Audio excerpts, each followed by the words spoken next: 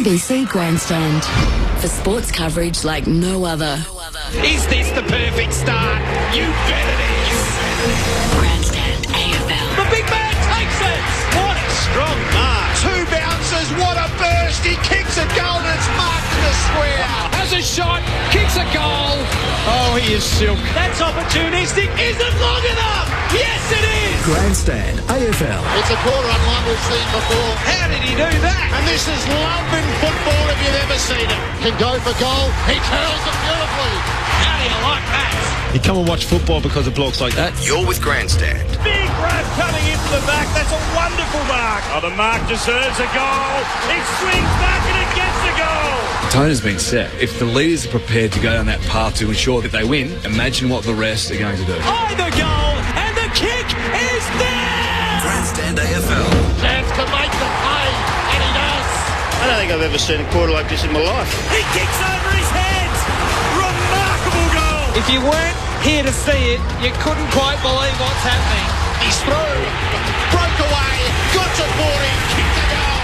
Grandstand AFL. This football is brutal. On ABC Local Radio and on digital radio, ABC Grandstand. How do you recover after such a demoralising start to a season with 6 months to ponder and so much time to prepare? Collingwood came out and were diabolical against the Sydney Swans. And surely the only way back is on a 6-day turnaround to bring something to the MCG and find some momentum to get this season underway. They run into Richmond, who are unflattering in their own regard, but they've got 4 points to show for their struggles on opening night. But they treated the week like a loss, so they'll be just as hungry, one fancies, as the Pies that they come up against. Friday night footy is a juicy prospects, regardless of it only being round 2. Collingwood and Richmond with plenty at stake. Gerard Waitley with you down on the MCG. Many a tale to be told across this round on this ground, not the least of which on Sunday when Hawthorn and West Coast go at it in the grand final rematch. But Collingwood and Richmond, David Parkin, there's an urgency around it. I don't know whether it's a confected urgency, but everybody within football seems to think you've got to make it happen quickly in a fresh season. And I think that's a fair comment. We were told before that the last 38 teams who have suffered losses in round 1 and 2 didn't make the finals, and you would think that, not that they'll be hovering around that kind of statistic, but if you were Collingwood on the back of the performance they didn't give last week, the most amazing non-performance that I can remember in a round 1 with expectation high, finished 12th last year. I think they finished 11th or 10th this year. Thought they'd get better. They looked terrible, other than the young boy they recruited from GWS. He looked all right, but he wasn't a part of it. So it was probably as poor a performance.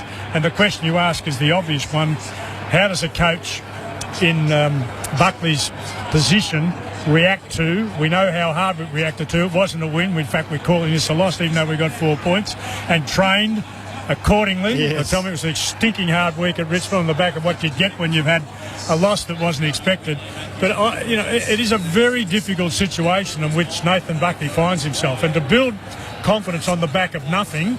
And that's nothing. They were half reasonable during the pre-season competition, but no one would have envisaged a total lack of contest stuff. They were dreadful. They couldn't get the ball in the first place. Their lack of work with and without the ball was terrible. And when they did get it, they butchered it front, back and middle. So it was just an deplorable and unpredictable performance. And he will have, I think, hopefully sat on the positives, because we know they're better than that. Individually and collectively, they're better than that. But if they don't say something tonight, at least in terms of effort and contest, then a lot more questions than have already been asked will be asked. We're standing in front of the Collingwood Social Club where there must be an air of trepidation. Brad Sewell, welcome.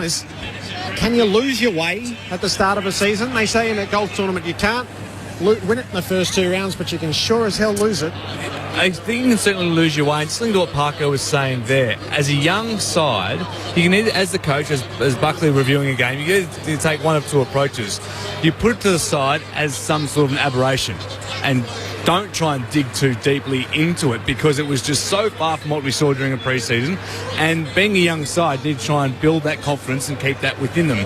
Or you actually pick the eyes out of it and really address things that way.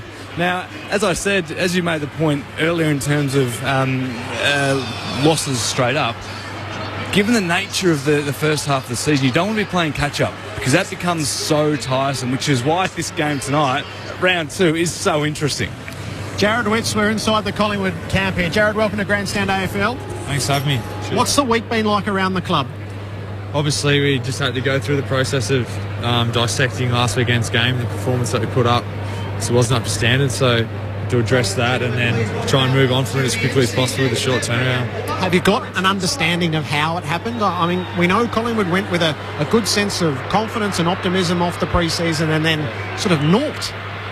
Yeah, I think it's pretty obvious. We just got beaten around the ball. I think we lost contested possession by a pretty big margin, and in the end we just couldn't get the game on our terms. So if we can turn that around and at least get the ball in our hands a bit more, then hopefully we can put a better show on, yeah. Can you sense a resolve? Do you know what that feels like off the back of a bad performance? Where Collingwood have been pretty good at bouncing back in recent times. Yeah, like I said, if we can get the game on our terms early, I think that'll set it up for us a bit better, but it all comes back to the contest and the stoppages and winning the ball at the source. So if we can do that, then we can set up defensively and offensively. That'll put us in the best stead going forward. So we're hoping tonight, as you're saying, that the midfielders set the tone early. Ferocious attack of the ball. Yeah, absolutely. I mean, we've got a bloke in the midfield who probably didn't play the way they would have wanted, self-included. So I'm sure they'll be out there to prove a point tonight and right the wrong, I guess. Yeah. Did you actually review the game in much depth or just put it to the side and say, look, guys, we've actually had a really good preparation. That was just one out of the bag. Don't know how, don't know why. Keep the energy levels up. Or did you actually pick the eyes out with a bit of depth? Yeah, just because it's a short turnaround, you probably don't review it as in-depth as what you would if it was a 7 or 8 day. But, I mean, we had to take out a few things. So we watched a few edits and went through a few things. But at the end of the day, it just came back, like I said, just winning the ball. So, I mean, you can't really take too much more out of it than that. So, yeah. Can I ask, because Bucks is a pretty, very positive bloke. So building the strengths of this team, and it has been building, hasn't it? You'd be confident about where this club is, where this team and going. It's not a lot of lack of talent or anything like that. You've been putting things in place. So his ability to sell that and communicate, that's very strong, isn't it? That's one of his strong assets. Yeah, he's a harsh, fair coach. So, I mean, like I was going to say, I mean, he put out a pretty good game plan to us to go forward with, and we didn't execute it. So it was on us. And yeah, like I said, we've got to turn it around, and we've got to, because there is a big belief in the group, like you're saying, and we've made good inroads. We've had a pretty good NAB Cup, massive pre-season.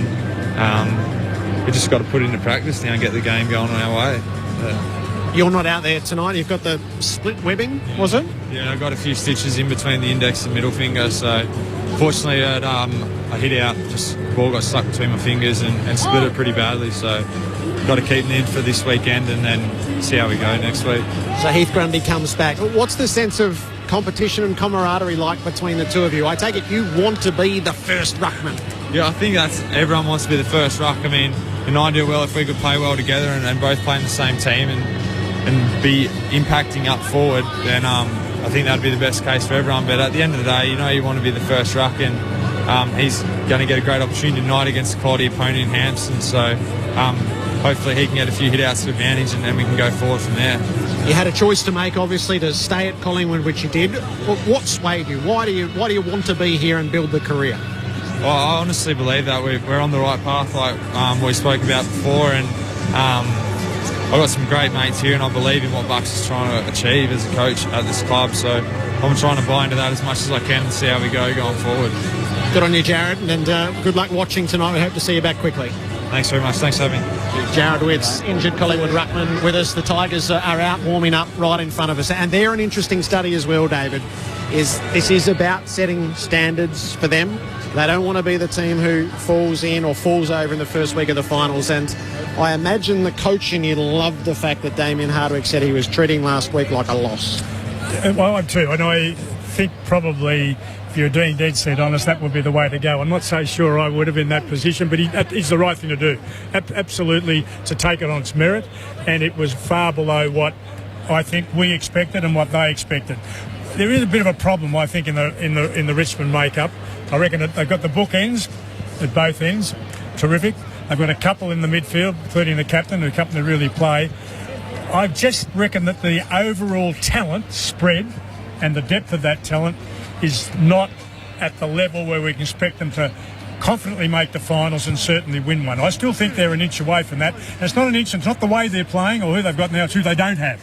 And I think they've still got to recruit very heavily certain players to come in and make them better. Now, they've chosen one, the bloke from Carlton, who hasn't been able to get up for whatever reason or not, and I think he does add some real talent. Real genuine talent, but there are not enough of them at the moment because they'll get sides who are just as hungry, who haven't had the success which Richmond haven't had, but being a better, far better armoury, in my opinion, to play the game. So I think they're a good, strong step away from being a genuine, not finals contender, but certainly a premiership contender. Parko, talent's a dangerous word, I think, when you're surmising a side, because there's no doubt there's a hell of a lot of talent out there, but the effort that they put up from time to time isn't a lack of talent, as we saw last week. That was just sheer lack of effort or laziness or whatever you want to put it down to. So that talent argument, no doubt it's there, but it's a dangerous path to head down. Well, they can't. I mean, their coach can't even be thinking that way because he's got to the stage where he's working with what he's got. And if and you know Damien well, if you have a conversation with Damien, he'd convince you. He'd convince me that what they have in terms of structure and the talent in it is good enough to take anybody on their day. But we can't predict. We come here tonight. Let's be honest about it. We watch a lot of footy. But we come here tonight. I mean, there's a lot of questions about Collingwood, but I reckon Collingwood will stand up and fight the fight tonight. But we don't know within games and between games what we're going to get from Richmond. And how long's that been? It's been, well, Dimmer's been in the job for, 5 years now? This is his sixth year, and I still can't predict what they're going to bring to the game, and tonight is no different. And tonight's fascinating because we know Collingwood will be fierce in the way that we've just had described. So it's on Richmond to match that. And if they're fair income, they come and win tonight. And we said that last week, and they fumbled around and they set up a lead, which they then gave up, and they had to sort of all shoulders to the wheel in their own way at the end to get it done. But if you get an opponent that is weakened in the manner that Collingwood is and shell-shocked from that, if you meet the physical challenge early, Brad, and then lock in, a good team wins. Without a good team wins, which is why last week for both sides is such an interesting concept to review, because arguably Richmond played the worst, one of the worst sides of the competition this year, and Collingwood, well, we don't quite know exactly how good Sydney are going to be, but regardless, Collingwood didn't show up whatsoever. So you'd expect maximum effort from both of these sides, because as we discussed earlier, when you're playing catch-up for the second half of the season, that becomes a really difficult, tiresome, effort-intensive process to get through, and both of these sides have put expectations and pressure on themselves to make the top 8. Well, are they? What my question is, are they then capable of coming out here maybe in a 100-minute rumble? Are these two sides capable of playing in that with that sort of attitude, not worrying about kicking 15 goals and winning, not worrying about how good we look and how substantial, but in fact, can we get in and rumble for the 15 rounds of this game tonight? And I'm not sure that either has the capacity to do that. I reckon we'll get portions of the game that'll be like that. They'll open up and both will play some reasonable football, and depending on their ability to convert that control of the game into scoreboard pressure is the way the game will be won or lost. Because I don't reckon either are into the rumble in the jumble. Oh, the 100-minute rumble. You keep talking like this, mate. I'm going to want to try and get out there and roll around at some stage. Turn to the fans. Just they're hanging over the fence, David, staring you down. You understand where I'm coming from, because I think tonight, if anything else, is going to demand that. But I'm not sure that either club or this teams around here tonight have the capacity to deliver that. It's on them to prove it. Yep. It's a beautiful quirk that all the winners play all the losers. Gillan McLaughlin was saying this morning he's been told it was 1902, which I presume was 8 teams, so 4 games. So think about how difficult it is to get the 18. And I mean, everyone at the AFL is hoping for 1 and 1 of 18 teams. It'll be some combination of that. So that sense of urgency around the competition, I think it's here on Sunday afternoon. We'll just stray for a minute because we both know Hawthorn so well. We've marvelled at them. The cumulative toll of a long reign at the top and the misfortune of a load of injuries that diminishes your talent right at the start of the season. Brad, from where we were at the start Do you feel like this is an even more immense challenge? And it was a historic quest anyway, but this is monumental in the way that it's shaping up. Yeah, it is, and I think we had this same discussion last year as well, and probably the year before when Clarko was out. It was illness, but this is different because of that accumulative fatigue effect. These guys, a handful of guys that are over 30, they've all played an extra 3 or 4 games for the last 4 or 5 years now, which takes its toll, which adds up. Another quirk is also the fixture in itself. It's not an even draw. It is a fixture where it is designed for evenness of the competition. And if it was an even draw, it might be a different scenario. But given that the fixture is set up in the manner that it is, it just makes things so difficult for sides to consistently back up year after year after year. Amazingly, Hawthorn have, but at some stage, something has to give. So with what they're already missing and this start to the season, with Hodge going down, where's the tipping point? And is that the tipping point in your mind? The tipping point won't necessarily be this week. It'll be the next couple of weeks, where all of a sudden the pressure's building. The club's starting to feel the heat. Clarko's feeling the heat because, we were talking off air before, Parko. They've got some first 5 games are really, really tough.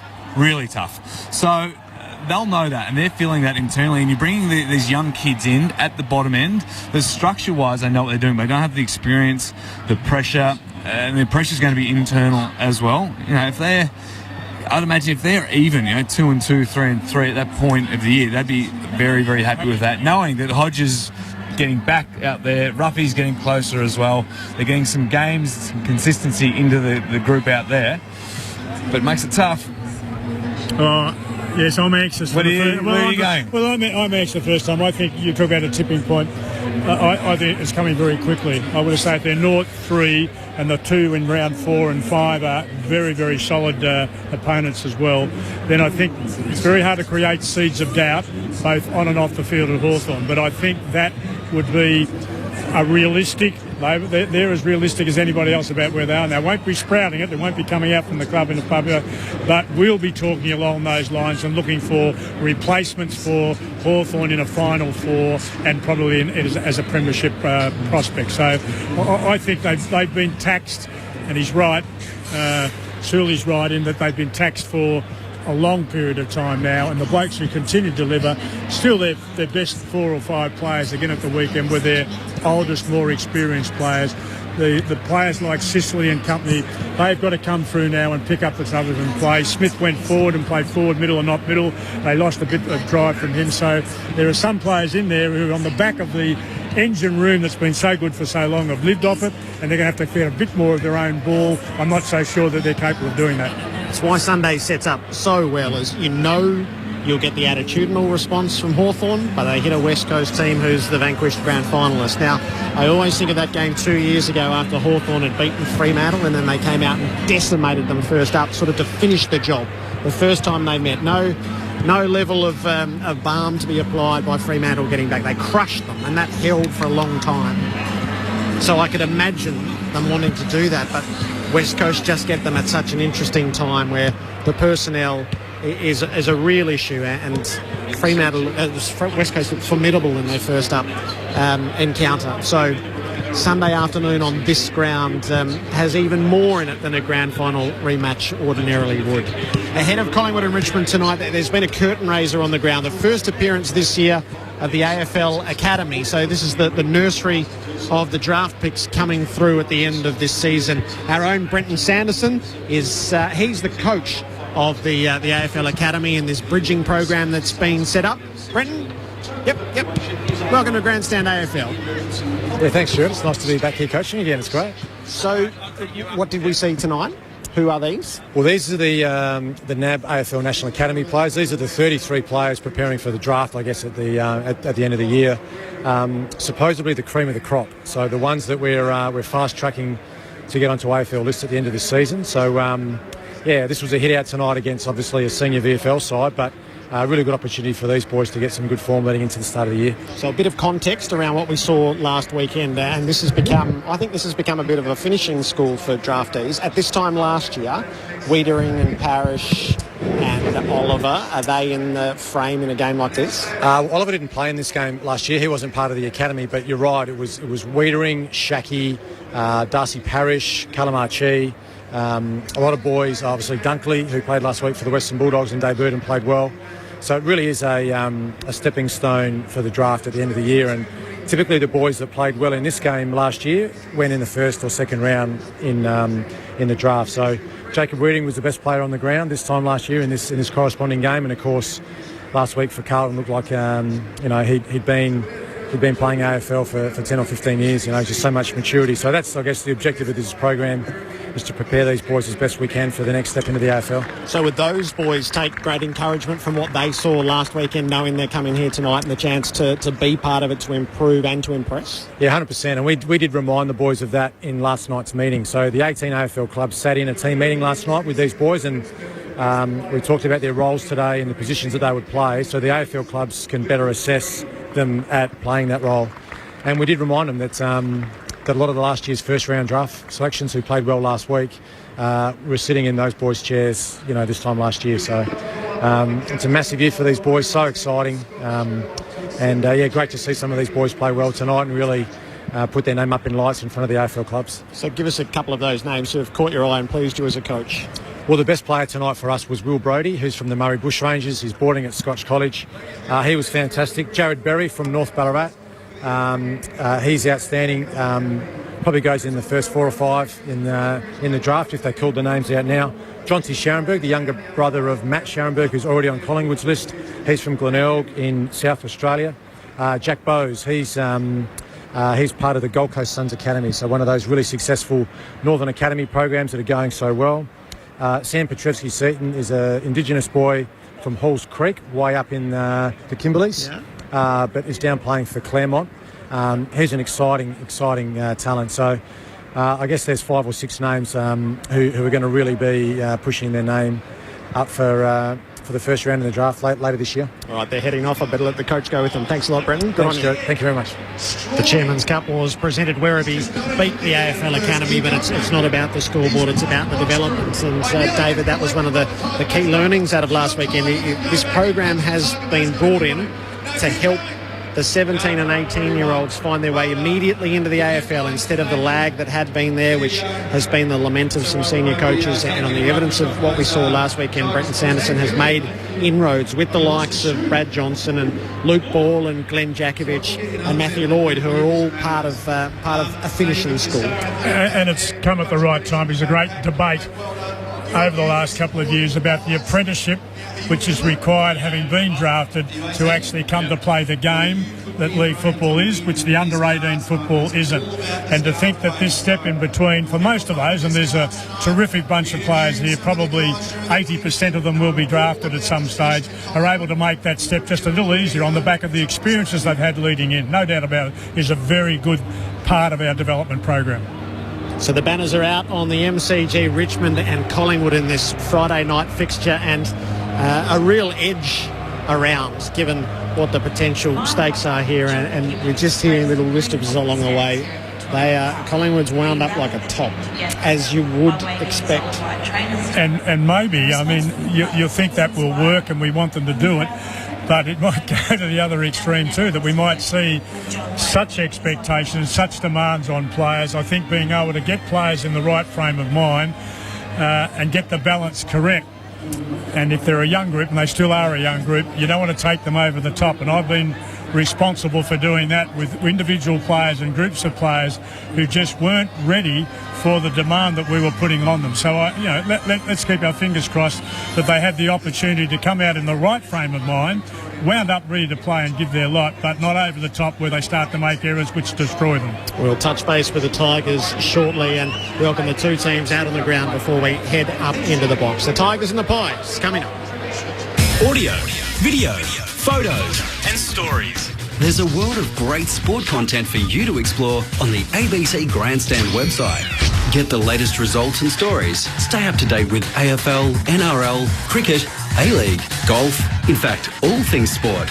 Simply log on to abc.net.au/grandstand. ABC Grandstand. Grandstand. On radio, online, and on digital radio. ABC Grandstand. For sports coverage like no other. It's been a week raking over the coals. Richmond will have asked more questions about themselves than they answered. Some areas that were disappointing in tonight. Played pretty poorly, would be fair to say. Who would have thought Collingwood would be less competitive than Essendon? They've been exposed very, very easily, or way too easily for me. Effort was poor right from the start. There wasn't anything that was redeeming in that performance at all. It's a result that's shocking for the Collingwood Football Club. That was a team who was mentally ill prepared to play. Wish we could turn back time to the good old days when the mama sang us to sleep, but now we're stressed out. Richmond at least had the 4 points from the opening round. He goes galloping down the field as the siren sounds, and Richmond avoids the pitfall of opening night. But it was trying to fool no one. Yeah, we were disappointed with the way we played. We're very fortunate to get away with the 4 points.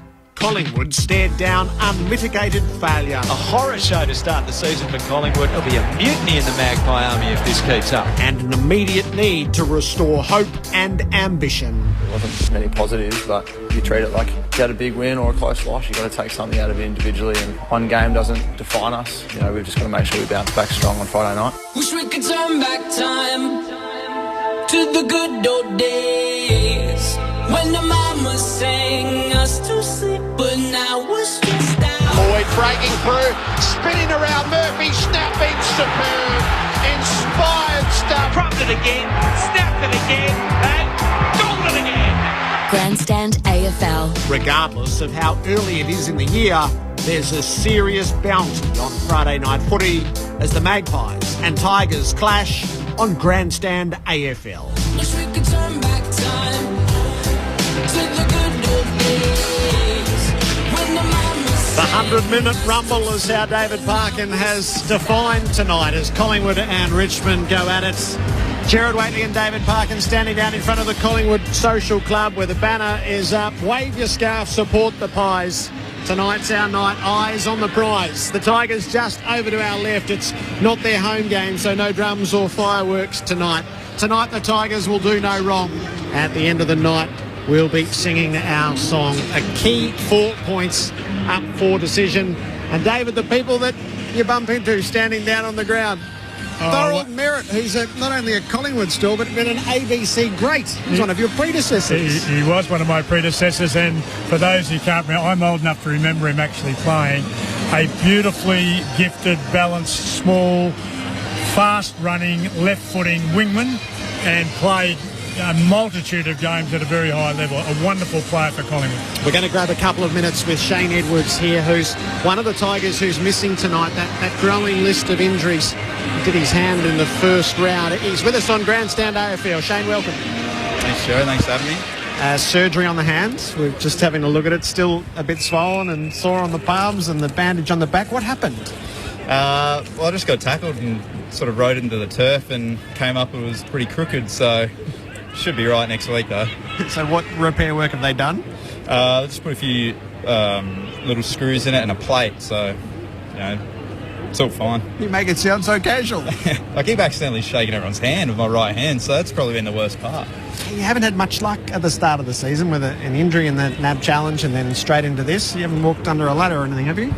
I might have. It seems that way, but it could be worse. I'm still thankful for just the minor injuries. How important is a bit of continuity as you try to work your way into a season?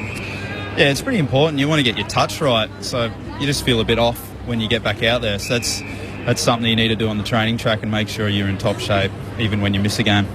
With the bit of time to reflect on last week, is the team looking forward to getting out there and trying to go a bit better, even regardless of the win? Yeah, absolutely. We have a lot of areas to work on from last week. Take nothing away from Carlton, but we didn't really play the way we wanted to play, and you know they beat us in a lot of our KPI areas. So we need to make sure we win our contested footy this week.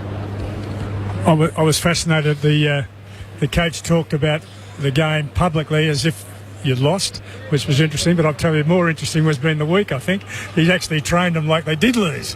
Is that a true indication? Because I've heard two people on radio today from the club saying it was one of the more, difficult weeks in terms of players. We train tough, but we always train pretty intense. So it was no surprise that Dimmer's pulled someone up in a small session. So there's nothing out of the ordinary. I think the fact that we're pretty down about our win last week probably emphasises and makes it a bit blown out, a bit more blown out than what it is. So that's interesting from my point. So even players who I think performed more than adequately. Probably 50% of the side were below what I would have thought their expectation was. The group were given a good dousing. Yeah, some guys played well, but we need our whole team to play up to a certain standard. When we don't have enough guys playing to that standard, we're most likely going to lose, and that's what happened last week. We didn't have enough guys playing well enough. So if that keeps happening, we're not going to win as many games as what we need to win. So that's mainly the reason. It's a collective, not such an individual thing. So I'm assuming the review was a rigorous one on Monday. Dimmer stands there and talks to the group, yells to the group, whatever he does. Do the senior players have any input in the review after a game like that? Absolutely.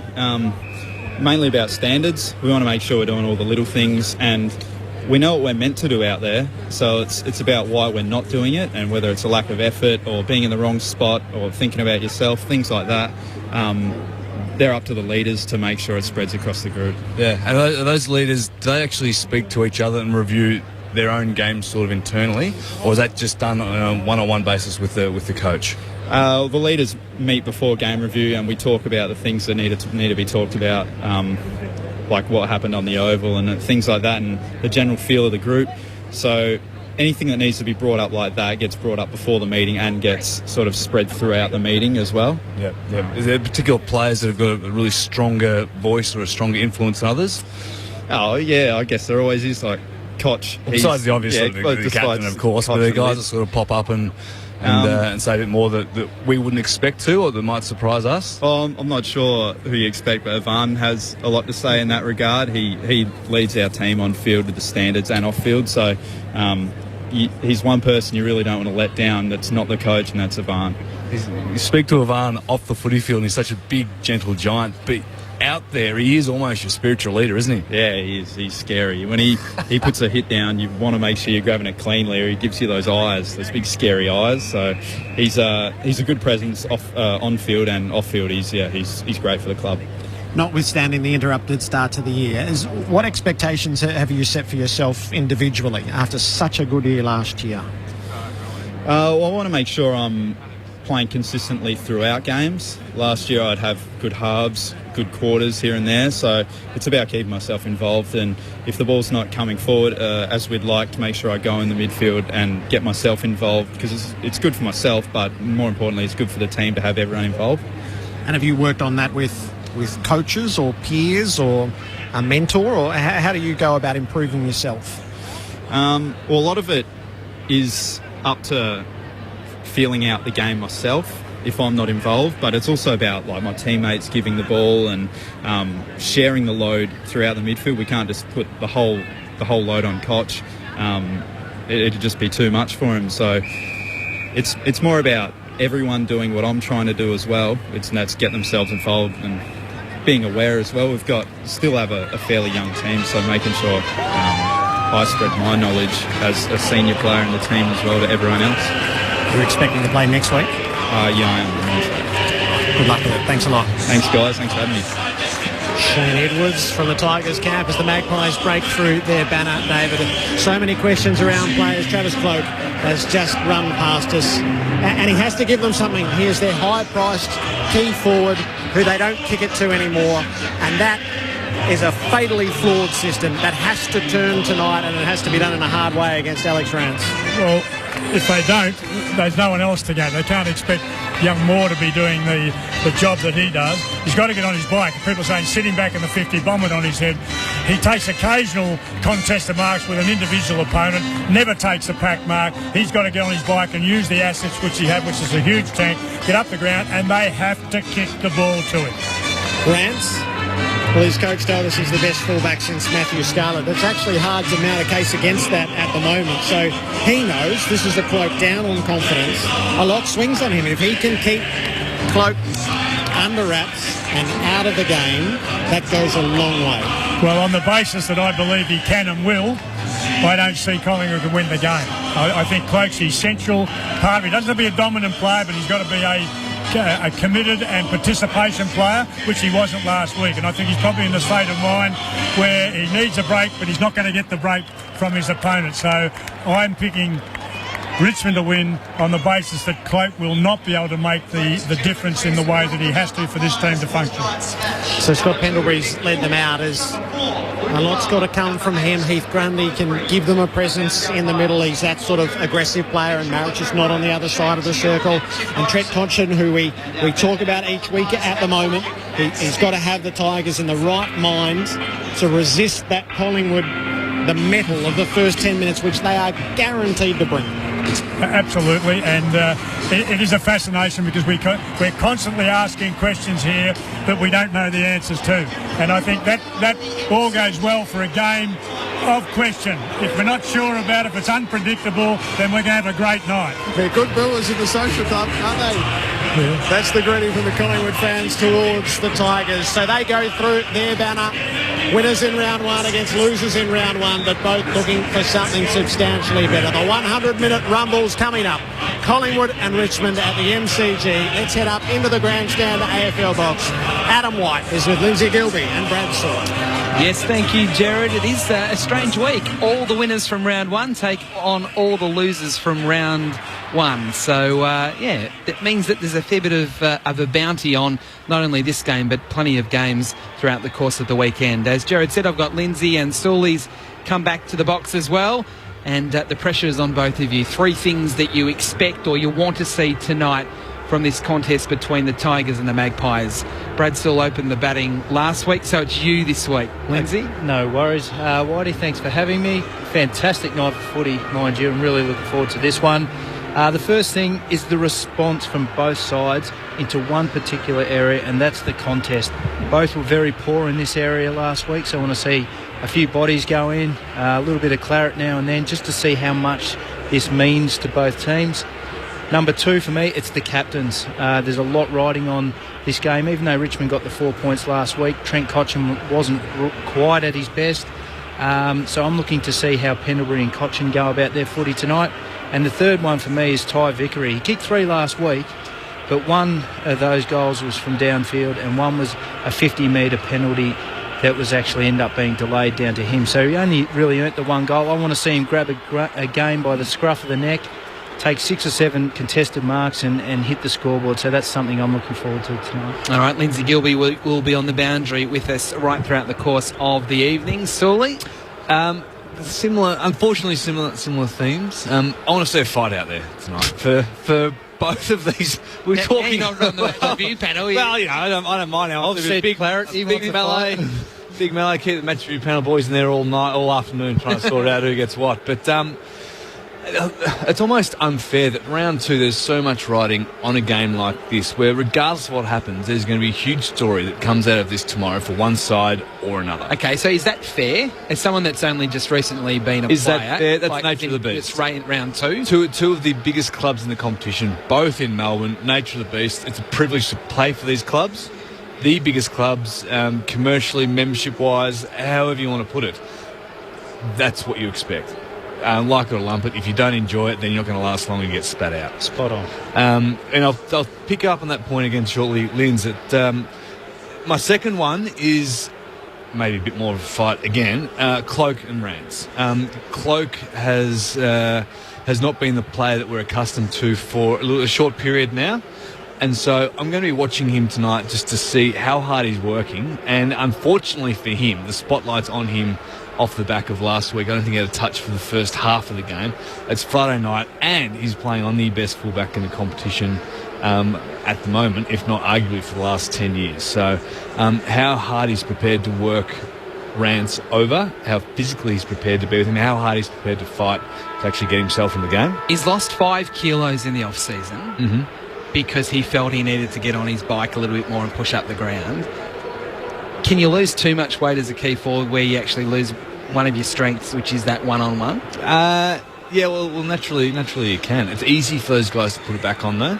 So he'll assess that over the next couple of weeks. And if he can't get a kick, he might just start eating burgers for a few weeks to pack a few kilos back on again and get back in the gym. I can tell him how to put on 5 kilos. Can I just quickly jump in on before you say your third one? Yep. After doing all the analysis on all the teams last week, there was so much one-on-one contest around the footy and forward of the ball. So he's gone the other way, where last week I saw so many one-on-ones that we haven't seen in football for a long time. So he's lost the weight, but it could be detrimental, like you said, Whitey, to his performance. Just analysing the teams over last week, a lot of equal numbers around the footy and one-on-ones in your forward line.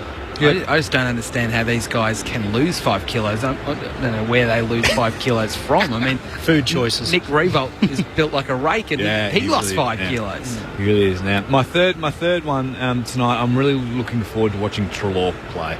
And I think he's an absolute gun that probably got under the radar, certainly of the public, I think, being hidden at GWS. Now he is at the biggest club in the competition, and I'm really looking forward to watching him work, his skills, his endurance, his speed. He reads the play well. I'm looking forward to watching that tonight. All the talk, Sully and Lindsay, in the build-up to this game and through the off-season was Treloar choosing Collingwood over Richmond. Now, if you're a Richmond player, do you talk about that tonight? Do you get into him about it? Or is that taking your eye off the ball and what you really should be doing? I think it's a bit of both for me. You maybe have the odd little chirp and have a look at the scoreboard. The scoreboard will dictate. And I think as a player, I wouldn't really say anything unless he said to me, I hope he goes out and absolutely brains them tonight. If I was Dimmer, off the back of the week that they just had, I'd have taken that as a personal insult, pushed that back on the Richmond boys and said, this guy chose this club over us. How are you going to confront that? Are you going to let him to walk through us and play his natural game, or are we going to be physical and let him think that he should have chosen us? Play the video in the team meeting before they run out, you reckon? Absolutely. Oh, maybe not to that extent, but I'd really wind them up. You mentioned about the captains, Lindsay, and how important it is for them to play well. For me, yes, they have to play well, but I want to see them really roll their sleeves up and get dirty when it needs to be done. Pendlebury does do that, I think. He can certainly hurt you on the scoreboard, have a huge influence on games, but you don't see that as much from Cochin when they really need it from him. Yeah, that's why I was referring to it. Cochin was probably low on his standards last week from his contest, so I'm with you on that one. I want to see him crack in. Yep. All right, go down to the boundary. Lindsay, David Parkin about to come back in. Jared has arrived from the Collingwood Social Club to the box. Well done in getting back up here, Jared. They're waving their scarves and flags, trying to revisit an old tradition that used to hold through the 50s and 60s of the orchestrated waving of flags and scarves above heads at the start. So once Scott Pendlebury had been to the toss, which he won, and they'll kick to the punt road end, that's the cue to get animated for the Collingwood fans. Out on the ground, this will be animated from the start, surely. So who have you picked, Brad Saul? I'm going with Richmond on the base. I was about to say because I've got more upside than Collingwood, but Collingwood got plenty of upside after last week as well. No, I think Collingwood should win tonight. Not easily, not convincingly, but they didn't play well last week. They managed to get over the line.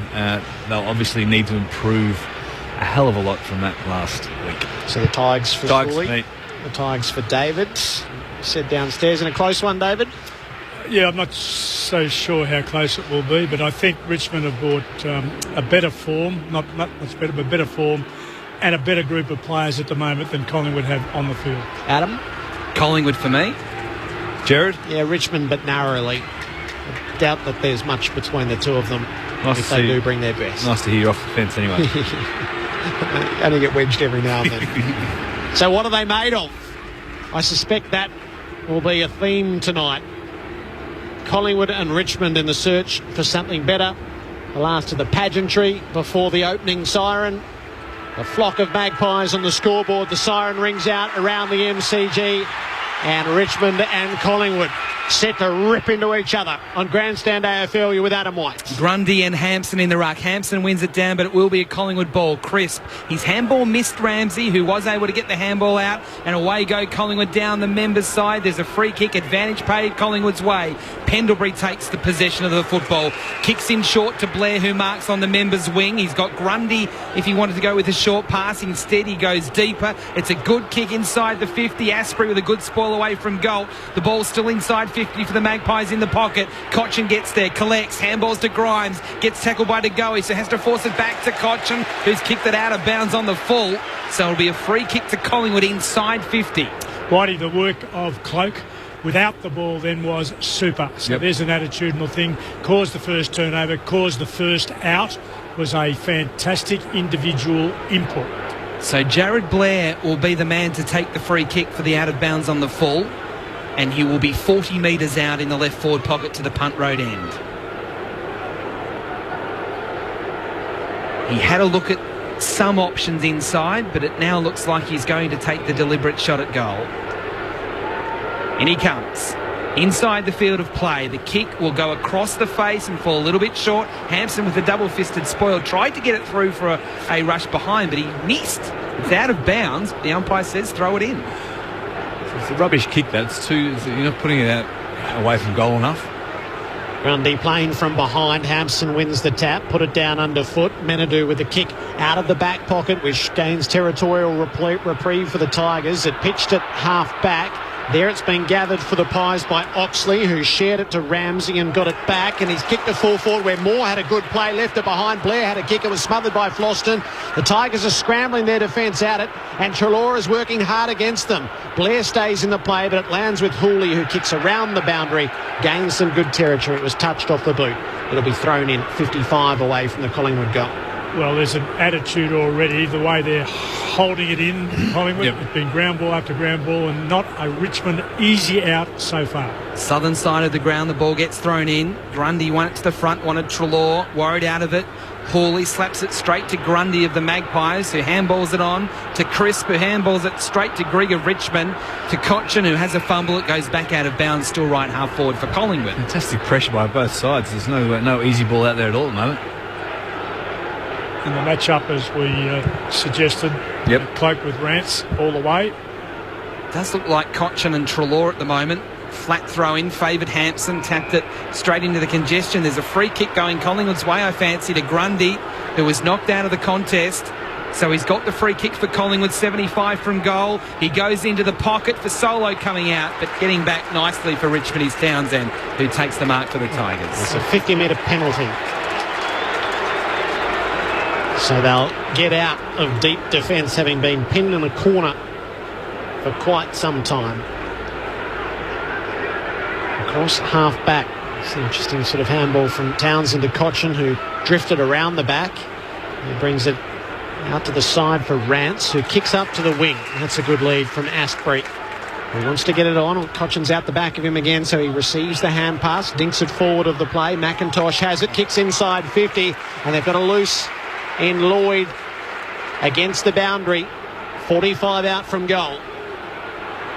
He was an influential figure up forward last week, Lloyd. He's going to lay this off into the hot spot. He's done it expertly.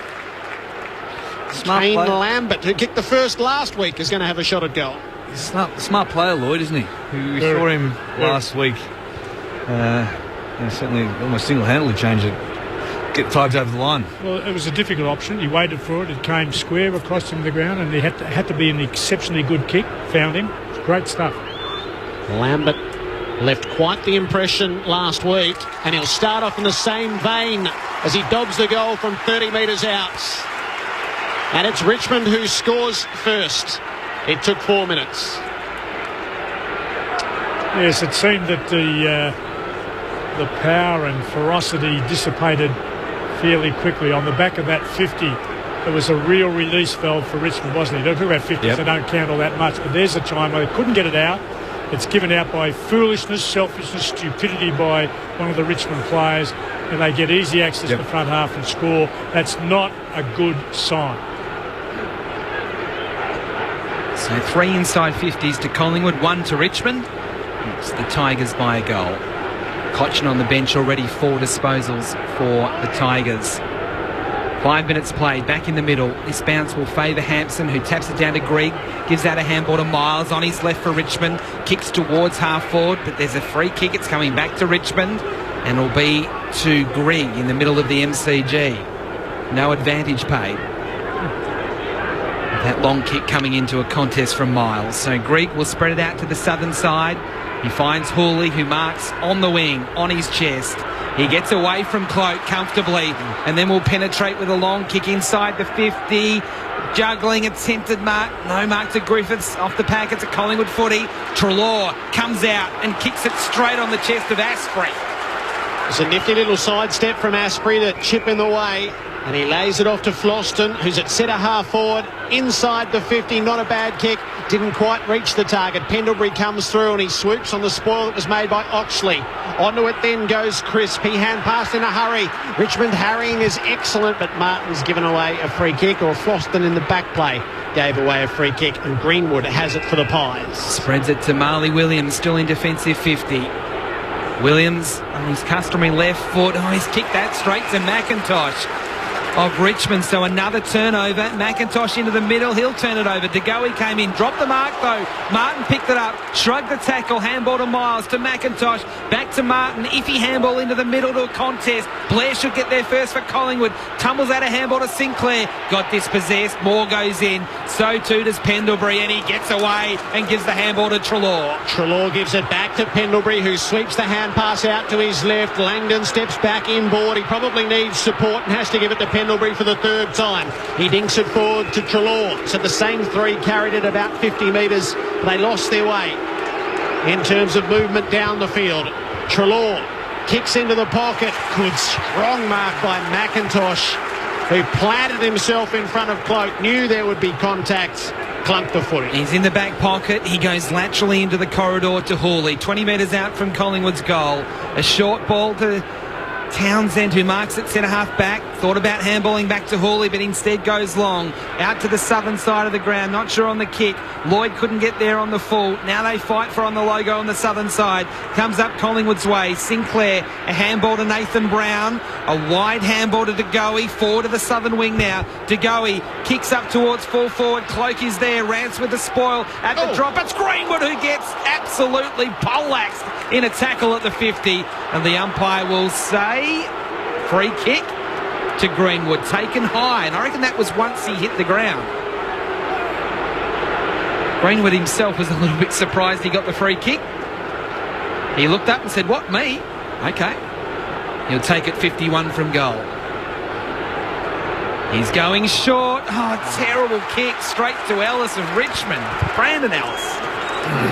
He'll play the southern side on the lucky turnover. Griffiths makes good ground for him at halfback. He'll wedge it up the line. Gains 30 metres or so, hoping for Lambert. Spoil was made in the steal by Sinclair. Collingwood a chance to bring it back. Pendlebury kicks beyond halfway to Treloar, who slips the hand pass to Greenwood.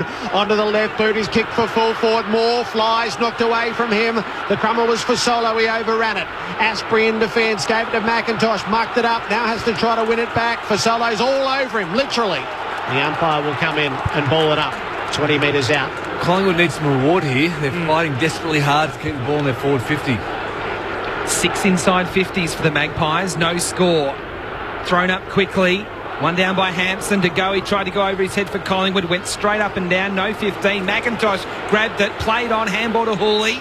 They've still got it, Richmond, and they're going to get out. Asprey for the Tigers will be the one with the clearing kick. Out to the members' wing. Lloyd has 2 to beat. Couldn't do so, but it went through Reed's hands. Nathan Brown came late. So did Frost. So the 3 tall defenders all working together for Collingwood. They get it out to the wing. On the bounce to Langdon, who'll shape a kick well. Treloar should mark and should run on. Tiger fans booing Treloar. He kicks to the 50. He's done it well. Blair takes it full-chested. 50 from goal. He wants to get it on to Moore, who leads up. Can't take the mark. He chases after it.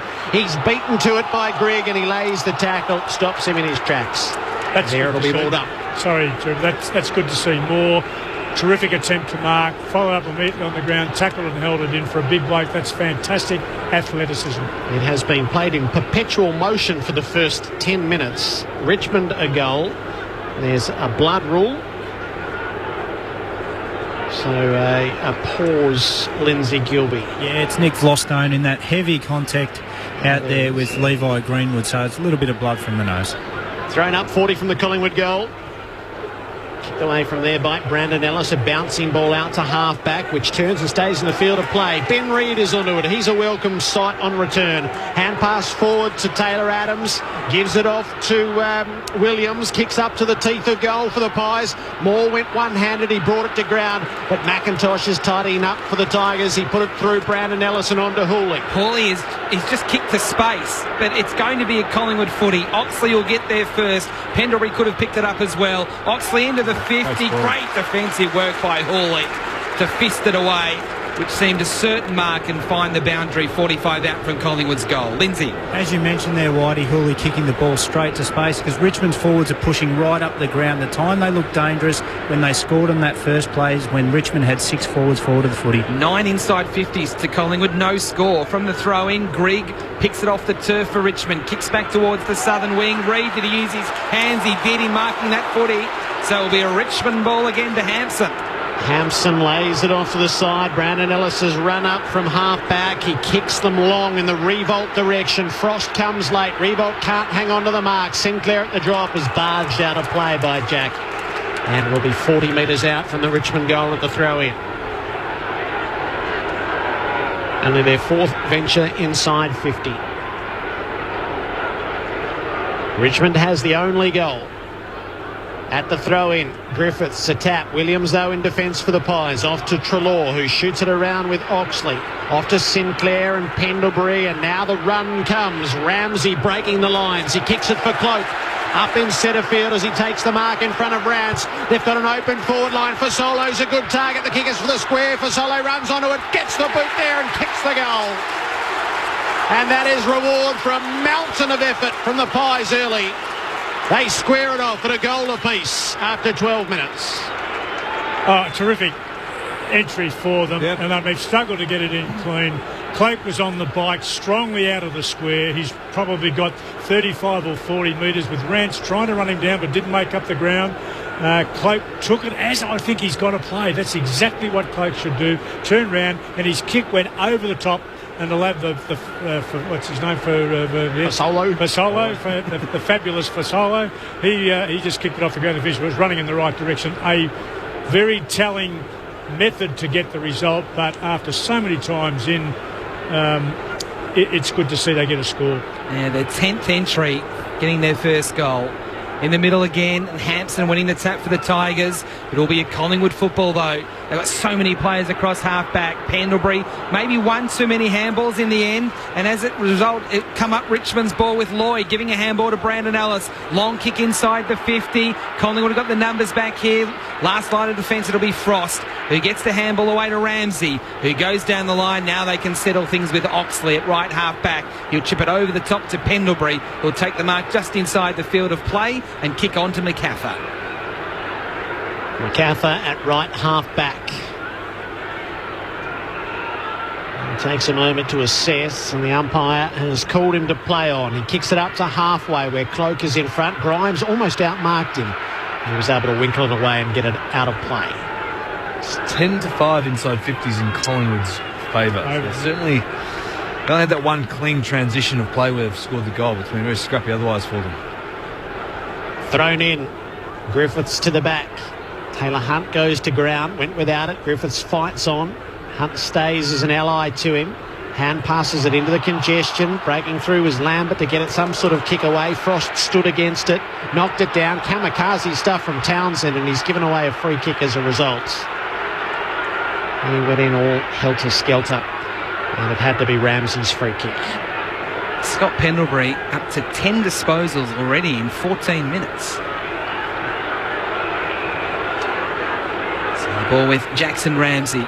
He's going to go backwards to Reid inside defensive 50, and he'll transfer play to the members' side where Marley Williams takes the mark, plays on. Hampson will come at him late.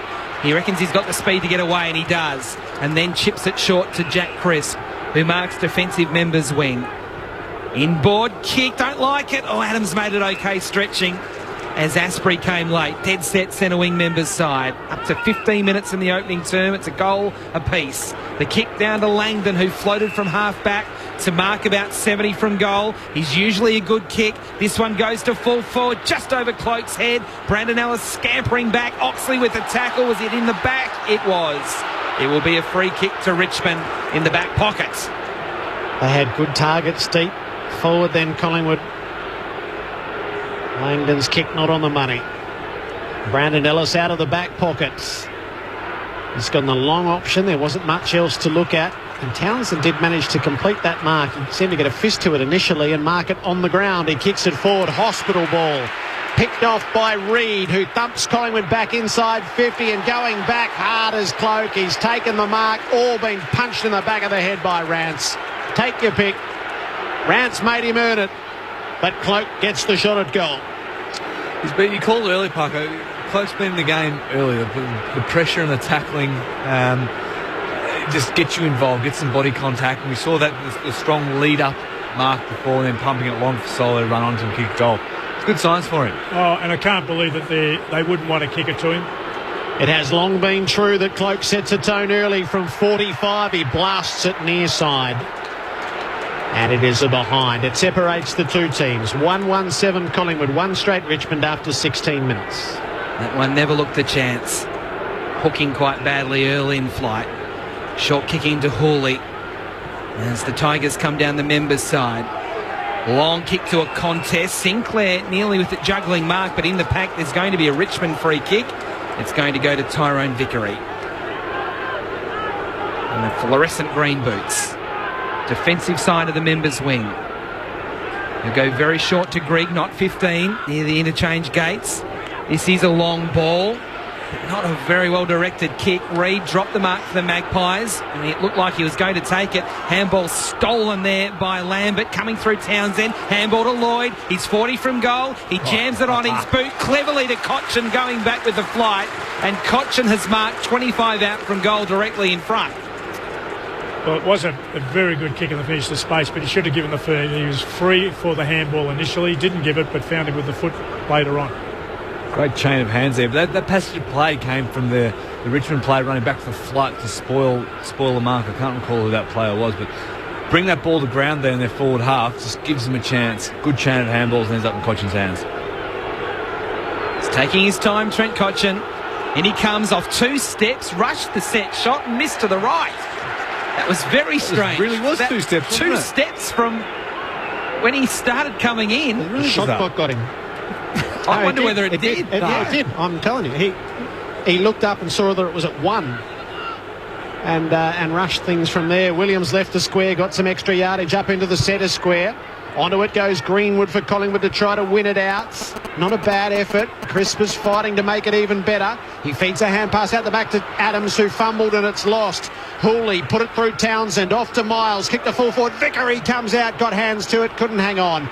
Marley Williams on the last line gives it to Pendlebury, and he clears for Collingwood out the far side. Oxley takes the mark. He works it out to half back for De Goey. He'll cross halfway and get it to Cloak, who had 2 against him, but he controlled the drop zone. He's wanting to move it quickly because McCaffrey was alone at half forward. Didn't see him in the end, or didn't kick to him. He kicked more centrally. Moore came over the pack, got a handball out to Treloar. His handball was poor. Richmond have the football as they come out the members' side. Brandon Ellis waited for it to bounce, took possession of it, absorbed 1 tackle, broke a second, kicked to the members' wing. Lloyd gets there on the bounce. Ramsey with the tackle. He shrugs the tackle and then kicks on. Taylor Hunt takes the mark, nearly at half forward, the Tigers. Hunt eyes darting one way, then the other, then kicks on, and Townsend will mark just outside the 50 for Richmond. Right half forward, he's near the boundary, about 55 from goal. He's kicked towards Revolt, doesn't have enough on it, and Ben Reid takes another intercept mark for Collingwood. He's going out across the face of goal. The kick had to be precise, and it was, and it's marked by Oxley in the right back pockets. He's got a particularly short targets. in Adams. Adams hemmed in on the boundary. Oxley's gone and run 25 metres ahead of the play to get it back. Under the southern stand. Still short of half back though. It'll be long down the line to a contest. Cloak leaps. Rance makes the spoil. Asprey does the crumbing. It's picked off by Treloar though. Gives it to Crisp. Stands in the tackle. Had to get it back to Treloar. He feeds it to Adams, who kicks a wonky old ball up to half forward. He was flattened as he kicked it though. And it is going to be a down the ground free kick to Collingwood. Who are they going to give it to here? Greenwood or Aish to raffle it? Greenwood will take it. Up at right half forward. 2 kicks out from goal. He puts it onto the left boot. It's going to land near the square. Moore's got 4 to fly against. He brings it to ground and does the crumbing. Hand pass to Cloak, who had a fumble, and it's whisked away by Dustin Martin. He did well. He got a handball out to Miles, who waited for it to bounce, went back to Martin, went behind Martin, and Collingwood come up with the ball. McCaffer back into the 50. Moore! Good mark to Darcy Moore as he jumped into Rance, propelled himself into the air and took the mark. I like the way he just gave Rance a bit of a shove as he walked past him with the ball too, just letting him know I stepped on your shoulders, mate. It's a very convincing mark. Yeah, it was. Very convincing. He called it earlier again in the play beforehand. He contested the ball. He was the first one to land on his feet, run through the line of the ball and follow up and give him a handball. Just right of centre, 30 from goal. Darcy Moore with a convincing mark and a convincing finish. Collingwood's in front. 21 played opening term. The Magpies 2-1-13. The Tigers 1-1-7. Well, it's we can't classify it as despite the scores being 13-7 halfway through the first quarter. It's not a rumble in the jungle. It's not that kind of contest. There's a fair bit of pressure on, and there's been a huge number of errors. I've been have a look at the disposal efficiency moment, but that's on the back of a fair bit of pressure from both sides when they don't have the ball. But good to see an athletic tall bloke, isn't it? I mean, there's a place for those in the game. You can't go in with 3 blokes. You can only catch and can't do any work on the way out on ground. Moore has that athleticism to do it, and Cloak's been almost up with him in attempting to do it. 2-1 to 1-1. Collingwood lead heading towards time on of the first term. Blair tries to win the clearance in the middle. Martin stops it in its tracks. He spins his way clear. He gives it off to Grigg, who shoots it around with Hampson. Off to Revolt, kicks inside 50, but Brown is camped and waiting for it. So another ill-directed entry from the Tigers. Nathan Brown brings it out to his left for Pendlebury. Clear of the defensive 50. Around the boundary to Fasolo. Possession 12 for Pendlebury there. In front of the members, Fasolo twirling the footy. Let a few options go by. Kicked long in the Grundy direction. He's wrestled Asprey, and that's terrific stuff from Asprey. He got his arms clear and off balance, pulled the mark in. It's a good kick on the 45 too to Revolt on the logo. Hand pass out the back to Cochin. He'll kick up inside the 50. Short is on offer, and he plays tall as he leaps up and takes the mark in front of Pendlebury. Jaden Short on debut tonight. First step, I think, first time with the ball. It is? Yes, first time. Can be one of those unique players who kicks a goal with his first kick in AFL. Did you practice that all week, Jerry? He's a Bandura boy. Jaden Short. Is he long enough with the kick? Oh, it's a raking ball from 50 into the third row and straight through the middle. Welcome to senior footy, Jaden Short. That leaves an impression. 2-1-13 apiece after 23 and a half minutes. Lindsay Gilby. Yeah, as Sully just mentioned, Pendlebury's at it 12 times, playing as virtually an extra midfielder in Collingwood's back end. But on that occasion, Short played it really smart, which he has to because Pendlebury's such a good player. So he has to make him defend, especially when Richmond are going forward because, as we know, Pendlebury's a very good player. And if he runs into an area where he's not going to get the ball, he'll just drop off and intercept. Talked about Pendlebury with plenty of the footy, 12 disposals. Adam Treloar has got 9 as well. From the middle, Hampson wins the tap down, but De Goey bounces off a tackle and kicks the ball towards centre half forward, but it's all Richmond. Rance takes the mark, gives the handball to McIntosh. He goes out wide to Taylor Hunt, who marks in front of Oxley at left half back. Short ball, inboard to Vlostone, just 15. Umpire says that's good enough. And Vostone kicks to the middle and Revolt marks. Now he's got a loose. Out on the half-forward flank, it's Menadue. He should mark about 60 from goal. He wants to play on. He's now 60 out with an inboard pass to Hampson. And that's good enough. Hampson's marked at 40 from goal, right of centre. Really clever play by Menadue, just feigning to roll onto his right and then cutting back inside. Just opens up the entire forward 50 to a sharp little dinky kick to find Hampson. If it wasn't Hampson, Vickery would have taken the mark. There were three on the in the better position to catch it before a Collingwood player was in sight. And I reckon Richmond would prefer to have it in Vickery's hands rather than Hampson's.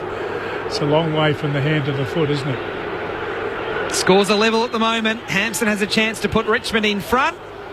He will by 1 point. Missing to the right-hand side. Richmond 2-2-14. Collingwood 2-1-13. 25 played opening quarter.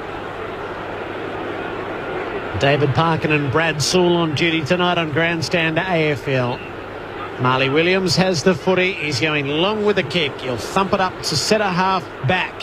Grundy flies against Hampson, tried to knock it to the back. Greenwood came through, took possession. Off to Blair as the Magpies look to link it up. He used Crisp up to Grundy, tried to knock it on. There was nobody at his feet though. Floston on the intercept. Gives it off to Grigg. Kicks up to the 50. No. He picked out Ramsey. And the Pies get a reprieve. Richmond's entries have been really poor. Kick out to the wing for Cloak, who thumps it forward. McCaffer sets himself against Asprey. Gok might have been the crummer at the back. Grimes beat him to it. Off the last line, his clearing kick is out in front of Hooley. Yeah, he has to go off the ground, Hooley. I don't like that at all. Treloar intercepts, handballs it on to Greenwood. He'll handball it on. There's a chance here with the goalie who goes back to Greenwood and misses Greenwood, and the ball goes out of play for a throw-in. Oh, both ordinary choices to go and terrible hand passes which followed the bad decision. Has been Richmond's defence down there so solid, or just Collingwood's forwards have been sloppy? All over the place. The throw in, 25 around from Collingwood's goal in their left forward pocket. Grundy in the ruck, jumps high, wins it down, but Brandon Ellis sharks for Richmond.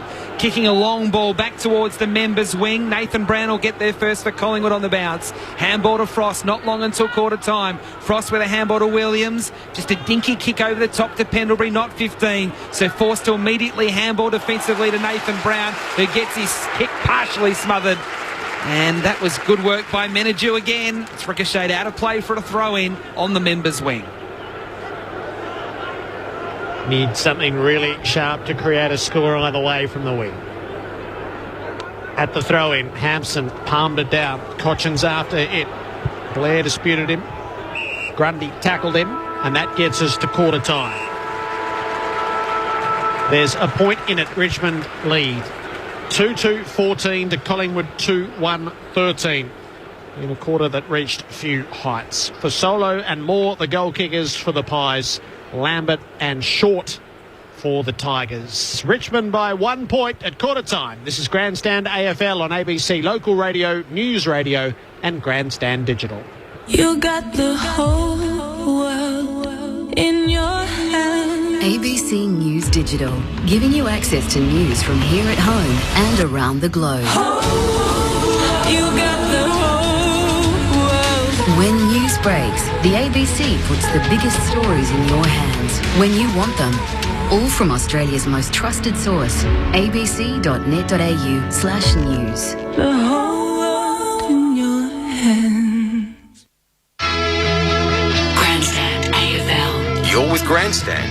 He was an influential figure up forward last week, Lloyd. He's going to lay this off into the hot spot. He's done it expertly. Lambert left quite the impression last week, and he'll start off in the same vein as he dobs the goal from 30 metres out. Ramsey breaking the lines. He kicks it for Cloak. Up in centre field as he takes the mark in front of Brands. They've got an open forward line for Solo's a good target. The kick is for the square. For Solo runs onto it, gets the boot there and kicks the goal. And that is reward for a mountain of effort from the Pies early. Got a handball out to Miles, who waited for it to bounce, went back to Martin, went behind Martin, and Collingwood come up with the ball. McCaffer back into the 50. Moore! Good mark to Darcy Moore. 30 from goal. Darcy Moore with a convincing mark and a convincing finish. Collingwood's in front. And pass out the back to Cochin. He'll kick up inside the 50. Short is on offer, and he plays tall as he leaps up and takes the mark in front of Pendlebury. Is he long enough with the kick? Oh, it's a raking ball from 50 into the third row and straight through the middle. Welcome to senior footy, Jaden Short. Grandstand AFL. On ABC Local Radio and on digital radio ABC Grandstand. The long and the short of the opening term. Richmond by 1 point over Collingwood. In other scores tonight, the NRL, it's early. The Broncos leading the Titans 4-0. That's after 13 minutes. And in the Super Rugby, the Highlanders 32 beat the Force 20. David Parkin and Brad Saul. Can I lead off by saying that there are probably three elements which are significant in terms of where Collingwood find itself now and where they were unable to impact last week. Pendlebury and Treloar look like they're in a very, very good combination. That's not taking anything away from McIntosh and Townsend. They've been very good for Richmond. To see Cloak working and presenting in the manner he has, taken a couple of strong marks, looks interested with and without the ball, has worked extremely hard. As we know, he has a big tank to do. That's been terrific. But it's at the other end, the combo, and they've wanted this to happen for some time, the Brown and Reid combo in the back half for Collingwood. Brown by himself, I think, has limitations. He's a body and strong and vigorous contester, but the other bloke, Reid, brings a real talent. Reads the play extremely well. He's good overhead. He's pretty good round his feet for his size and picks good options. Good decision maker. Good decision maker. So that combination's making them look better in the back half. I think they've got a midfield that's starting to work pretty effectively. They turned the ball over a few times with their feet. And in the front half, two very different players, both Cloak and Moore. Yeah, both Cloak and Moore are a combination that I think can work differently. Both are very, very different players, but both have the attitudes. And so pleased to see them both presenting and continuing on their good work, although not in possession of the ball. That's been a bit of an eye-opener for me tonight, to see a kid that works so hard as a young athlete playing the game. So, look, he really does. It's not, as I suggested, the rumble, is it? No, it hasn't been an exciting game. No. It hasn't been a spectacle whatsoever. It's been very scrappy out there. Pressure for both sides has been good. Collingwood in particular, they managed to lock the ball in their forward 50 for quite some time. I don't know what the stat is in terms of time spent in the forward 50, but for the first, I think they had the first six inside 50s there, and they managed to lock it in. Lindsay. Just a little bit of news down here for the Richmond Tigers. Dylan Grimes went off with a little bit of a hamstring twinge. He's just rejoined the group, but I'll keep an eye on him because he has had a history.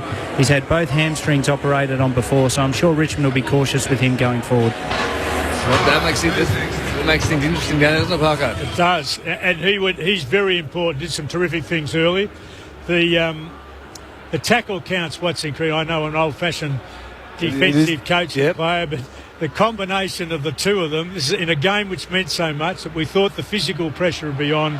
So far, Collingwood have laid 6 tackles and Richmond slightly better at 10. Now, 10 a game will give you 10 per quarter, give you 40, which is half of what you want. 6 per game will give you whatever it is, 24. Means you can't win, in my humble opinion. So they've got to lift their work rate when they don't have the ball.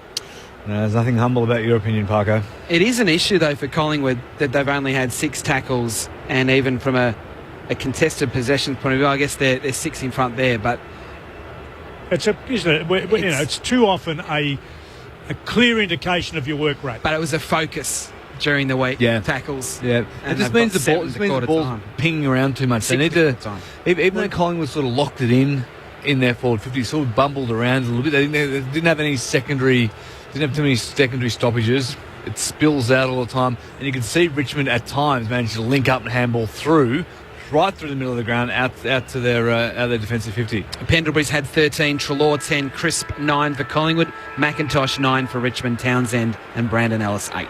Collingwood to the city end in the second term. Richmond by a point. Pendlebury starts the quarter on the bench. Grundy and Hampson after the bounce. Hampson wins the tap, but there's shepherding. It's Grundy's free kick. Grundy Slings it out the back to Sinclair, who drops it onto the right boot and drives the Pies inside the 50. More flew, broke through his hands. Galt is after it. Hooley will beat him to it. Hand pass to Cochin off the last line. He works it around with Flostone. Into the back pocket it comes now. That is Corey Ellis, whose kick is a good one. And it finds Menadou at left half back. Just a couple of steps in from the boundary. He goes for distance and for Lloyd. Frost is the taller man. He made the spoil. Crisp has the play at the drop, although he's dispossessed by Martin. Coming through hard was Ramsey. It ends up disputed. The umpire comes in to ball it up on the members' wing. Richmond by a point. As the ball gets thrown up quickly, Cochin third man up, taps it down to Grigg. Handball out to Lloyd as he was tackled, got a handball away, but straight to Adams of Collingwood, to Langdon. He's dispossessed. Martin comes up with it. Good inboard handball to Hampson. Has to be quick, and it was to Menadou. Handballs it on, and here they go. Corey Ellis with a handball to Dustin Martin. To the front left corner of the square to Revolt. Not 15. Kicks quickly. Doesn't just kick quickly. Kicks well over. The mark was dropped by Lambert at the top of the square. Look, for all money he was going to mark that. He didn't. It's locked up. It'll be thrown up at the top of the Punt Road goal square. Creative play there by Dustin Martin, just to hold onto the ball. The Collingwood players just stood off him there for a little bit longer, allowed him to make that smart handball decision. Ball gets thrown up. Hampson taps it down cleverly. The handball comes from Lambert. Across now to Cochin. Flying shot at goal. It's missed to the right.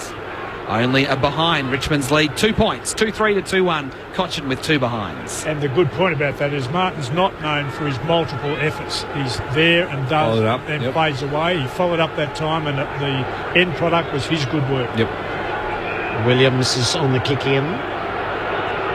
Again, he will go long to the front line of the centre square. Hampson got all over Grundy and gives away the free kick. Ball was clearing them, so it was an unnecessary error. Grundy goes bouncing away. He's got Ramsey going shotgun. Gives the hand pass there. Grundy floors Floston, and he's knocked off for the high contacts in the Shepherd. And not by the umpire in charge, but the umpire back in the rear 50. I'm not so sure about that. So sure about it. Significant event, though. They're going in for an opportunity. It's reversed it.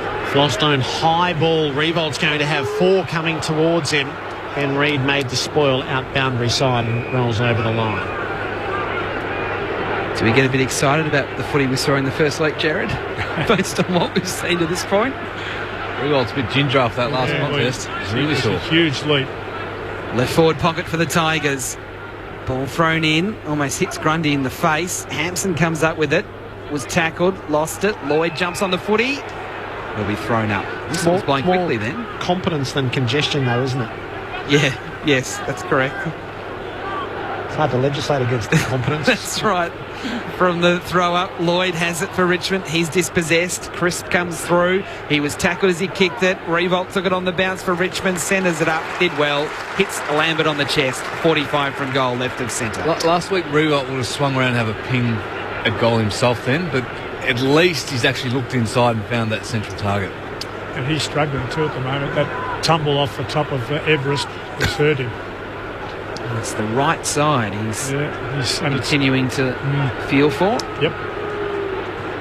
Kane Lambert kicked a goal in the first quarter. Strikes it very well, but then it just gets away from him left and hooks through for a behind. The contact looked pretty good off the boot. 2-4-16 Richmond, 2-1-13 Collingwood, 4 played second quarter.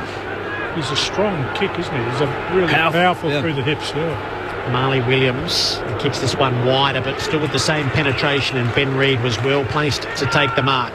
Comes across the 50-metre arc. He actually gains good yardage to Treloar, who hit it at full pace, and he drives to Galt inside 50. He got hands to it. He's dragged down without it. Galt, he initially shaped to get it off. The umpire gives him the reprieve and lets him go back. Come on, Sunday, to settle down, have a shot. He doesn't have 50 in his leg, so he's going to set it up to the top of the square. Cloak comes out, knocked away by Hampson. Hooley does the tidying up off the Miles, who's in the tackle. He did work it away, though. Ellis and Ellis, both of them involved. They work it out to Lambert, who kicks it off half-back for Vickery. Vickery between wing and half-back.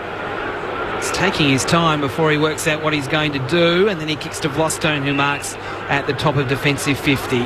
He's taking his time there because all the Richmond forwards pushed up so high into the defence. Oh, they've got one out here, though. Griggs marked it forward of midfield in the centre square, and then will kick to Revolt, who marks 40 from goal. So really good composure there by Richmond. Their forwards all pushed up defensively, and then once they got that mark around the middle of the ground, they actually had to slow down, allowing their forwards to run past the person holding the ball to give them an option forward of the play. Jack Revolt, his first shot at goal for the night. He's on about a 40-degree angle, left of centre, kicking to the punt road end, and will let fly from just inside the 50. Kick on its way. It's hanging a little right, and it hits the post. The right-hand goal post halfway up. Richmond 2-5-17. Collingwood 2-1-13. Is that Sean Hampson I'm seeing limping around in midfield? Keep an eye on him. They've had the past 5 scoring shots. In fact, they've kicked 4 behinds in a row, the Tigers. So they are squandering their opportunities. Ramsey marks the kick in the back pocket. He kicks from outside the boundary. Grundy's his target. Flying in was Langdon to offer support. Neither of them won it. Hampson knocks it down to Rance, who gives it to Cochin. The Tigers bring it inboard. Miles is dispossessed by Sinclair. Neat little play. Off to Langdon. Now to Blair, who kicks up to the 50 where Cloak leads up. He's got this within him. He'll kick from 52 metres. He thought about the fast play into the square. He's going to take the responsibility. 45-degree angle to the right. No doubt about his work rate tonight, Travis Cloak. What about the kicking? He got a lot of it. He's pushed it out across the face. More flies behind the line. And it will register as a Cloak point. Richmond by 3 points. He's second behind. Hooley marks the kick in, moves it on quickly, wanting Vickery, who stretches and marks and gives the quick release handball. And now Richmond away through Menadue, kicking towards half forward. Revolt, can he keep it in play on the bounce? He can. Reed tackles him though, and they both finish over the boundary line with the footy, so it'll be thrown in. Cloak went back with confidence. At least he didn't. He took it in his hands and had a shot himself. 60 metres from Richmond's goal, left half forward. Hampson with the tap down. Grigg lost control of the footy and then almost knocked over a teammate. He did knock over a teammate, head-high contact, and it's called a free kick to Townsend. Am I seeing things there, or did 2 Richmond players run into each other and the free kick resulted? Townsend will just pop it up to the top of the square. Vickery with the fly, couldn't mark. Through the pack, short. Oh, he's just missed to the left. Front and centre. And another behind to the Tigers. 2-6-18. Collingwood 2-2-14. Am I seeing things, or did you see that, Jim? I saw it the way you saw it. Rather unusual moment. Pendlebury is taking the kick in.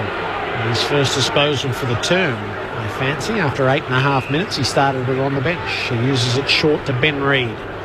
Reid kicks to centre half back. A searing ball with which crisp marks in front of his eyes, and he turns and gets it going quickly. He'll need a mark on the far side from Aish, who hasn't really been sighted yet as a new pie. Brandon Ellis pulls it away after the spoil was made, up to Lloyd, who missed his target with the hand pass. Oxley goes in to win it back for the Magpies. He's down in a fierce tackle. Crisp coming through to try to save it. He works it around with Ramsey, and off then to Treloar. High ball into the middle. Hooley coming one way, Greg the other. Oh, they nearly ran into each other. Hooley takes the safe mark. Steve Warren, Jason Gillespie sort of stuff there from the Tigers. Grigg on the members' wing now. Will go short to Menadue, who marks just inside the field of play, 4 to the members' wing. 9 played, second quarter.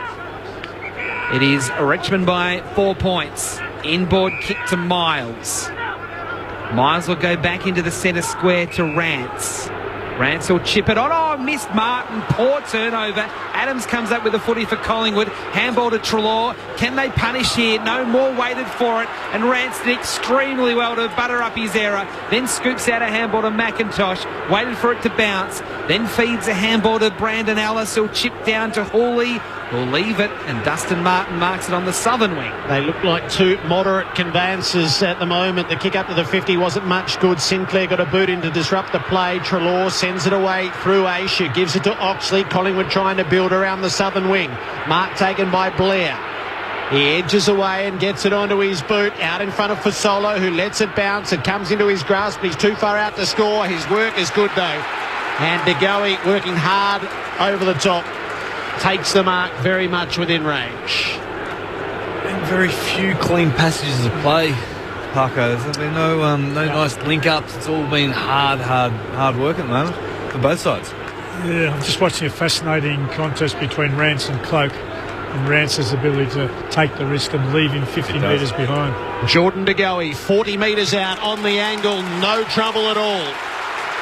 And for all of Richmond's attacking in this term, it's Collingwood that puts up the first goal, and they're back in front. 3-2-20 to Richmond, 2-6-18 after 11 minutes of the second. Yeah, it's got real interest because I can't see where the influence to take the game in one direction, that is in one team compared with the other. I think they're about loaded equally, and it's just going to be some good usage under pressure. And who's going to buckle first? Well, I'm not sure. Who's going to? I'm getting a bit more confident about what Collingwood's doing. Yeah. Have Richmond got another gear from here? Well, they do, but I'm not sure that they have. In the middle, Hansen wins it down against Galt, but no one's going anywhere, so it'll be thrown up. One clear difference in the stats clearances, 13-5, Richmond's way. Revolt, third man up here, taps it down to Cochin, so they work that well, Richmond. Cochin around the body towards Griffiths at half forward. He get taken high in that marking contest, so he'll get a free kick. Too far out to score. He's going to go long. Very long. Lloyd up for Richmond. Couldn't mark. Langdon at the back had a bit of a fumble for Collingwood. It's near the goal square. Nathan Brown has a fumble. He goes again. So does Lloyd. They fight for it. It's right close to the boundary. Langdon has it. Vickery tackles him over the line for a throw-in deep in the left forward pocket. So neither side are doing enough when there's pressure on, but the better sides in the competition get a better result in the close stuff, just not in the heavy traffic. They're just not making good clean. Not clean. At the throw-in, Ramsey had first possession, didn't do anything with it. Townsend is tackled with the ball. He's over it. He had to release it and did to the umpire's satisfaction. It skittles around and is eventually knocked out of play. There's been a lot of simple errors, Parker. Handballs missed tackles, allowing stepping around the mark too easily. Those little things, good sides, you might see one or two of. You don't see chains of 3 or 4. 35 from the Richmond goal. Griffiths knocks it down, but Greenwood is there for Collingwood. He offers a reprieve with a bouncing ball to half-back. Asprey overran it. Should have been coming back for the Pies. Not to be for the moment. Blair is over the top of it. And the umpire rushes in to ball it up.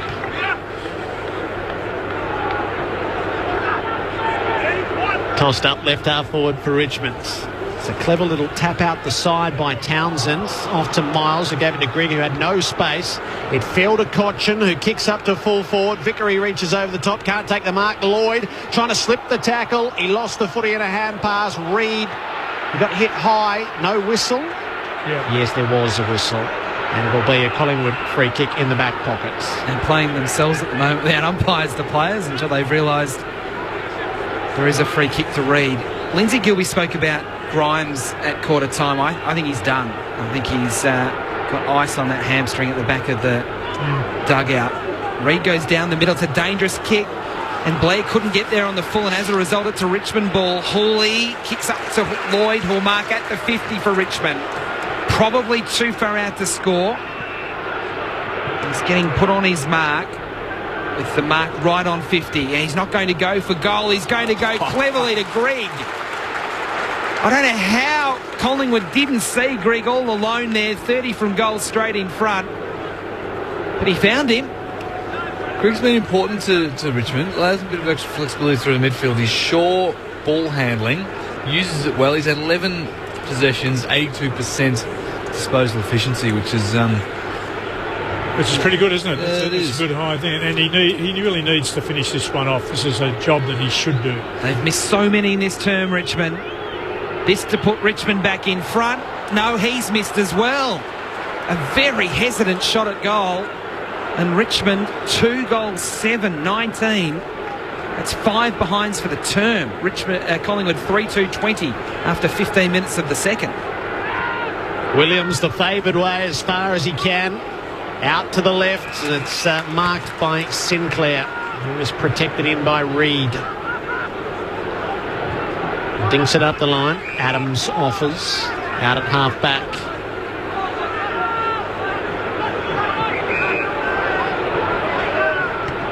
Nothing obvious to go to, so it's long to a contest. Grundy leaps, Rance over the top. It cleared the pair. It bounces out of play at right half forward for Collingwood. It's funny, this scrappy kind of play is contagious. You normally put Grigg down to kick that goal, but because it's been so fumbling and error-riddled... we weren't surprised when it sort of rubs off on everyone. Collingwood by a point.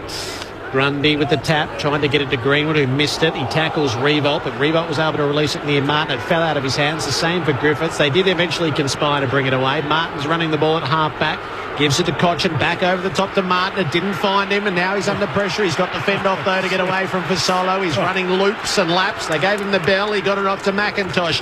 Kicked it up beyond halfway to Miles.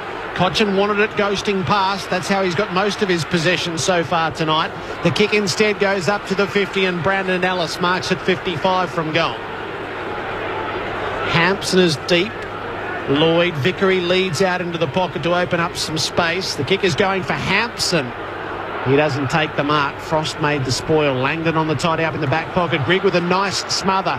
Forces the turnover. Vickery stood in 2 tackles. He's dispossessed. It should have been holding the ball. It won't matter. It's run away by Ramsey. It clears out to Fasolo now. They should go from one end of the ground to the other here. Fasolo up to Moore. Galt's the next in the line, or De Goey. He's seen Galt. Moore has to kick it at least 50 metres. Galt sits under it. Can't mark. Asprey did well. But then, they stumbled. They fumbled. And then Galt kicked off the ground straight to Richmond.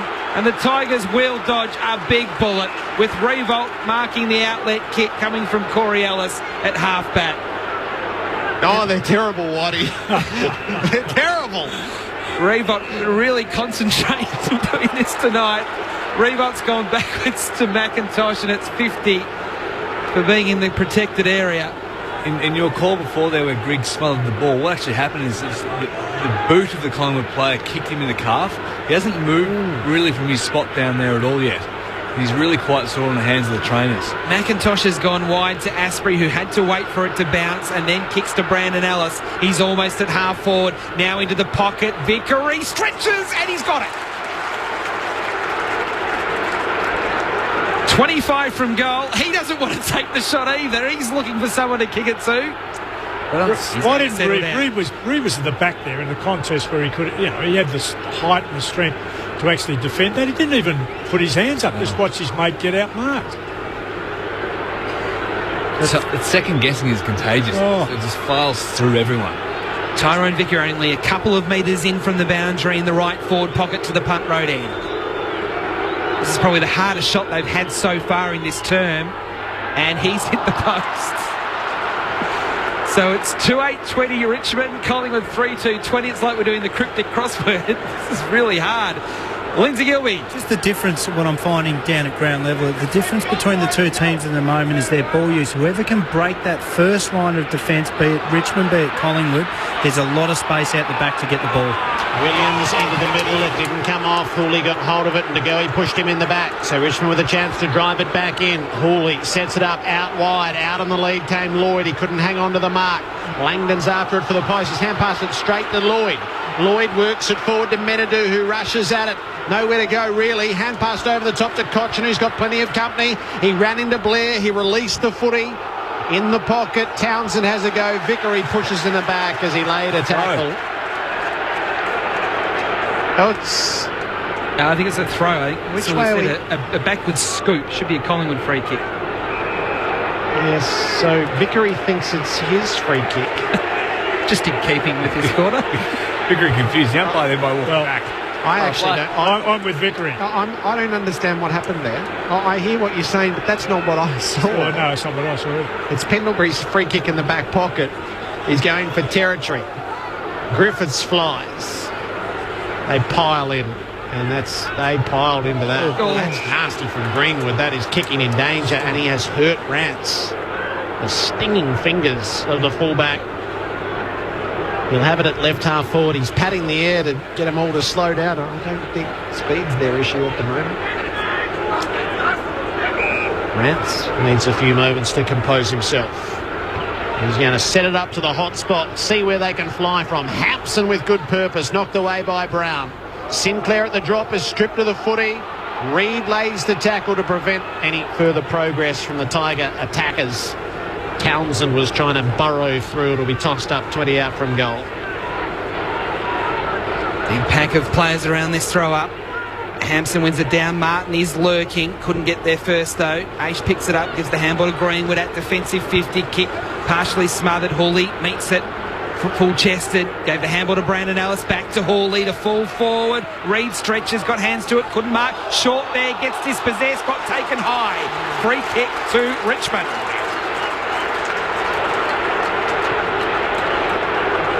And this shot at goal will only be 20 metres maximum out on a 45-degree angle left of centre.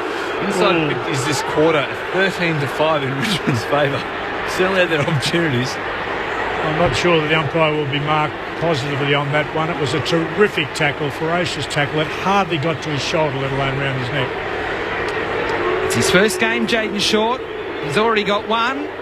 Now put him down for two.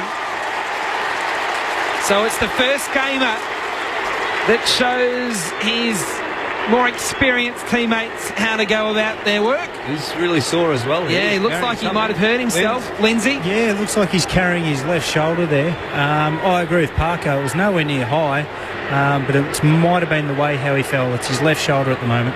Richmond 3-8-26, Collingwood 3-2-20. Nearly 22 minutes played in the second quarter. So Grimes out of the game. Short, stung, and Grigg hobbled. And it's going to be important, Jared, if that pans out in the way you're suggesting at the finish. We've heard talk to so many clubs this week about the interchange and rotations and fit players. It's got to have an impact. Richmond by a lucky goal. Late in the second term, Griffiths to Cochin, clean in the middle. Hand passed it to Miles, who gave it to Hunt. Kicks out the southern wing. Menadue comes up at it, overruns it. Oxley's a chance at the back. Menadue pushes him over and gets him out of play.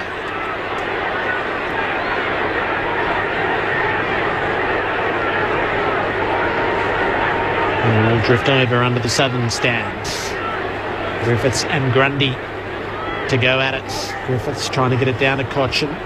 Didn't initially take it. Works his way clear. Hand passes for Grigg. He gets it onto Martin, who kicks up to the 50. Vickery reaches up. Brown made the spoil. Lambert's after it. Collingwood had numbers against him, though. Grundy works it to Brown and off to Greenwood. Feeds it out the back to Pendlebury. Hemmed in on the boundary. He kicks down the southern wing. McIntosh flew early and pretty well against Aish. He couldn't pull it in. McIntosh turns tackler on Aish, who's still working. Feeds the hand pass out to the side for Grundy. Trying to get it on to Crisp. He succeeded. Up now to McCaffer. Gives it to Treloar. The kick inside 50. It drifts forward. They've got numbers at it. Aish couldn't hang on with the flight. And the moment passes. Although it's going to come back.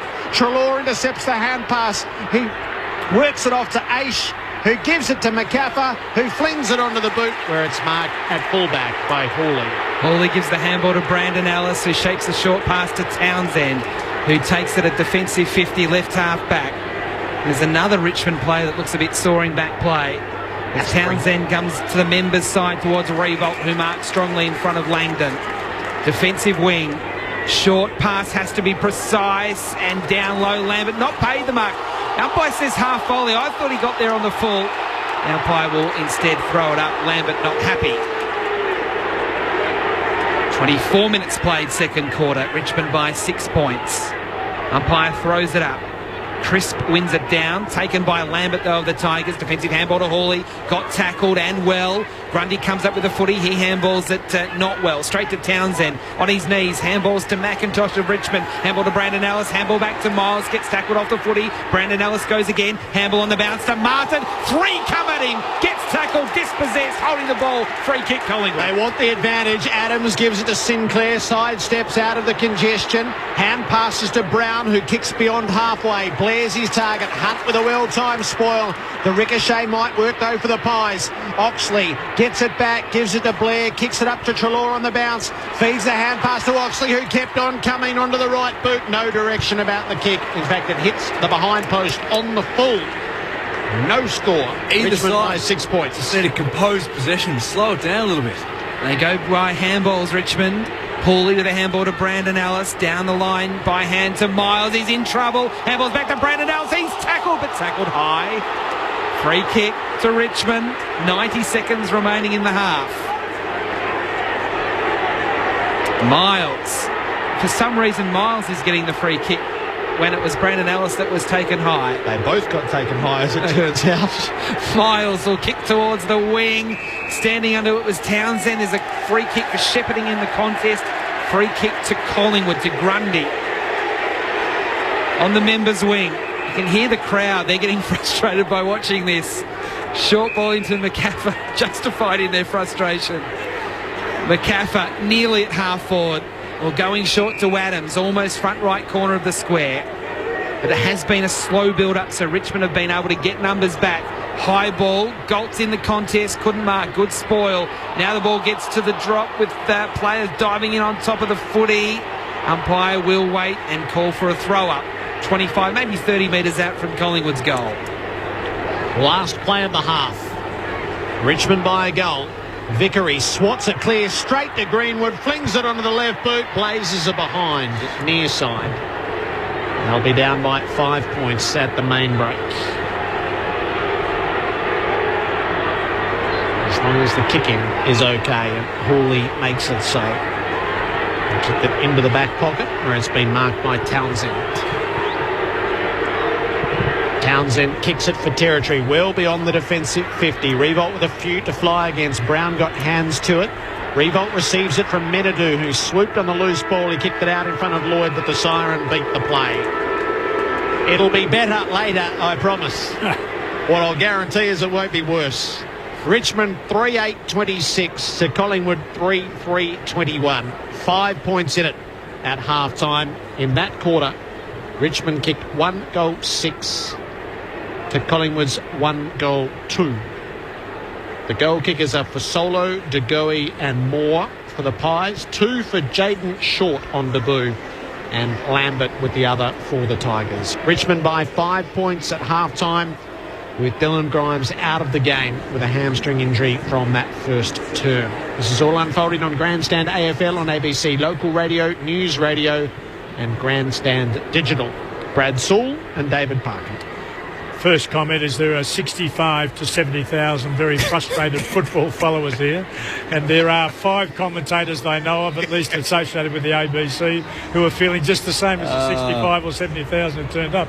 And I'm not sure, I keep thinking, where can it get better? I've got intrigued. I must admit, I've lost interest in the game as a game. I'm just watching Rance and Cloak as a contest against each other, and who's prepared to go further up the ground, Rance or Cloak, without their opponent. Rance is fantastic. He's a terrific anticipator, great decision maker, and is allowing the Cloak to get 50 and 60 metres off the back at a time when the game is still in doubt. Coming out of the back, out of his forward 50 coming out, and he's prepared to take that kind of risk. That intrigues me. But the game itself has just lacked the, what did you call it, the precision in there's no. That either side, and Richmond have had more of the ball that quarter, they just need to compose possession, because what they're doing is they're handballing around in a phone booth. And if I'm pressuring you and you're handballing to a teammate, I can go from you to the next and not getting clean, clear passages of play. It'd be nice just to see one of the senior players, the good ball users, just to hold on to it, switch the ball a couple of times, allow the space to open up, and then once they get that overlap handball, then they can move with purpose. But right now, it's just scrappy across the field. And I watched Williams at foot kicking in. I don't think in the modern game I've seen a bloke honk it long. He's not gone honked it down the middle all the time. It goes honked it outside. And it's the precision of the blokes who are actually making position somewhere inside and clear have not been used once. He's ignored them, and they're getting frustrated and waving their hands and think, well, I'm out here, at least we'll keep possession of the ball. So he honks it out line, becomes a 50-50, half the time it's come back in again. So some of the method that they're using doesn't ring true to me either. They look like a side who panicked a bit and trying to look at the most efficient way. That ain't efficient football in the modern game. You've got to keep possession of the ball. So it's been we talked about it being frustrating, but the way these two teams are playing at the moment, no one that is on either team, would have confidence with each other. No. I don't think on either side. And anybody who was watching tonight and knew they're going to play either of these teams next week were thinking, well, we've got them covered. This is not going to test us at all. So I'm a bit frustrated, very disappointed at the standard.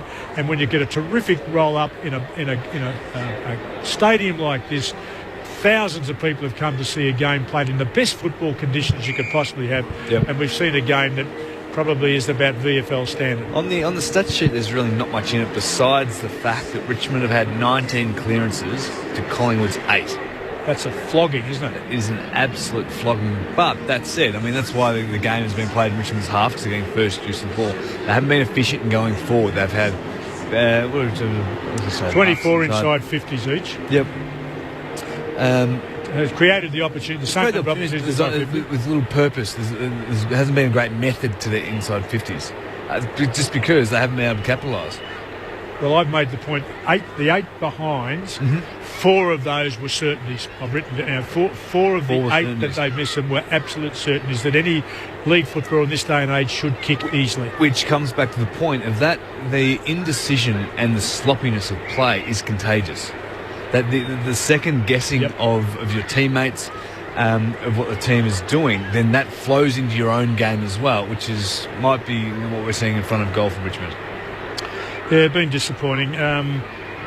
Young Short's probably not had a great impact, but he's kicked 2, hasn't he, at this stage? He's had 3 kicks for 3 scores. 3 kicks for 3 scores. That's pretty efficient, I suppose. So that's a plus, but he hasn't had much to look at. Treloar and Pendlebury have had a lot of the ball for Collingwood. 17 for Treloar, 16 to Pendlebury. And then for Richmond, Hawley's had 20. Brown Ellis 18 and McIntosh 15 with Cochin as well on 15. I'm a bit of a rap for Hooley. I thought Hooley was a competent outside good using player, but he has got all the attributes. He wins his own ball. He's far better above his head for his height than he shows. He's very competitive beast, and he does get a good result for his usage, both hand and foot. So that's a real plus. He's going at 75%, and with 20 disposals in the first half, you'd like those numbers against your name. Yes. So that's where we are at half-time. David Parkin and Brad Sewell go and bunk each other up out the back, and we'll all come back in a more positive frame of mind and hope it turns. Richmond 3-8-26 to Collingwood 3-3-21 at half-time, no less. More coming up after the latest from the ABC newsroom.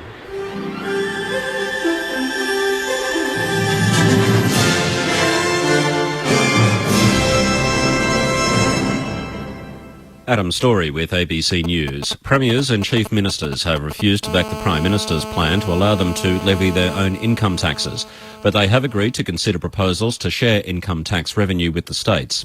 There is no new Commonwealth funding for schools, but states will get an additional $2.9 billion in health funding. The Prime Minister, Malcolm Turnbull, says more analysis will be done on income tax. There was not a consensus among the states and territories to support further consideration of the proposal that would enable states to levy income tax on their own behalf. The Victorian Premier Daniel Andrews says he'll provide a detailed report on Victoria's Royal Commission into Family Violence at the next COAG meeting. All premiers and territory leaders have been invited to a national summit on family violence to be held in Queensland in October. Mr Andrews says the next COAG meeting will consider adopting some of the Royal Commission's 227 recommendations. I'm very pleased that colleagues have agreed that at our next meeting I'll bring a more detailed report on the Royal Commission into family violence. A number of those recommendations, of the 227 recommendations, a number of those called for me to take to COAG a number of issues, and I'm very grateful to the Prime Minister and to colleagues for their agreement to do just that at our next meeting. Authorities in Monaco have raided the homes and offices of oil company Unaoil. The raids were in response to a request from Britain's Serious Fraud Office for assistance in an investigation into alleged corruption involving foreign companies in the global oil sector. The allegations came to light in a joint report by Fairfax Media and the Huffington Post. The article reported that the US Department of Justice and anti-corruption police in Britain and Australia have launched a joint investigation into the activities of Unaoil. About $23 billion has been wiped off the share market, with the big banks hit hard. Tui Yong has the details. There was selling across all major sectors, but banking stocks recorded some of the biggest losses. The ASX 200 was down 1.6% to one-month lows of 4,999, while the All Ordinaries closed 1.5% lower at 5,074. Mining stocks recovered slightly on the release of better-than-expected Chinese manufacturing data. Analyst at IG, Angus Nicholson, says investors appear to be wary. There is a real nervousness coming in as investors look ahead to the US earnings season. Share markets across the region, including Japan and China, also closed lower ahead of key US jobs data due out later tonight. The Australian dollar is slightly higher at 76.6 US cents. A hostage who escaped from the Lindt Cafe during the Sydney siege has told an inquest he hasn't been able to return to work since. Jamel Wells has more. Cafe employee Paolo Vassallo said he's been back to the cafe once since the siege and was only able to stay for 5 minutes. He said he still cries when he reads his police statement about what happened. Mr. Vassallo said after he escaped through a fire door, he told heavily armed police waiting outside they should move in or the hostages still inside would die. He said he was concerned gunman Manharon Monis was violent and paranoid. The coroner's investigating the deaths of the gunman and 2 hostages in December 2014. Jamel Wells, ABC News, Sydney. A new report says more adults in the world are now obese than underweight, and there is almost no chance of meeting a global target to reduce obesity. The BBC's Jane Draper reports. These scientists writing in The Lancet say that 4 decades ago being underweight was a far more common problem than obesity. But now the world has changed, with more adults obese than underweight. The research, which pooled data on height and weight from 186 countries, found obesity among men has tripled since 1975 and more than doubled in women. More obese men and women now live in China and the US than in any other country. However, being underweight remained a significant health problem in countries such as India and Bangladesh. South Korean officials say North Korea has fired another short-range missile off its coast just hours after regional leaders met in Washington to discuss the threat of Pyongyang's nuclear weapons program. It was the latest in a series of North Korean missile launches during elevated military tension on the Korean peninsula, which started in January with Pyongyang's 4th nuclear test. Tomorrow's capital city weather: Brisbane mostly sunny, 31, Sydney mostly sunny, 31, Canberra mostly sunny and 26, Melbourne showers and 20, Hobart a few showers, a top of 17, Adelaide a possible morning shower with a top of 23, a partly cloudy day forecast for Perth with a top of 28, and Darwin a possible shower or storm and 35. ABC News. ABC Radio online and on mobile is here. Hear your favourite shows, hear your favourite podcasts, anywhere.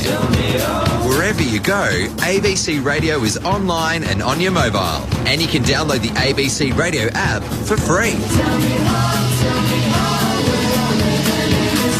Hear now, hear later, hear anywhere. Hear here.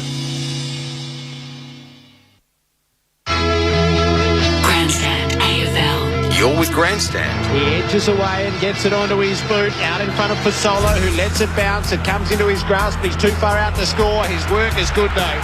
And DeGoey, working hard over the top, takes the mark very much within range. Jordan DeGoey, 40 metres out on the angle, no trouble at all.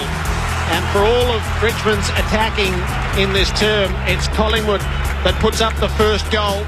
And they're back in front. They've missed so many in this term, Richmond. This to put Richmond back in front. No, he's missed as well. And Richmond, 2 goals, 7-19. It's 5 behinds for the term. Gave the handball to Brandon Ellis, back to Hawley to fall forward. Reid stretches, got hands to it, couldn't mark. Short there, gets dispossessed, got taken high. Free kick to Richmond. He's already got 1. Now put him down for 2. So it's the first gamer that shows his more experienced teammates how to go about their work. Grandstand AFL. On ABC Local Radio and on digital radio ABC Grandstand. Half-time at the MCG, Richmond by 5 points over Collingwood. 3-8-26 to the Magpies, 3-3-21. In other sport, it's half-time in the NRL. The Broncos 10 leading the Titans 4. The full-time score in the Super Rugby was the Highlanders 32. They defeated the Force 20. And in the A-League, it's Western Sydney 3, leading Central Coast 1. I didn't mind Max Lockton's thoughts here. April Fools. We picked 44 random people off the street and put them in Richmond and Collingwood Guernseys. Let's see what happens. So we've had a little element of that to it. Adam White, the stats to go with the 6 goals so far. We know we're struggling when Andrea's putting in behinds in the highlights package at half-time. Richmond, 200 disposals to Collingwood, 184. Marks, 54 to 44 Richmond's way. Clearances, 18 to 9 Richmond's way. Tackles, 26 each. Contested possessions, Richmond by 5, 69 to 64. Inside 50s, 24 each. Individually for Richmond, Hooley 20 disposals and 4 inside 50s. Brandon Ellis 18 disposals and 4 inside 50s.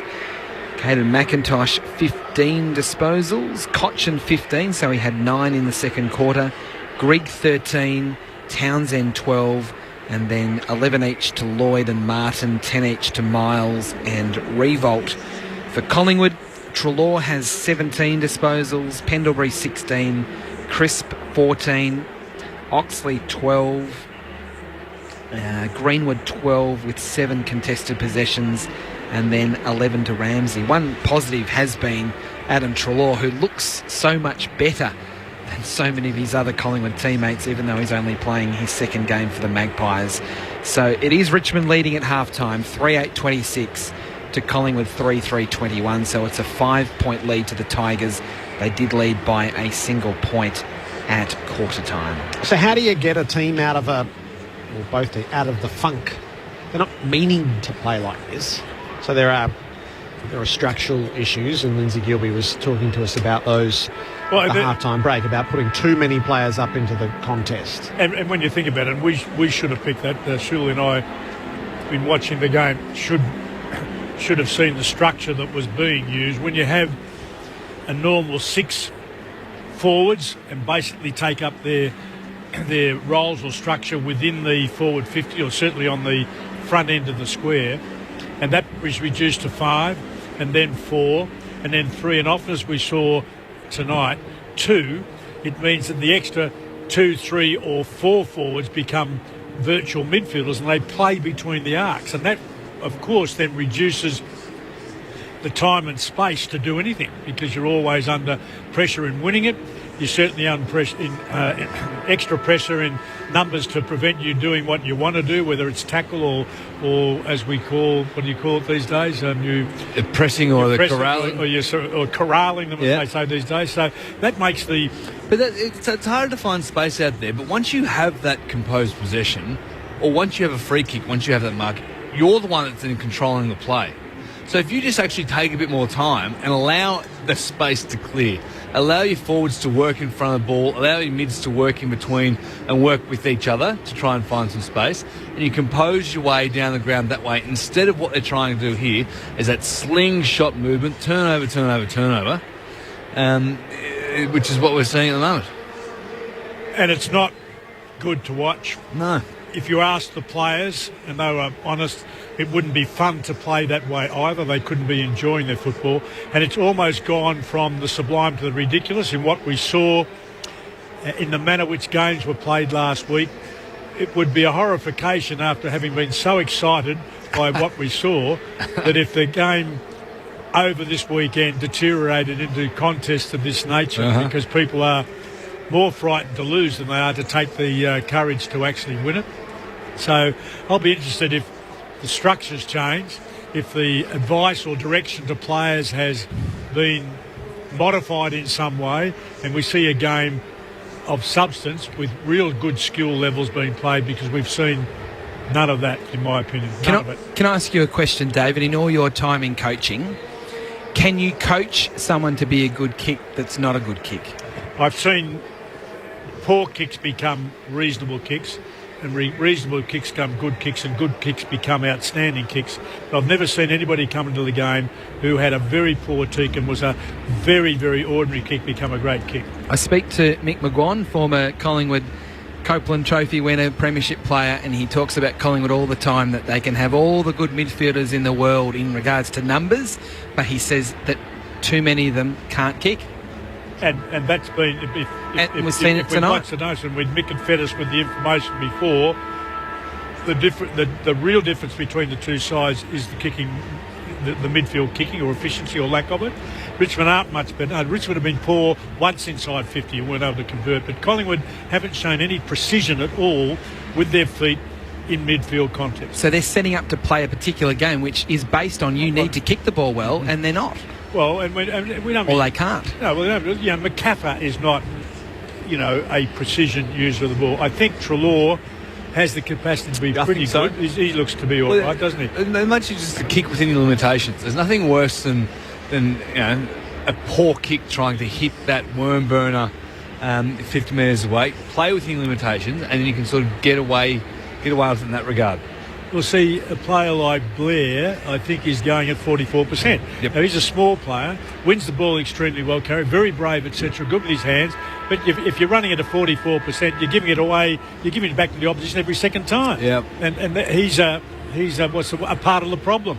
And I think the further we go, look, Greenwood's not a precision kick. He gets under it and gives it height and gives the opposition a chance to get to it. So I think that's a fair... Adam, I think that's a fair sort of summation of where they are as a midfield group. Even the captain's not tonight. He hasn't been nearly as selective. He's been under pressure both hand and foot, and hasn't given the clean access to for his teammates. So I don't know what he's running at. You don't want to know. No, I don't. He's running at 100%, is he? No. Lindsay Gilbey. He is too. Ignore it. Just further to Parko and Sully's point, it's so important that you have your good ball users at half back, because as you saw in that first half, there's a lot of numbers around both D50 stoppages. So if you're going to chain out by hand, you're going to get closed down really quickly. So if you have your good ball users like Hooley, and they see Pendlebury starting in the back line for Collingwood, it's the best way to get through fronting defences. Richmond by 5 points into the third term on Grandstand AFL with Adam White. With Grundy and Hansen in the ruck, but it's Greenwood for Collingwood. Once the ball hit the turf, kicking to centre half forward. Rance dropped the mark for Richmond. Has some support on the deck with Hawley, though. Giving the handball out to McIntosh. On his left, don't like the kick. It's going to fall a little bit short, but off hands, Richmond will come up with it just through numbers. Townsend getting it from Menadue. Kicks up towards half forward. Coming out to meet it on the half volley was Ramsey. Kept it in front of himself. Then had some support with Sinclair. Linking up by hand with Reid. Over to Frost. Clumsy little handball, so he had to get it back. Then gave the handball to Greenwood. Frost the third time in this chain. Kicking inside the 50. More up, stretching. Did it stick? It did. A mark to Darcy Moore, about 40 from goal, right of centre. I don't know how it got there. 3 lousy hand passes, all went to the ground on the way back out of their defensive 50. It's ended up with a very, very good mark from the young fellow. I mean, he's got great athleticism, got up and clunked it. But it wasn't all that convincing. No. It went from the back 50 to the forward 50. Contested mark there against Rance, no less. Managed to hold on to that. Good. For the second time, he's beaten Rance in a marking contest. To the punt road end, a chance for his second goal and the perfect start to the second half to Collingwood. But it's missing to the left, across the face, only a behind. Collingwood 3-4, Richmond 3-8. McIntosh is going to kick in. Into the back pocket for Rance, who wheels and goes. He kicks it 50 metres up the field. He's looking for Vickery. It carried him. And Sinclair arrives for the Magpies to take the intercepting mark. He squares it into Ramsey. Ramsey's got De Goey 30 metres up ahead. He didn't go there. Instead, he gives the hand pass back to Sinclair, who has to come wide through for Solo. He'll give ground back to the logo for Ramsey. So still on the centre line, the Magpies. He's signalling an intention to kick it deep, and he will follow through. Hard inside the 50, Astbury takes a 2-grabber, which didn't seem to be paid, so he had to kick it away in a hurry. It bounced over the top of Fasolo, which was lucky for Richmond. And Short is onto it. He's dragged down. Langdon wins holding the ball. So Langdon will have it at left half forward. There's a lot of players ahead of him because it has been such a slow build-up. Langdon about 60 from goal. It's a flat kick to the square. Moore again got hands to it. This time it didn't stick. A lot of players around the ball. It comes out Richmond's way. Hawley with a handball to Menadue. Handball out to Grigg. Grigg will go back by hand. Defensive 50 to Hawley. He's running sideways. He's confronted by Grundy, so has to retreat with a handball to Cochin. Short pass into Martin. Now they've got to play on the open side. Martin flares it to the members' wing. Brandon Ellis going back with a flight. Went with one arm. Didn't mark it. Now has to retrieve the footy off the turf and kick down the line to Short, who stretches, doesn't mark, gets pushed out by Fasolo. He'll take the free kick between wing and half forward right. So Short in the play, further from goal in this term. Sideways and backwards to Cochin on the members' wing. He gains 20 metres with a kick to Martin. Vickery wants it deep and wide. Martin's had a look, and for the time being, that's not what he's going to do. He might be forced to, though, having been called to play on. Vickery had led up out of the space. Revolt flew the pack. He didn't pull it in. He got over the top like Michael Roach. He couldn't hold it on the chest. Spills away and out of play 50 metres from the goal at the city end. The Tigers by 4. Hampson's arm was tugged by Grundy as they formed up for the ruck. And so Sean Hampson gets the free kick. He's going to give it to Hawley, who's on the run, 50 out. He's hit it too wide. It's well out to the left. And it's through for a behind. Richmond again by 5 points. On that last foray for Richmond and in Collingwood's last 4-2 entry as well, there is no movement forward of the ball. There's no genuine leads by their forwards. This is why he's bombing it long inside 50. Williams kicks to a 1-on-2. That wasn't a great option. The Magpies have at least got numbers at ground level. Adams working with Ramsey. Got it back and then got tackled. Had to rush the kick as a result to Blair. Didn't come up with it. Cochin did. Got the handball. Gets it back. Then handballs to Revolt. Caught on his left. Kick smothered. Still a chance for the Tigers with Martin on the snap from 35. He'll liven up the night. He kicks the first goal of the second half and the Tigers have got a mini break. 4-9-33. Collingwood 3-4-22. 5 played third quarter. I don't know whether I'm getting strange, but Marley Williams went for a 2-on-1 on the kick-off. Again, he went for a medium-long one. Defensive one. Yep. Yeah, reasonably wide. 2-on-1 on the end of it. He had 5 minutes to think about that and kick it to. That sort of decision-making kills you.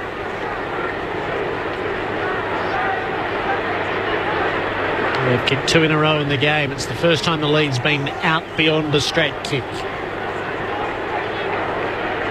Richmond by 11. 5.5 minutes gone of this third term. Grundy and Hampson go after a straight bounce. Grundy won the tap and almost the follow-up. Hampson ends up pulling it clear. He threw it over his head. The umpire let him have it. Townsend was dragged down in the tackle, and they'll do it again.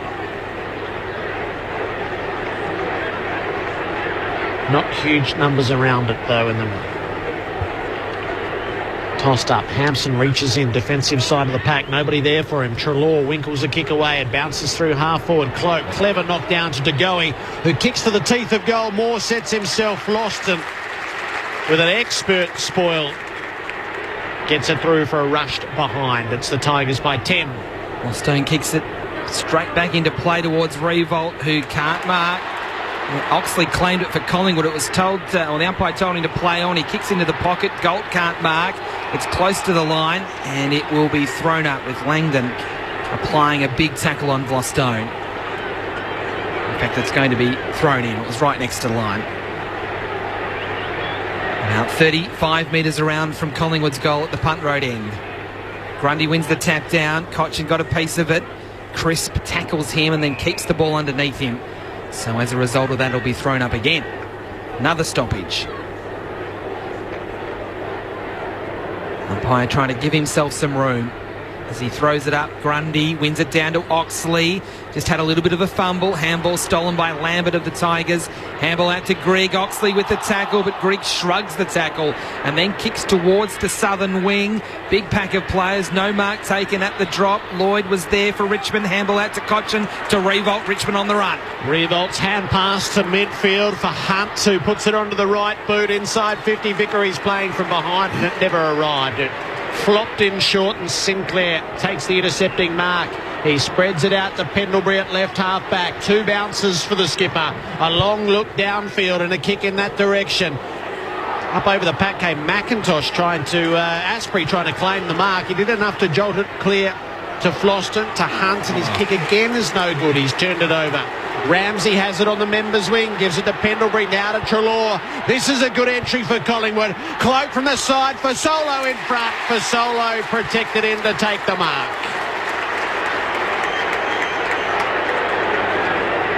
I've just got frustrated too. They're going in. Hunt got the ball twice, clean and clear, and gave the ball back and allowed on the rebound Collingwood an easy entry with people going the wrong direction. I expect Hunt to continue to get the ball. It's an easy one for Fasolo, and he nurses it through for his second goal. And the Magpies cut it back to 4 points. 4-5-29 to Richmond 4-9-33. 8.5 minutes gone of the third. Ping pong. Oh, it is a bit. It's just ping pong football. They're moving. Richmond in particular, just moving in straight lines. When you load up like that, start moving the angles and going switching the play a bit. Get a chance for everyone to catch up. Lindsay. Yeah, just David Asprey, he was on the bench before, went back on, come straight back off with his right wrist. He was holding it. He's gone straight down into the rooms. That would leave Richmond to 2 on the bench if he wasn't able to get back out on the field. 2 defenders. Yeah. With Grimes already out of action with a hamstring. Back in the middle.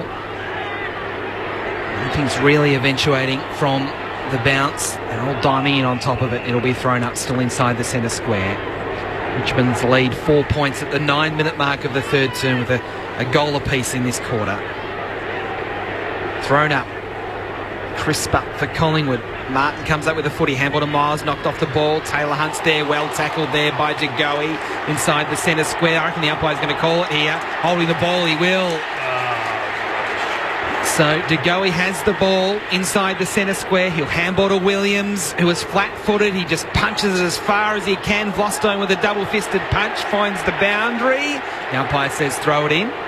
Collingwood fans wanting deliberate. Deep in the right forward pocket here for the Magpies at the punt road end. Deep breaths in the back of the box. Ball gets thrown in. Hanson gets to the front. Gold over the top. Brandon Ellis from the congestion. Clears for Richmond. Coming up, Reid takes the mark, though, for the Magpies. On his chest, about 60 from goal. He's seen Langdon. He goes in that direction, and Langdon will mark, backing back on his chest. 40 from goal, left of centre. Terrific decision and an equally as good execution. He did it well, didn't he? You talk about going the angles, and that's a 50-metre, almost 60 degrees, and he's got Langdon just clear of his opponent. A fantastic kick. 42 games without a goal, Whitey. Here we go. Big moment. Tom Langdon, the number 8, comes in, kicks it like a full forward. Never looked like missing. And that goal puts Collingwood in front. 5-5-35 to Richmond, 4-9-33 at the 11-minute mark of the third term. 2 in a row to the Magpies. Great response by his teammates too. Everybody getting around him to scruff up his hair. Parker. Yeah. Big smile. Yeah. It's nice. Wish we used to do it. I missed out on that. We didn't do that in our careers. Really disappointed I see all that hugging and patting and thumb tapping and all that sort of stuff. It's something that's come into the game which I reckon I would have been good at that. He's the least likely goal kicker on the field, bar Jack Frost, who's played 45 games without a league goal. In the middle, Grigg with a clean takeaway from the Hampson tap, but getting back in front of the pack is Ramsey.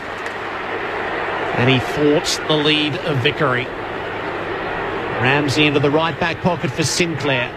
Out to the defensive 50 for Brown. Kaffer comes up on a lead. Adams is a legitimate target out at half-back. That's where it goes. Adams turns and gets some fluency into the play. His kick is a neat one for Cloak. Up on the centre line under the southern stand, and he has a mind to get going. Dumps it up towards the 50. There'll be quite the pack. More! Left the pack. Not paid. It still might come off for Solo. Kicks it to Grundy, who is alone in the square. Collingwood puts up 3 in a row, and suddenly they lead by 8 points. 6-5-41 to Richmond, 4-9-33, 13th minute of the third term. Moore just created the contest. He couldn't quite hold on to it, but at the very least brought it to ground. And I don't quite know where Grundy came from, but he's popped up out of nowhere and forward 50 with plenty of space. He's an excitement machine, young Moore. He really can jump. He's athletic, he's brave, he's a skinny kid who wouldn't go 95 kilos, would he? But he's strong. The marking contest against Rance before, Rance gave him everything, a full body spoil, and he still managed to hold on to it. Yep. He's getting his hands to a lot. He is. But he's not marking a lot, but he's not being outmarked.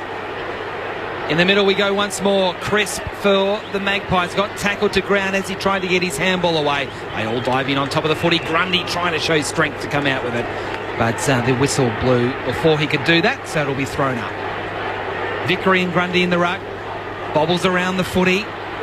Kind of goes Richmond's way. Lloyd overruns the footy. Goes again.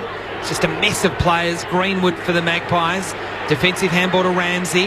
Now with Reid, confronted by Revolt, gets onto his left. It's a flat kick. It's a searing ball to Greenwood. And the Magpies are away again. Up towards Cloak. Juggles on the one arm. Yes! He's paid it against Rance. That's an important win to Travis Cloak and to Collingwood. Just outside the 50. He's kicking deep. They all have a run at it. Fasolo got hands to it. Couldn't mark front of the pack. Treloar darts away. Somehow gets boot to ball towards the square. They fight for it about 15 out from Collingwood's goal. It will be thrown up. More with a big, big tackle on Menadue. How important are Reid's sure hands decision-making behind centre for Collingwood? Thrown up. Knocked down to McCaffer, got it over his shoulder toward the square where it's swatted through by Dustin Martin from about 7 metres away from the line. It's a rushed score and Collingwood's lead grows to 9 points. Martin is there to mark the kick in the back pocket. Flip the hand pass over the top to McIntosh, who gets it onto Menadue, confronted by Langdon. He got the hand pass away though. Floston through McIntosh and now to Hunt, whose kicking's been poor in this term. He's corralled, he's doubling back, he's unsure. He waits the hand pass to Menadue, who can't find the way over, and they have coughed it up. Good tackle from Pendlebury, forced the turnover. Langdon to Greenwood, to Pendlebury, to Langdon, almost out. Works it forward to Crisp. One more hand pass, couldn't get it away. Floston wrapped him up. McCapper pulled it clear. Hand pass to Sinclair. Collingwood does go forward. Hawley against Fasolo. Fasolo leapt from behind. At the crumb, the Tigers have numbers. Townsend, Hooley and Brandon Ellis is the runner. It's starting to open up. Ellis with a couple of bounces. Now a third. Crosses the southern wing. Gives the handball to Hooley, who was riding shotgun. He kicks inside the 50. In front, Vickery through his hands. Pendlebury overruns it, and Short picks up. This is a gift. This is a gift. Short's run into an open goal for his third and gets one of those Collingwood goals back. Richmond within 3. 5-9-39 the Tigers. The Magpies 6-6-42. 16 played third term. You wouldn't see that more than once a year from Scott Pendlebury. I don't think I've seen it in once in his career. And he was in I don't know whether he lifted his head or was looking for the option after he got it, but it clean bowled him. It was an embarrassing, poor stroke. I'm going to say it was a bad bounce, given benefit of the doubt, because it was outnumbered. I think he was aware of that. Yes, well, that's very hurtful because they had the number, had 2 versus 1, and he wasn't able to do the job. Yes, Nathan Buckley doesn't agree that he was unlucky for what it's worth.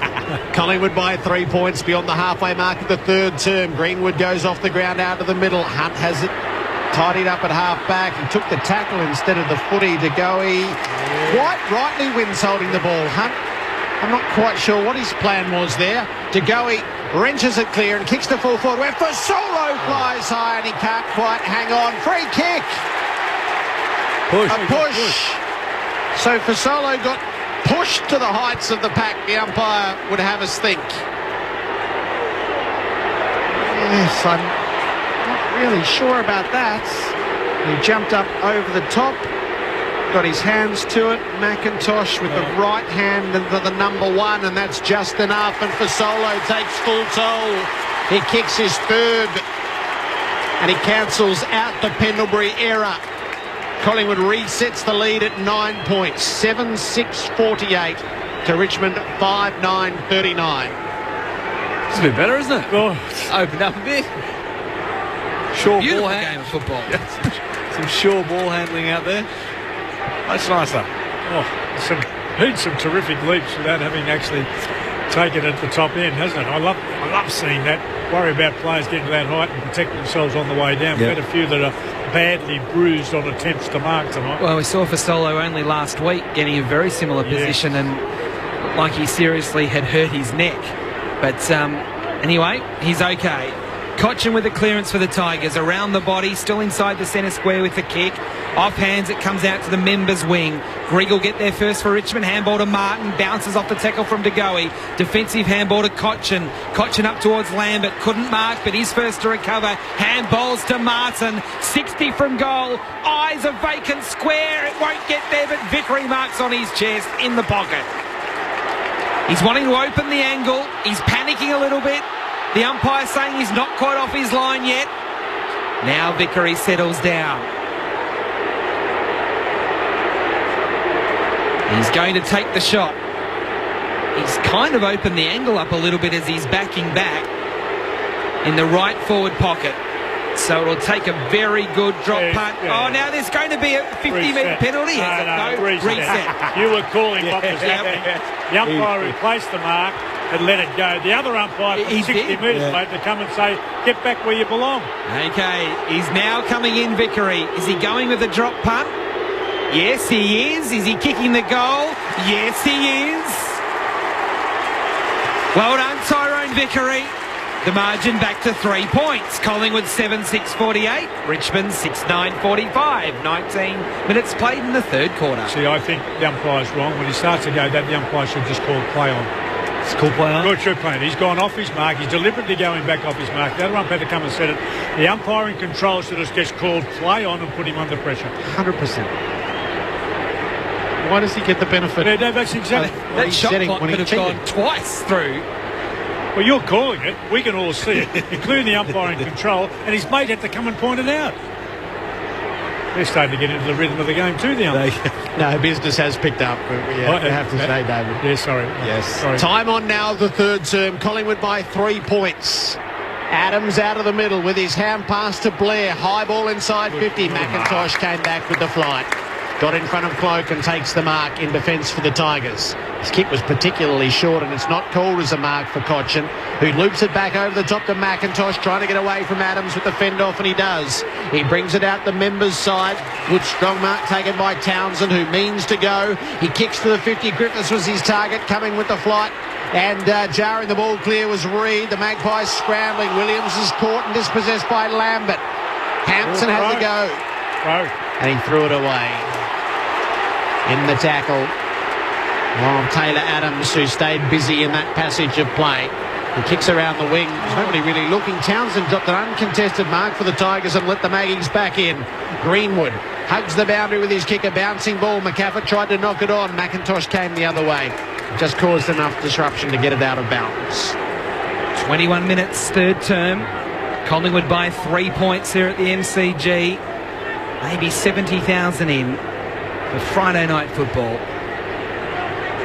Left half forward, the ball gets thrown in, favours Hampson, taps it straight to Treloar of Collingwood. Handball to Pendlebury, absorbs the tackle. Handball wasn't good, shark by Martin. He handballed back into the traffic. Hampson comes through, handballs to Revolt, handballs to Grigg. Richmond out, Martin goes short to Lambert, members wing. And with so many numbers up on the footy, he has to wait. Now he kicks to a contest. Wants Vickery. Couldn't mark. Also up there was Griffiths. Front and centre though, Lloyd for Richmond. Handball to Grigg. Grigg up towards full forward. Good defensive work there by Oxley against Menadue. They fight on in the pocket. It's a one-on-one battle. Oxley did okay, tried to get the handball away as he was tackled. Williams comes late to the contest, on his knees, handballs to Treloar. He gets tackled to the ground, but it's coming back. It's going to be a free kick to Collingwood to be taken by Williams. Lindsay Gilbey. Yeah, like you said, Whitey, before, the game's starting to open up. That last stoppage there, Richmond held their 6 forwards, end up getting out to Lambert. That's why they had space to kick the ball into. Collingwood by 3 points. Williams out of the back pocket, gets a shepherd on the mark from Pendlebury, goes as far as he can, and his kick is a bit limp, and Asprey is back on the field and he takes the mark for the Tigers. They keep it in their attacking half. Asprey. Long ball back inside the 50. Hampson had his name written all over it. Griffiths kept Pendlebury away, but there were no tools there for Collingwood as the two Richmond ruckmen set up the shot at goal. Sean Hampson. He's 45-degree angle out to the left and 40 metres from goal. He's never the favourite. Not from the top of the square, not from the 50-metre arc. He has one behind tonight. The right foot drop punt. He gave it a good look and it hit the left-hand goalpost nonetheless. A third poster for the Tigers. And they trail by 2 points. 2 behinds to Sean Hampson. Marley Williams has the responsibility to kick it back into play from the city end goal square. He gets the whistle, so he chips it to himself and then kicks it straight to Lloyd of Richmond, who was only 15 metres away. Lloyd doesn't want to take the shot. He's thinking of centering it up, and Vickery's come up to him and said, mate, have the shot. I think that Richmond were baked during the week for taking too many pot shots from near the boundary line, and every chance they're getting now, they're all looking inside. Lloyd kicked some really important goals last Thursday night. He opens the angle, and there's another important goal from Sam Lloyd. It puts Richmond in front. 7-10-52. Collingwood 7-6-48. 24 played third quarter. Marley Williams is getting a talking to. Lloyd just seems to be the guy that pops up at the right time, at the right place, doesn't he? He was almost a difference last week. He was, yeah. And he did the Stevie J round the body, and as it left the foot, he had the hand up, so he's pretty confident about it. That's part of the Stevie J kicking action, isn't it? That's true. Brad Sewell and David Parkin on grandstand AFL. 4 goals each in the term, after they went 3 goals each for the entire first half. Richmond by 4 points. At the bounce, Hampson read it best, won the tap, but Grundy fights on ground level. It's stolen, though, by Cochin, who barges his way clear. He kicks to full forward. Big leap by Griffiths. He had no timing about it, though. And Reid is able to gather at the back of the pack. His kick is not great. It was touched on the way through by Vickery. Gathered in the back pocket by Pendlebury, though. And he kicks Collingwood to the safety of half-back and into the hands of Grundy. He's called to play on. So he gives the hand pass to Aish. He gives it to Pendlebury, who kicks it to no one. Richmond had the 5 closest players to that kick. Hooley brings it inboard, high risk, but always big reward. Found Cochin, worked the hand pass forward to Lambert, and then got it back. Cochin's kick's not much good inside the 50. Collingwood had all the numbers added, but the kick coming out by Oxley was pretty dicey. It's still to be won. Aish might do just that. Hand passes to Ramsey. Kicks haphazardly to half forward. Floston waits, gathers, rounded up by McCaffrey, but he got the hand pass away to Rance, who kept himself clean and gave it to Hooley. Hooley transfers play out to the southern side. Taylor Hunt got a bad bounce. Now he's in a real scrap for the footy at the 50. Langdon came late to provide a contest, and he did extremely well to neutralise that contest. It'll be thrown up at the 50 for Collingwood. Thrown up. Treloar just grabbed it out of the ruck there, gave the handball to Oxley. It was a little messy. They all tumble in on top of the football again. It comes out Richmond's way. Hampson bounces off a tackle, gives the handball to Menadue. Menadue kicks forward of midfield. Revolt marks, front right corner of the square, gets on his left, partially smothered, fell to Vickery, handball to Martin, write it down. This will be a behind. Sorry, Richmond fans. I thought he'd kick it. He didn't. Richmond's lead 5 points, missing to the right-hand side at the 27-minute mark of the third term. Reid does the kicking in for the Pies. He's gone long and strong and found Oxley clear of the defensive 50. They need a few down the southern side. McCaffrey is the deepest target, but the hang time would be worrying. The kick wasn't much good. Grigg batted it down, but it let Marley Williams roar through the middle. Got away from Martin, kicked it off the outside of his boot, and it wobbles into the grass of Brandon Ellis. The Tigers at half-back. Sideways to Rance. He's being told to get it out the far side. Floston is in position at left half-back. He works it over the top to Hooley. Here's Hawley going. Short is his only option for Miles. He brings it up to Grigg, who kicks to the 50 for Menadue. He's too far out to score himself. Vickery wants it in the square. Menadue is inclined to oblige. He puts it to the teeth of goal. Vickery set himself. It's off hands and thumped through for a behind. Richmond's lead is 1 goal neat. Be fascinated to know what the rotations are now, whether the effect that we've anticipated will in fact come. Well, it's 60 to 58. Is it? 60. At this stage, yep. Pendlebury marks the kick in and then goes long down the line to the southern side of the MCG with Oxley. So a little bit of slow ball here from the Magpies. Oxley kicks down the line over Grundy's head and straight to Vostone of Richmond. Short ball into Miles, doesn't get that far. Good work there from Fasolo. Here they come, the Magpies. Langdon's got one. Has he got two? No, he's missed on the run from 25 out on a direct turnover. Richmond's lead 5 points, 29 played third quarter. You don't get much easier than that, do you? No. He worked hard, read it well, got into the corridor, clean and clear, and pulled it to his left. Should have levelled the scores with 20 seconds left in the third term. Brandon Ellis on the kick-in, left the square, goes for Asprey. Had to go the spoil when he arrived, knocks it out of play.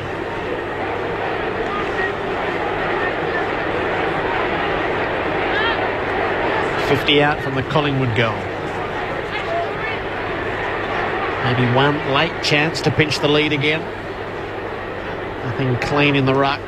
Martin goes to ground on the footy, paddles it out. Miles to the side of the pack for Grigg. Hand pass tipped on the way through. Lambert takes possession. He's dragged down, and that'll be enough to see three-quarter time.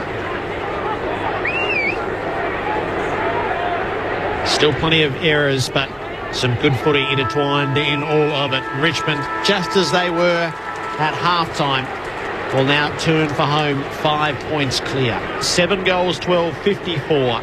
To Collingwood, 7-7-49. 3 for Jaden Short for the Tigers on debut. Martin, Lambert, Lloyd and Vickery one apiece. For Solos, kicked 3 for the Pies and 1 each to DeGoey, Grundy, Langdon and Moore. At three-quarter time, it is Richmond over Collingwood by 5 points. This is Grandstand AFL on ABC Local Radio, News Radio and Grandstand Digital. If you love being a member of a club, then why not become a member of Facebook, Twitter and Instagram with ABC Grandstand? Stay up to date with sports results and join in discussions on the latest news from around the sporting world. The Australians like what they've seen. Plus, view some classic sporting moments posted by the ABC Grandstand team. Explore the world of ABC Grandstand sport on social media through Facebook, Twitter and Instagram. Search ABC Grandstand and become a member today. You're with Grandstand. Kick smothered, still a chance for the Tigers with Martin on the snap from 35. He'll liven up the night. He kicks the first goal of the second half and the Tigers have got a mini break. Cloak from the side for Solo in front. Fasolo protected in to take the mark. It's an easy one for Fasolo and he nurses it through for his second goal. He goes in that direction and Langdon will mark backing back on his chest. 42 games without a goal, Whitey. Big moment. Tom Langdon comes in, kicks it like a full forward. Never looked like missing. And that goal puts Collingwood in front. Dumps it up towards the 50. There'll be quite the pack. More! Left the pack. Not paid. It still might come off for Solo. Kicks it to Grundy, who is alone in the square. Collingwood puts up 3 in a row. In front, Vickery through his hands. Pendlebury overruns it. And Short picks up. This is a gift. This is a gift. Short's run into an open goal for his third. So he chips it to himself and then kicks it straight to Lloyd of Richmond. Lloyd kicked some really important goals last Thursday night. He opens the angle and there's another important goal from Sam Lloyd. It puts Richmond in front. Grandstand AFL. On ABC Local Radio and on digital radio ABC Grandstand. The Tigers by 5 points at the final change. In the NRL tonight, the Broncos 22 lead the Titans 16. 75 minutes up there. And in the A-League, the Wanderers 4 beat the Mariners 1 And the Wanderers, for the moment, go back to the top of the table as a result. David Parkin and Brad Saul. Well, I'm not sure, Brad, whether you can pick a winner. I'm not sure whether either side has convinced us that they have the manpower at the moment, the confidence to do the job. I think the ableness, that is the injuries, and I think Richmond may be 2 down. Lindsay might be able to... it could become a factor. Well, I think it has to become a factor in the way that the game's played now. About even in terms of the rotations, which Adam gave us before. Not a significant difference in that. But if you were too short in rotations in a game that's as close as this and has been, I think, pretty demanding physically. I don't think it's been an easy game to play. Maybe because of a lot of the unpredictability. It's not as easy to flow. You're going back on yourself and recovering positions that you normally just flow through. It's been and Jared's right, there's been a significant improvement in the overall standard.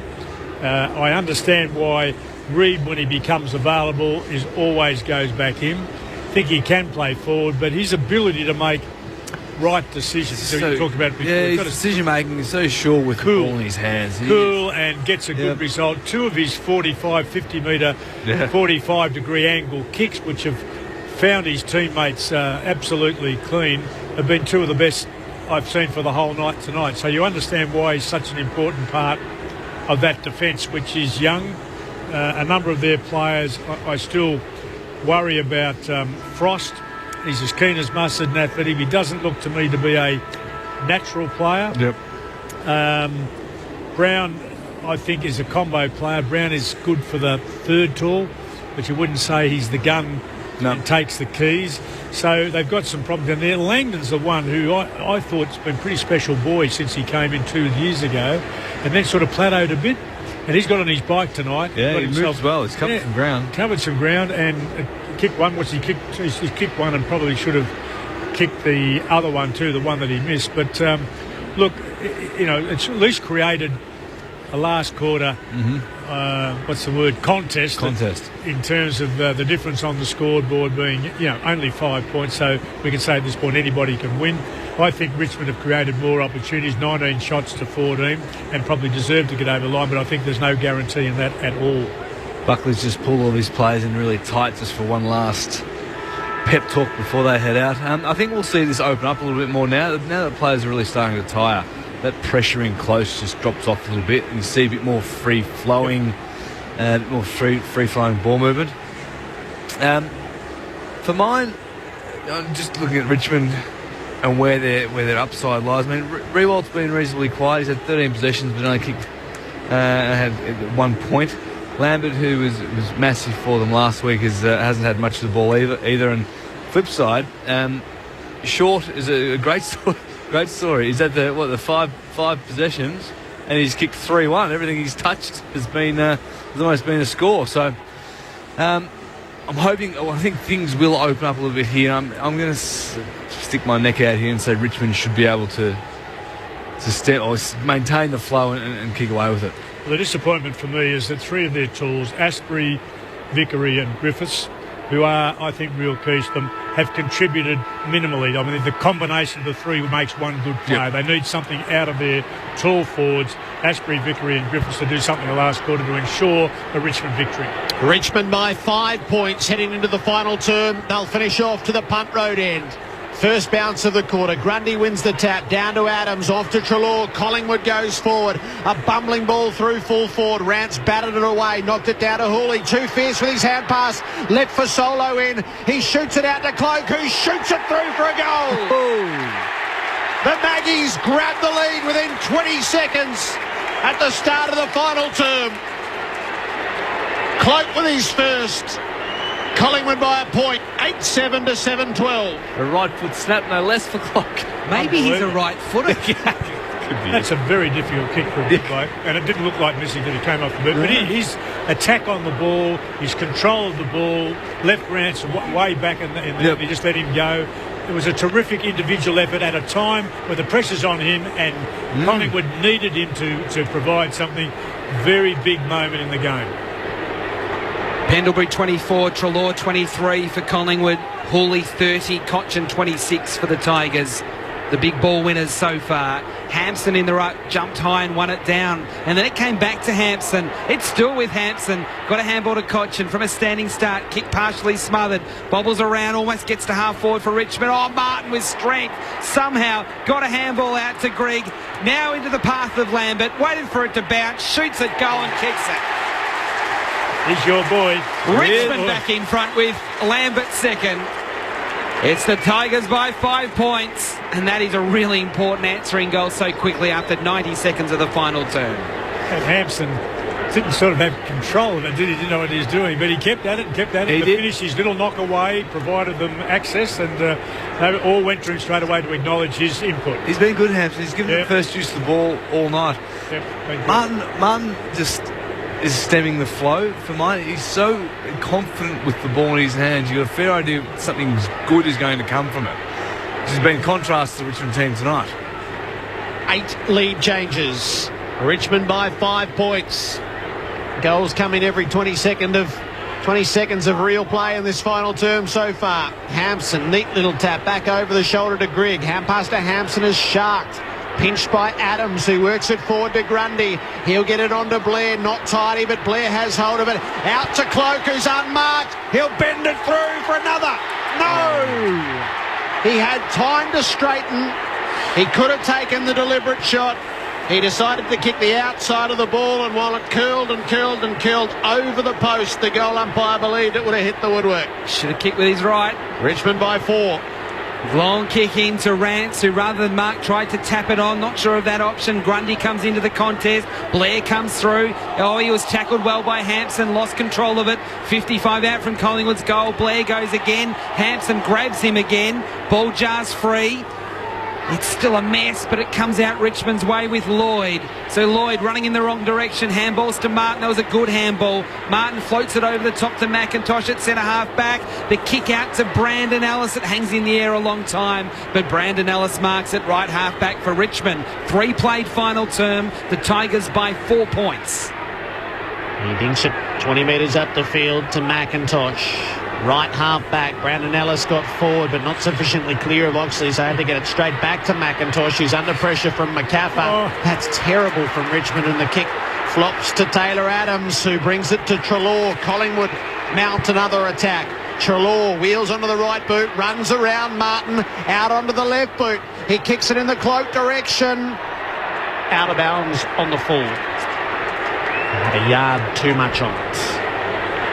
And 2 players down there, the Magpies, Moore and Cloak. But there was just too much carry on the ball. So in the right back pocket, Rance will kick long down the line to the southern side, wanting Vickery against Reid. Lambert did well at the drop, although his handball was straight to Langdon. So Collingwood can go forward again here inside the 50. Moore cut out of position. Fasolo took it on the half volley, snaps over his shoulder. It's close, it's close, it's home! Alex Fasolo has got 4 goals, and the Magpies are back in front. 2 points. Collingwood's lead 9-8-62 to Richmond 8-12-60 at the 4-minute mark of the final quarter. Everyone is going to remember the kick, which was an incredibly difficult, good one. But I'll tell you what, the pick-up, a half-volley pick-up to actually get it in the first place was a ripper. Oh, yeah, I didn't know how he got there to do it. Just took it, and he took it on the up. It actually was on the way back up off the ground. Got it at about shin height. That is an incredibly gifted act to do, It's thrilling stuff in this final term.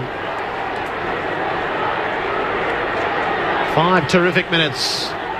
Collingwood by 2 points. Bounce going to be outside the circles and will be called back. Grundy and Hampson. Treloar's with Lambert, Cochin and Adams, Grigg and Pendlebury. Thrown up, Grundy with a superior reach, but onto it goes Lambert for the Tigers. Hooley didn't receive the hand pass initially, but did and got it off to Cochin. He works it around to Corey Ellis, whose kick around the wing didn't come off. Martin couldn't get hold of it. Grundy's hand pass wasn't great. Crisp still trying to get it to Blair, who's down in the tackle of Corey Ellis. He's done a really good job to win that back for Richmond. Martin out the back to Cochin, looking for a target inboard and finding one in Hampson. Wants to link it up with McIntosh running out of halfback. Kicks to 2-on-2 in the forward line. A classic one-on-one mark. He planted, launched and leapt over the top of Langdon. Pulled down the mark at the top of his reach. And can go back and have the shot at goal.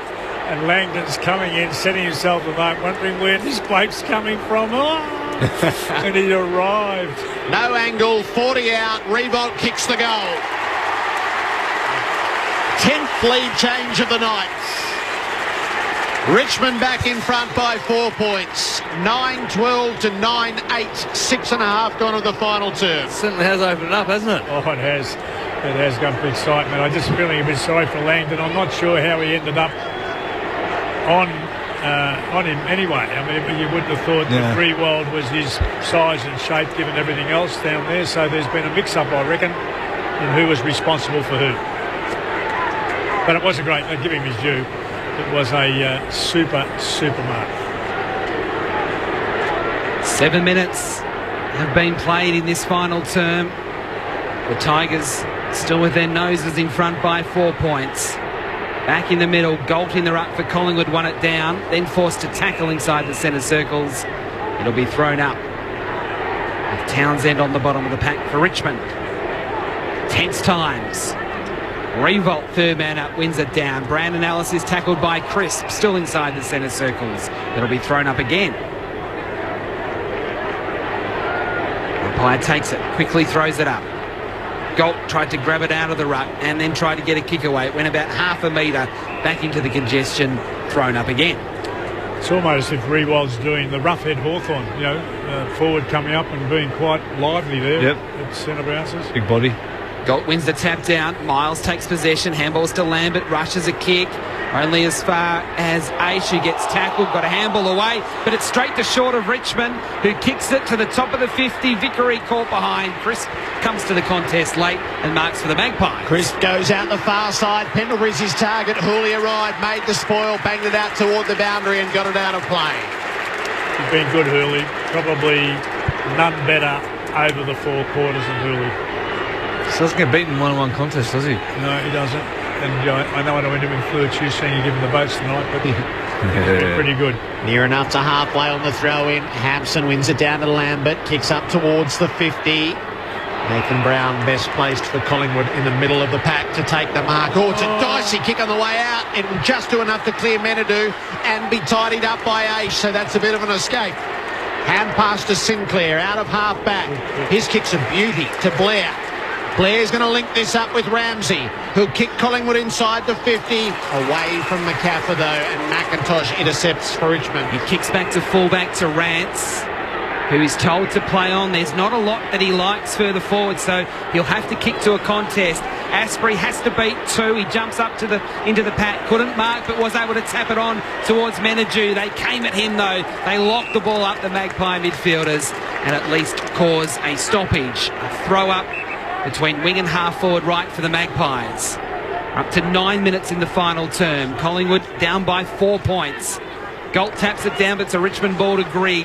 Handballs to Miles, rushes a kick to the members' wing. Martin takes the mark for the Tigers just inside the field of play. Wants his forwards to come at him, and that's what Vickery does, and low down. He marks on his chest. Front left corner of the square. He handballed back to Martin, who wasn't ready for it. Had a fumble. Vickery there, though, there in support. Gets a handball away. Menadue, Hooley, clever knock on to Griffiths. Wide handball to Ellis. Just gets his kick away in time, and it's a good kick. And low down Lambert has marked it just inside the 50 at right half forward. It wasn't pretty, but it was effective. We were commenting on Lambert in the second quarter that he gets good penetration with his kicking.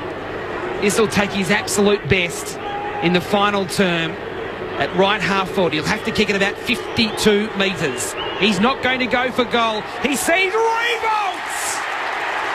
And Jack has come out and marked it full forward, 20 from goal, straight in front.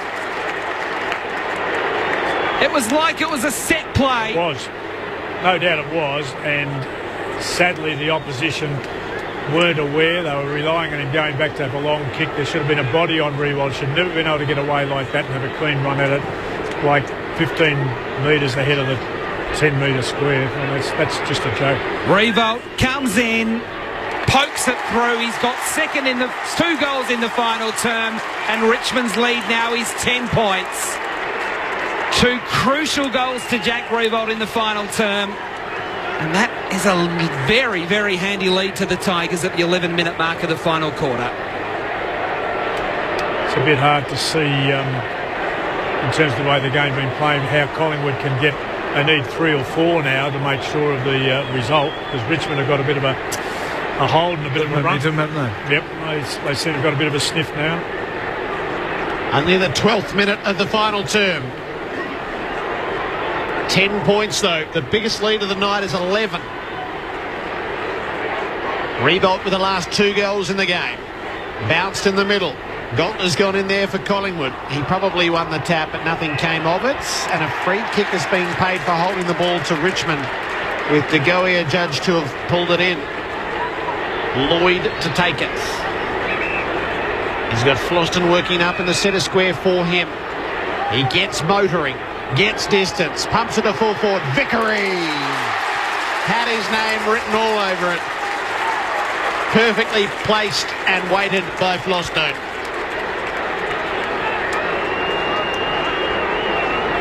The King to advantage quite well. Richmond at the moment, they're going forward. The last one, prior to Riewoldt's marks, was just lobbed into the hole, allowing him to run and jump at it. And again there for Vickery, kicked into the space, understanding where he's looping around to run back into it. The angle is tight enough to the left, but Vickery is close in. Be 20 metres away from the target. Right foot drop punt, pierces the middle. Vickery's second. Richmond with the biggest lead of the night at 16 points, approaching the halfway mark of the final term. 11-12-78 to Collingwood 9-8-62. Lindsay Gilby. Yeah, just watching that last centre bounce, what happened there is Floston just uncontested, come virtually straight off the back of the square from the Richmond backline, but the Collingwood mids virtually spread straight forward without even turning around to look to find a man. You have to find your man first and reference from there. Can we ask Lindsay, what about the numbers? Either Richmond or Collingwood playing with less? Well, we see Miles coming off the back of the square now. Collingwood are trying to hold 6, and Richmond have done it this quarter, and it's worked well. In the middle we go again. 3 goals in a row to the Tigers. Cochin with a handball back into the traffic. Crisp trying to break clear with the ball. He couldn't. It's locked up. It'll be thrown up. So it's 3 goals in 7 minutes to Richmond, after Collingwood kicked 2 of the first 3 goals of this term. And it's the biggest lead of the game, as Jared said. Griffiths wins the tap down. Aishi's there. He gets tackled to the ground, still inside the centre square. It'll be thrown up. Pendlebury on the bench. McCaffrey on the bench. So 2 of Collingwood's leaders on the pine as it stands. Grigg, third man out, knocks it down but straight to Oxley. Handballs out wide to De Goey, who has to go to Williams under pressure. Back to De Goey. Tackled off his kick. Should be a mark to Grigg. It is. He takes it on his chest, back part of the square for Richmond. Trots away, taking his time. Given the hurry up by the spreads out to the left for Hunt. Had a devil of a time in the third term. Wedges this one over the top to Astbury. Astbury's got Menadue down the line. It hangs in the air but reaches him before Aish does, and Aish chops the arms. Aish has had 9 disposals, all hand passes, and a quiet debut for Collingwood. Off to the side to Cochin. Kicked a full forward. Lloyd leapt into the pack, couldn't bring it down. They fight for it underneath. Sinclair tackles, and the ball stays in. Townsend the last man to rise. This is 40 metres out from the Richmond goal. Collingwood on a knife edge. They can't concede here. Vickery taps it down. Blair gets hold of it. Off to Treloar. Kicks the Magpies around the wing for Solo. Strong stuff before he gets clouded around the ear by Floston. Yeah, really strong mark to Fasolo on the members' wing. But he can't move it quickly. He didn't like any options further down the field, so he retreats and goes backwards to Reid at defensive 50, right half back. And Reid goes in short to Oxley, still right half back for the Magpies. Almost up to 16 minutes in the final quarter, with Collingwood down by 16 points but with possession. Oxley backward to Reid, back to Oxley. Kick to kick on the MCG between the two of them. Oxley goes towards Blair, presenting, and that's a good mark with Hawley right on his hammer, but he's still at half back. Not a lot of movement further forward for Blair. That's 6 possessions for about 20 metres. Blair will kick now to a contest. Grundy is not in the contest. Easy defensive mark to Alex Rance. He'll centre it up. That was a great phase for Richmond. Rance goes back to Flostone at half-back. McIntosh gets himself clear on the wing. Brandon Ellis will revolt down the line. Now the lateral kick to Cochin. Cochin will work it around the back with Rance. Not 15, so he's got to go. The kick across the face of goal. Hangs in the air for Solo, closes, makes the spoil on Hunt. For Solo, chases hard in the pocket. Hunt brings him down. For Solo, has the footy. He needs the reinforcements to arrive. They didn't. Hunt wins it back, paddles it clear, not to advantage though. Taylor Adams on the boundary, kicks to full forward. Grundy's got it. He dropped it. He dropped a pud. And it's going to result in Treloar with a hand pass out to Aish, who tumbles it through for a goal. That's the road less travelled. It's Aish's first kick as a Magpie. And a critical goal, which keeps them in it. 10-8-68 to Richmond, 11-12-78. 18th minute of the final term. Do you remember Keystone Cops? Were you old enough or young enough? No, you're showing your age, Parker. Oh, well, it was just a bit like that. They tried very hard to muck it up and give it back about 4 times, and they finally scored. Yeah. Remarkably scored. We'll take Parker's word for it, so. Oh, yes, we'll have to. It's when television was black and white. Fasolo's having a good night, isn't he? He's been instrumental. Provide that goal for the Magpies. In the middle, Hampson wins it down, but it comes to Grundy from a standing start. Kicks to centre half forward. Moore caught out of position, and Rance again in front. Very strong. In fact, it's going to be a free kick. Still Richmond ball to Asprey, who was held. And he will kick it to Rance, so he'll get a kick anyway. Rance, as he darts away from McCaffer, gives the handball out. And now McIntosh kicking down towards Townsend, who marks on the members' wing for the Tigers. 18.5 played final term. Richmond's lead 10 points. Short into Martin. Martin short to Ellis. That's Brandon Ellis, who was so good in the first half. Just trying to hold possession, the Tigers, which can be dangerous. Ellis will now kick to a contest. He wants revolt. There are 3 Magpies around him. Vickery came back and crashed the pack. The ball spits out of play for a throw-in as the crowd comes up. Jared, it's 72,761, so a similar crowd to what we had on Easter Monday. Tossed in at half forward for Richmond, leading by 10 points. Cochin working under the pack. Through the legs went Martin to try to release it. Landed with Taylor Adams, who's in the tackle of Corey Ellis. Balled up in the same spot. Up it goes. Hampson gets rid of Grundy. Knocked it down to Treloar, though. He got caught and he dropped it. A winning tackle from Lambert. 60 metres out from goal. Going to see if they can take another towering mark. Vickery. Griffiths, the big leap. Probably should have hung on. Sinclair hand passes. Oxley got caught by Revolt. He dropped it. Martin off the outside of the boot. It bends too far. Richmond by 11 points. About to hit time on. Williams, another dodgy kick in. He's missed the target of Reid, who's in trouble. He's lost it. Greek collects. He goes at goal, and he's missed everything to the right-hand side, which means Williams has to kick it in, whether he likes it or not, because he was closer than he had eyes on the full. He'd be having nightmares. He won't be able to sleep for a week. This time he's just going to kick it as far as he can. Outside 50, nearly a Richmond mark to Rance. He dropped it. He goes up, picks it up off the turf. Handballs to Hawley. Back inside the 50 for the Tigers. Frost has a fresh air shot. Vickery's in the square. There's Jack as well. 3 to Jack in the final turn.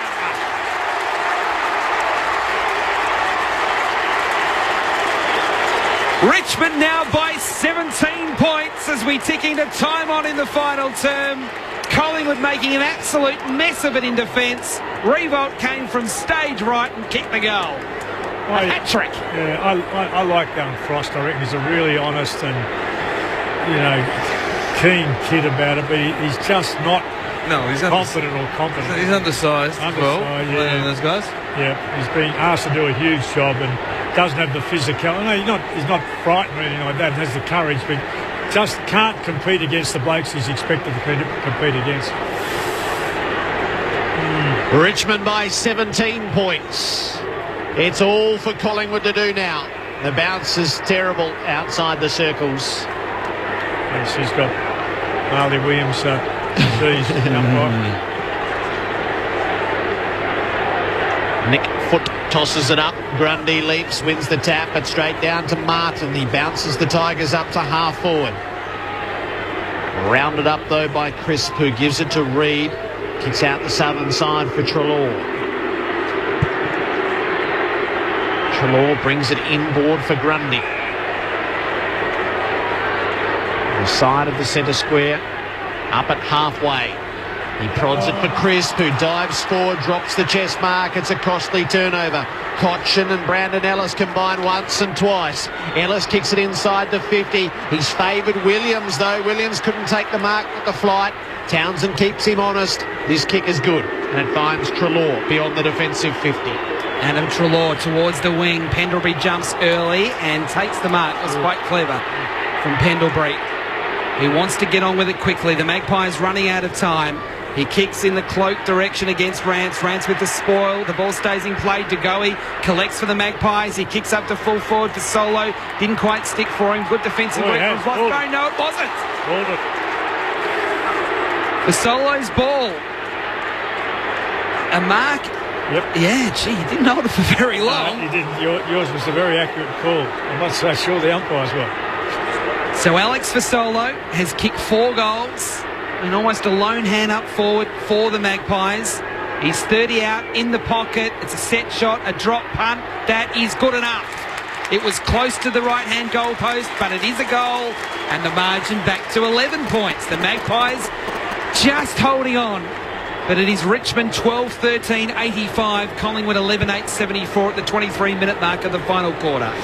Solo's trying to generate some excitement out there amongst his teammates. They didn't respond very well. They're not getting much from them. No. At all. I can't remember ever saying this, but come on, Pies. The next goal would bring them to life. But it was a muted response. In fact, the social club in doubt after the last goal. There'll be if this happens, there'll be a good few who miss it. Richmond by 11. 24 minutes up in this final term. Plenty of goals in it though. Goal won the tap. Cochin the clearance though. Hand pass to Grigg. Bouncing ball through half forward. Reid tidies up for Collingwood, although his hand pass is not terribly good. Set Ramsey a task. He tried to knock it on. Menadou disputes it. Well settled by Ramsey. Calm hand pass to Oxley. Over to Treloar. And up now to Adams. Back to Treloar on the wing. He's got to go quickly. He kicked it too fiercely backwards. He missed Pendlebury, but Griffiths fumbled. Grigg gets him to tidy it up, so the Tigers do work the turnover. Miles can kick it to Vickery, who's on his own. Lloyd is even more on his own over the mark. Here's the kick. It hangs. By the time it got to him, they'd all got there too. Reid out of the back pocket. Hand pass wasn't much good. Revolt dragged down by Sinclair. Martin brushes clear, centres the ball, and Grigg takes the mark. 48 metres from goal. Treloar just biting off a little bit too much there. Getting pushed just as he kicked. Hand pass to Hooley, who takes the long-range shot and misses to the left. Richmond by 12 points. 25 up on the clock. Still a chance, Jared, for a super over. Straight down the middle with a short kick to Nathan Brown. No one on the mark, so he plays on and goes as long as he can to midfield. One in cloak in a wrestle. He gets to the back now. Blair will go off the ground and kick to the 50. Chases after his own ball. Still with Blair. Taps it towards for Solo. Can he keep it in? He can't. He gets knocked over the line and it will be thrown in. 40 around from Collingwood's goal. 25 and a half minutes played. Richmond by 12 points. Thrown in. Oxley, third man up. Taps it Collingwood's way. Miles there for Richmond. He couldn't pick it up. McCaffrey goes in. He gets tackled by McIntosh, 40 from Collingwood's goal. Now a throw up. ticking to 26 minutes. Thrown up quickly. Galt in the ruck for Collingwood. There's a hold of the jumper. It's a Collingwood free kick. It looked like they were holding each other, to be fair. But Corey Galt, who earlier in the second term didn't want to take the shot from here, didn't think he could make the distance, is going to have another chance. So good in the pre-season. Corey Galt, the kick from 50. He's hit it okay. I reckon it's going to fall just a little bit short. It does, and Hampson gets back for Richmond and knocks it through for a rush behind. Richmond's lead 11 points, nearly 27 gone in the final term. But the siren is not imminent. There's a lot that could potentially still happen. Hooley plays on out of the square.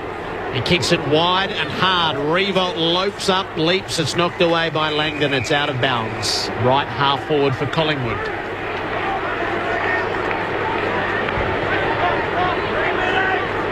Galt rucking against Hampson. Hampson puts it down underfoot. Treloar breaking clear. Hand pass to Pendlebury. Quick hands to Ngoe. He'll send it to the teeth of goal. There's plenty of defenders back there. More nearly leapt over the top of them. Rance gets onto the crumb. He kicks it in a hurry and he kicks it well. And Grigg was camped at the defensive 50 to mark. Very important work there from Alex Rance. Sean Grigg short pass to Martin. So again we have Richmond just try to chew time off the clock. Martin will go short to Miles, who has to stretch, but he does take the mark at left half back for the Tigers.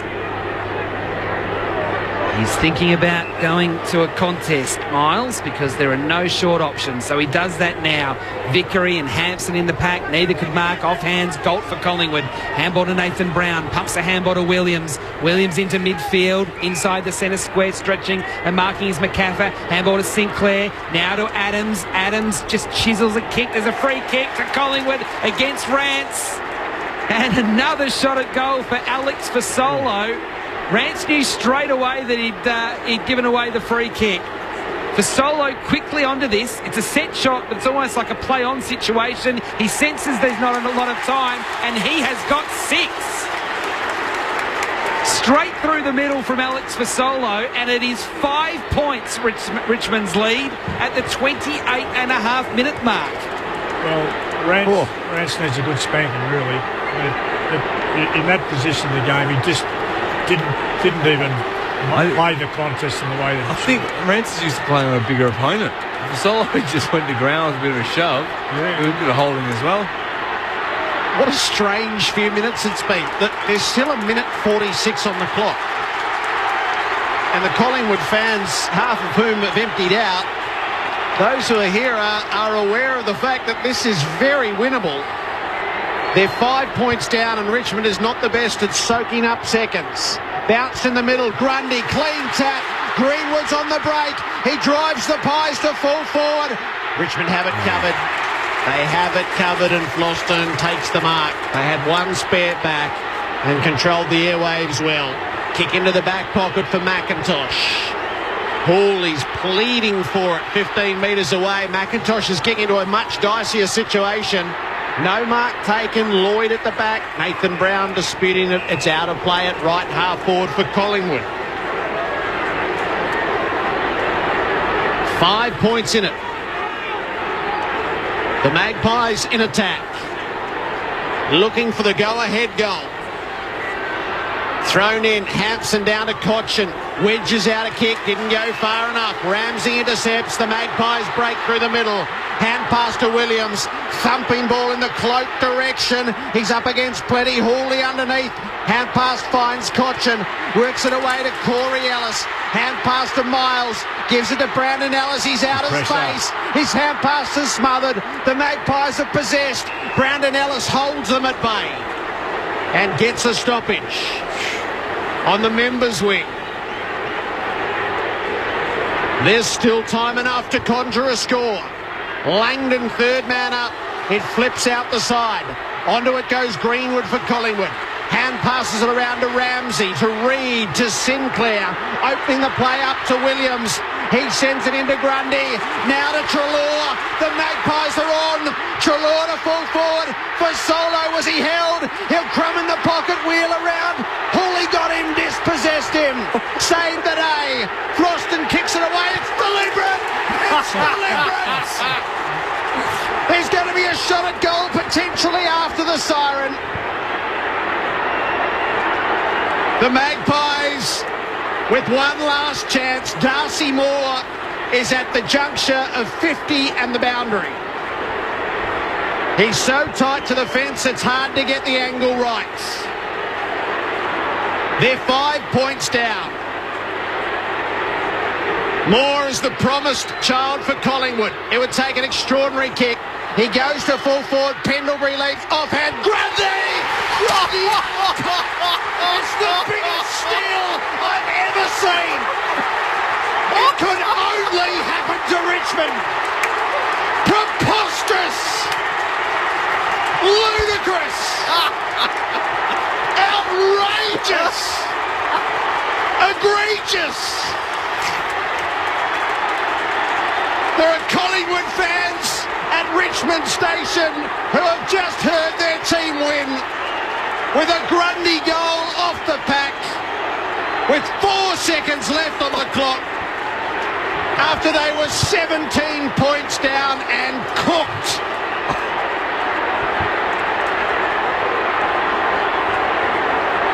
Well, this will haunt Richmond for the year.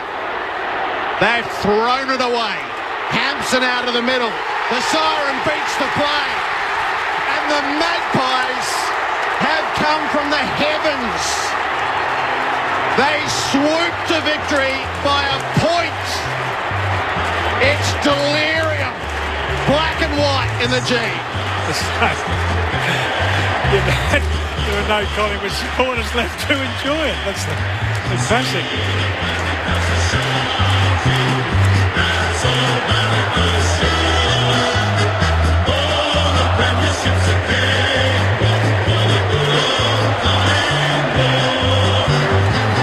Collingwood 13 goals, 9, 87. Defeat Richmond 12-14, 86. The Tigers led by a point at quarter time, by 5 at half time, by 5 at three-quarter time. They led by 17 points in time on of the final term and somehow coughed up 3 goals at the death to go down by a point.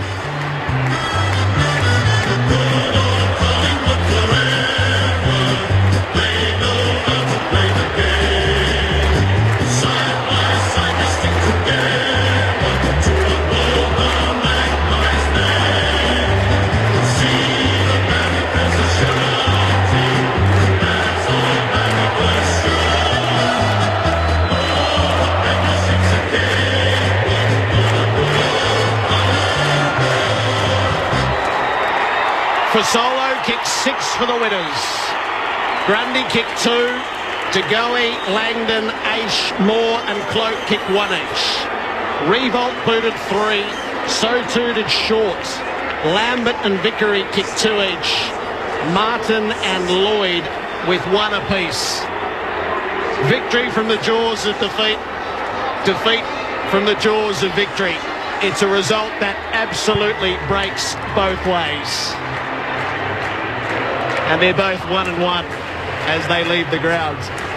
I look forward to Brad Sewell and David Parkin trying to explain exactly how that happened at the end. But all I'll say is I did promise you at half-time that it would get better. And she got better. Well, it did. I think we went for 3.9 quarters with some of the worst football I've seen in a long while, including it did get better, there's no doubt about that, but to predict that from where they were was it couldn't have, and the way that it unfolded. And Solo kicked the first of those last 3 goals there and was running around, lifting his arms, trying to get his teammates up and about. No response. Get some enthusiasm, and there was none from his teammates. There's no... Agreed. They fell over the line in every sense of the word just then. Well, you're right, Shirley, because at that stage he was trying to rouse up. Supporters they're all going up the aisles and have gone home. They'll all be on Richmond Station up catching the train. So we were, we're a bit privileged to see what was totally and utterly an unpredictable finish. And to do it as well, that has massive, ramifications. It just highlights all the questions that we had for Richmond in terms of Or their heart. I mean, their leaders are the ones that should be standing up at that point in time and either putting numbers behind the ball or pointing and directing, just trying to stem the flow there at some stage, and there was none of that then. There were 11 lead changes in the game, and the last in the final seconds, Collingwood by a point. If WA hasn't left yet to go to the Waffles, South Fremantle and East Perth, we will bid you adieu there. Lindsay Gilby, you've got anything to add? I'm pretty sure Dimmer Hardwick will review the last three centre bounces. Centre bounces, yeah, and how they come about and where they went unstuck, because it wasn't pretty footy from Collingwood. All they did is they attacked not too far out from goal, about 20 to 30 metres out from goal, to try make it a bit of a wrestle there. They got that, and you just rely on a bit of luck, and they end up getting that through Brodie Grundy. Paul Ruckman snaps a goal from the middle of the pack. Floats it through. And the last person on either side you think would be in a position and would accomplish that. So, there was some unpredictable and pretty exciting things, weren't there, that happened in the finish. And they'll get a fair bit of confidence out, I suppose, because at no stage did the game, we've got better. Jared's right, it did get better. It started to open up last in the second half. I was trying to ask you, I didn't ask the question properly, but did they play short? Was Ellis off? Were they playing one short, Richmond? No, Asprey ended up coming back onto the ground. They ended up having three. They only lost Grimes in the end. Short went off with the shoulder, probably got a little bit of help to come back on. Yep. And he was a quite good contributor in that. They're repeat offenders, Richmond. They are the worst runners of the clock in the league. Bar none. They're terrible when they try to run the clock. The thing about that, Jared, is there's running time, and so you'd know. You can't chip backwards to a guy gets manned up, and he can't chip backwards to another guy. You're better off taking your time. You go long down the line, close to the boundary line, get another stoppage, get it out of bounds, allows your forwards to get up, reset, your defenders to be able to get their man. It's just smart footy. They're their own worst enemy. They really are. You only chip backwards unless you can take ground, or you've got someone else to go through. You've got the secondary that can then play on. Yeah, so I still can't believe it. I'm in a bit of shock. And give some due to Fasolo, who he was fantastic. Well, he's better over that head than we give him credit for. Yeah, yes, he really is. We will savour this with Collingwood. It's the first win of the season, and how Adam White, who was in the Richmond rooms, has moved to the Magpie rooms. Whitey, everyone was setting up, Jared, in the Richmond rooms. All the television crews, the radio crews. And they've all had to hustle at the last minute to get across. They're just starting to come in now, led by Scott Pendlebury, Marley Williams and Adam Treloar. Nathan Buckley was pacing up and down near the coach's room. He couldn't get the smile off his face, but it was one of real relief. Eddie Maguire is celebrating with the Collingwood boys. Nathan Buckley can't wipe the smile off his face. They're showering Adam Treloar and James Aish in the middle of the circle with sports drinks. I don't think they can quite work out what's happened. With literally seconds remaining, they are bouncing up and down.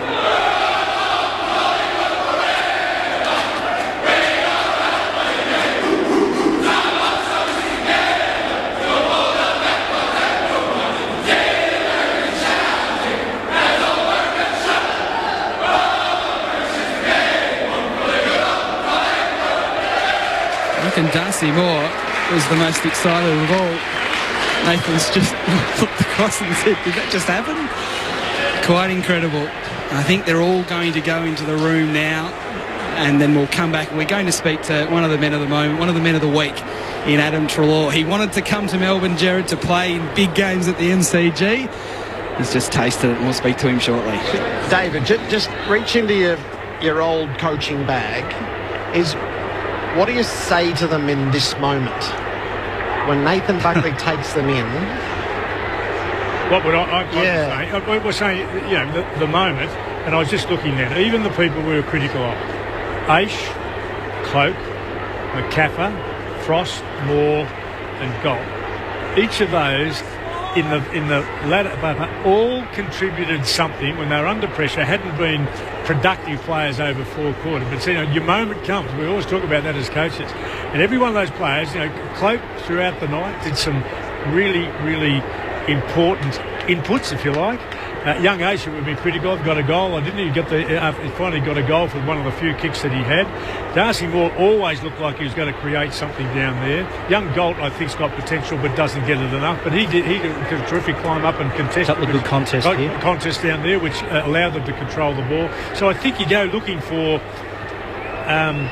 individual positives, if you like, Jared, rather than the team thing. You don't get there unless it's a team, but almost every player in the game, which was, I thought, very, very ordinary in terms of its level. There were some terrific individual efforts at a time when Collingwood needed people who hadn't done much to put up their hand and do something in the moment. And I think that happened 6 or 7 times in the last 3 minutes through players who had not really contributed too much during the day. The final score at the MCG, Collingwood 13-9-87 defeat Richmond 12-14-86. The Magpies by 1 point with a goal with 4 seconds remaining. To a News Radio audience, good night. And we'll take the next half hour to savour it. So that's the Collingwood side of things. Well, I now want to move you to Damien Hardwick. Yep. So he has torn the paint off the walls with this group before.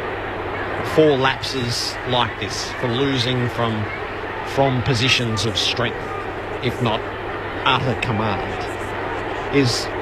What's his tactic now? Well, I think they, despite quality of the game again, I would have thought they've had 50 or something. They've had the ball 50 more times than the opposition. I think they created, you go back to where the game was lost, and it was lost when they created from their inside 50s, double, I think, the number of opportunities or scoring opportunities, and just didn't put them away.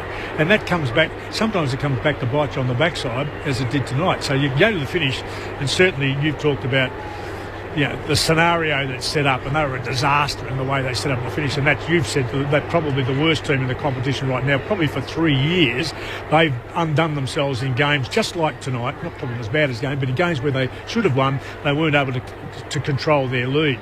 But it was, so that's one element that certainly will be fluid. But the other element is you get chances in this game, and you get opportunities against Collingwood or anybody else where you've just got to put them away. And they should have been 4 or 5 goals up by half time of the amount of play that they had and the ball that they had. Didn't. So they've lost it twice.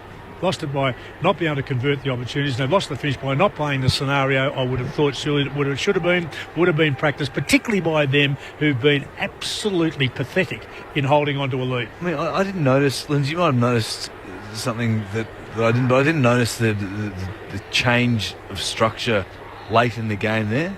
See, I'm sure you guys have trained it. We certainly did. Games like that where you were either down by a close margin or you're up by a close margin, you change position, you put guys in different spots on the ground to try and ensure that you're giving yourself the greatest opportunity to score, or for them not to score. It's what usually happens in scenarios like that, and this is something that the behind the ground vision that all coaches get access to is where it went wrong, and okay, next time what do we do to get it better? So what most clubs would be pretty similar is they would roll their wings back to become extra defenders, and they're half. So we're in charge of the game with 3 goals up. Richmond are up with a few points to go. So what would happen? Okay, their wingers would go back and play as extra defenders. What will the opposition's team do? They would normally go with them. Okay, so virtually it makes it an 8v8 in their forward line because they want to clog it up. So then their half forwards take the wing rolls, and then so on and so on. So, but it's important in regards to a clearance. You don't just bomb it your way, because more often than not, Collingwood tonight would have the opposition, the outnumber down that end. So what you have to do is be smart. You've got to, if you win that clearance, you kick it as far and wide as you can out to the wings, so then you get to neutralise it. So it'd be interesting to see once they review the tape if any of those things took place. For Richmond, it might be interesting. Not for Richmond, it won't be interesting. I mean that either that hasn't been coached and it hasn't been set up, or there was no communication, there's no direction, nobody actually did it out there. And that's the point with Richmond. And can I just make this point? The point with Richmond we all see from the outside is the lack of genuine leadership in the sense of direction to be given by a respected person. You need 5 or 6 of those on the field, trusting them to tell you what, when you're a young bloke and not sure where you should be going, there'll be people out there who know it and demand it of you, and you follow through on it. And I think that's been a criticism from outside. I'm not sure from inside, I'm not close enough to know, but certainly from us, we think they lack real, genuine leadership. That's people who know what they're about, are strong enough to give the direction to somebody else and then lay it on them, demand it from them. You wonder if fatigue plays a factor in that, by not getting it done. You're sitting there applying a heavy breath, trying to get you. It shouldn't do. It shouldn't. It does, but it's no excuse. Yeah, I know. I'm not saying it's an excuse, but it should get done in those situations where they might have had young Short playing his first game. He might be resting on his laurels, not sure, but he could have maybe... Well, that is provided they have those strategies in place, first and foremost. And if they do, what are those trigger points to go into those different phases of the game so that they know that they're rolling their wingers back, or maybe just plonking one back in the hole? Their forwards are coming up to chew up that space and find their spares as well. So firstly, is that a strategy of theirs?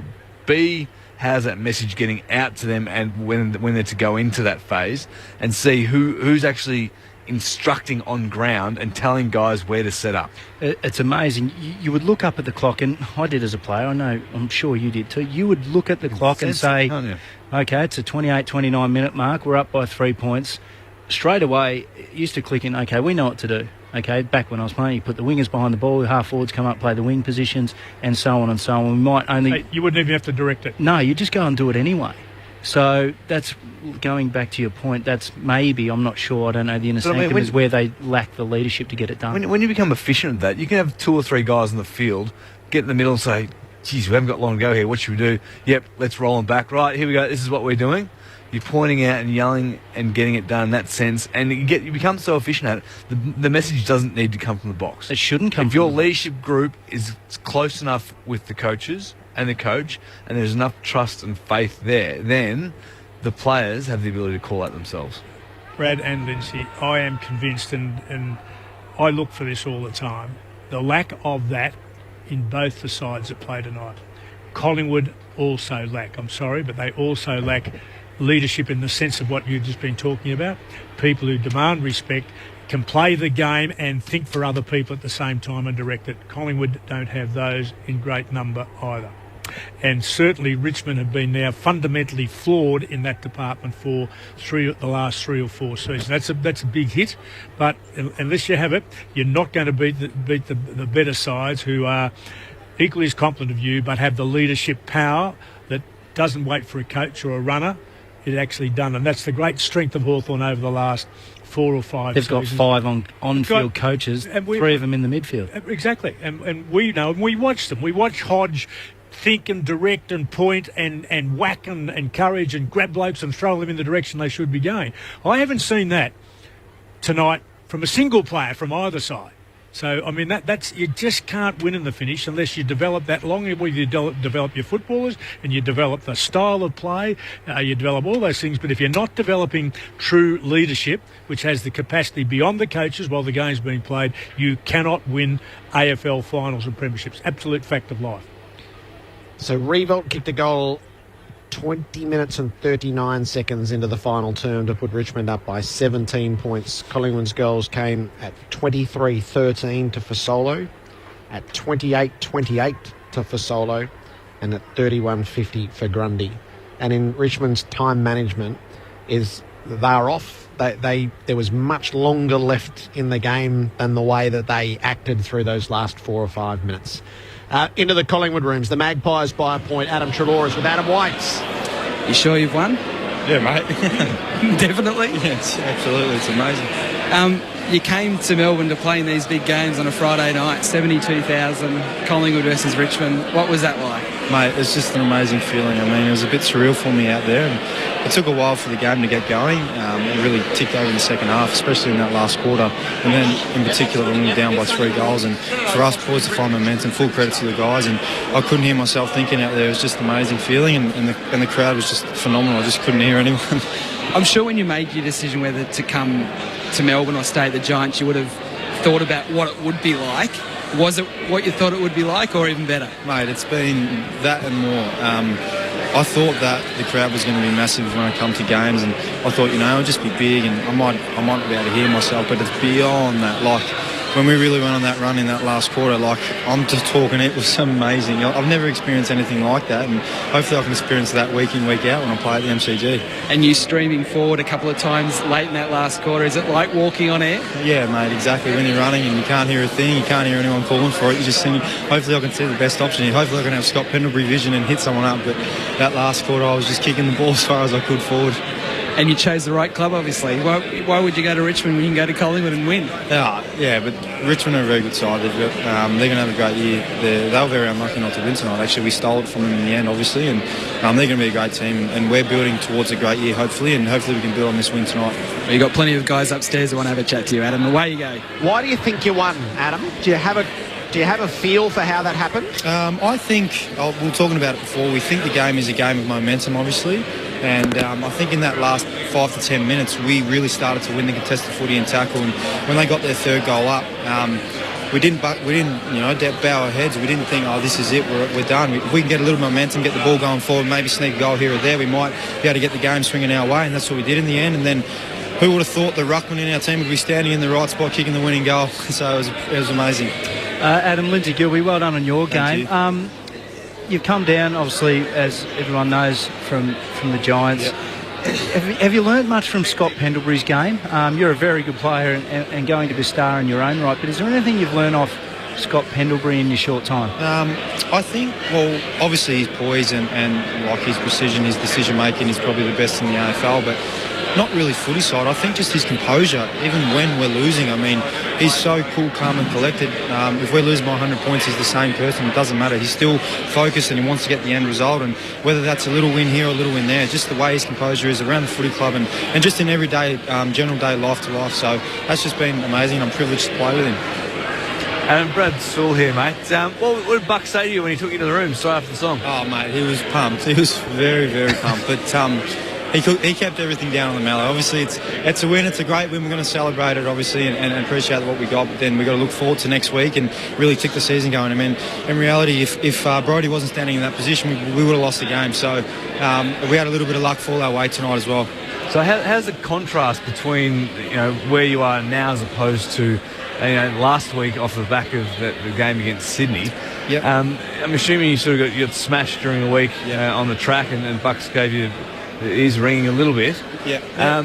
You got to keep that momentum going now? Yeah, absolutely, mate. You're spot on. We were very disappointing last week. We were embarrassing, to be honest. We let ourselves down and we let our fans and the whole club let itself down by the way we performed. And we really wanted to redeem ourselves, and we knew that if we really had the effort and energy and we tackled and contested the ball, and it was basically based on effort last week. It wasn't a lack of structure or nothing. It was just basically we didn't want it. And Sydney come out wanting it from the start, and that's what we wanted to do tonight. And we were patchy here and there, but when it mattered to count it, then we did it in the last 10 minutes especially, and we snuck away with the win.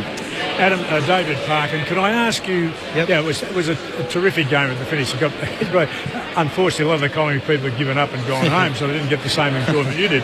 But can I ask you about, we sit here and watch the rotations having been reduced now. Yep. You're a midfielder, spent a fair bit of time. I think you're only off twice, or am I right in saying that? I wouldn't have known. It wasn't off much. But you played last year and you're playing under a new regime. Yep.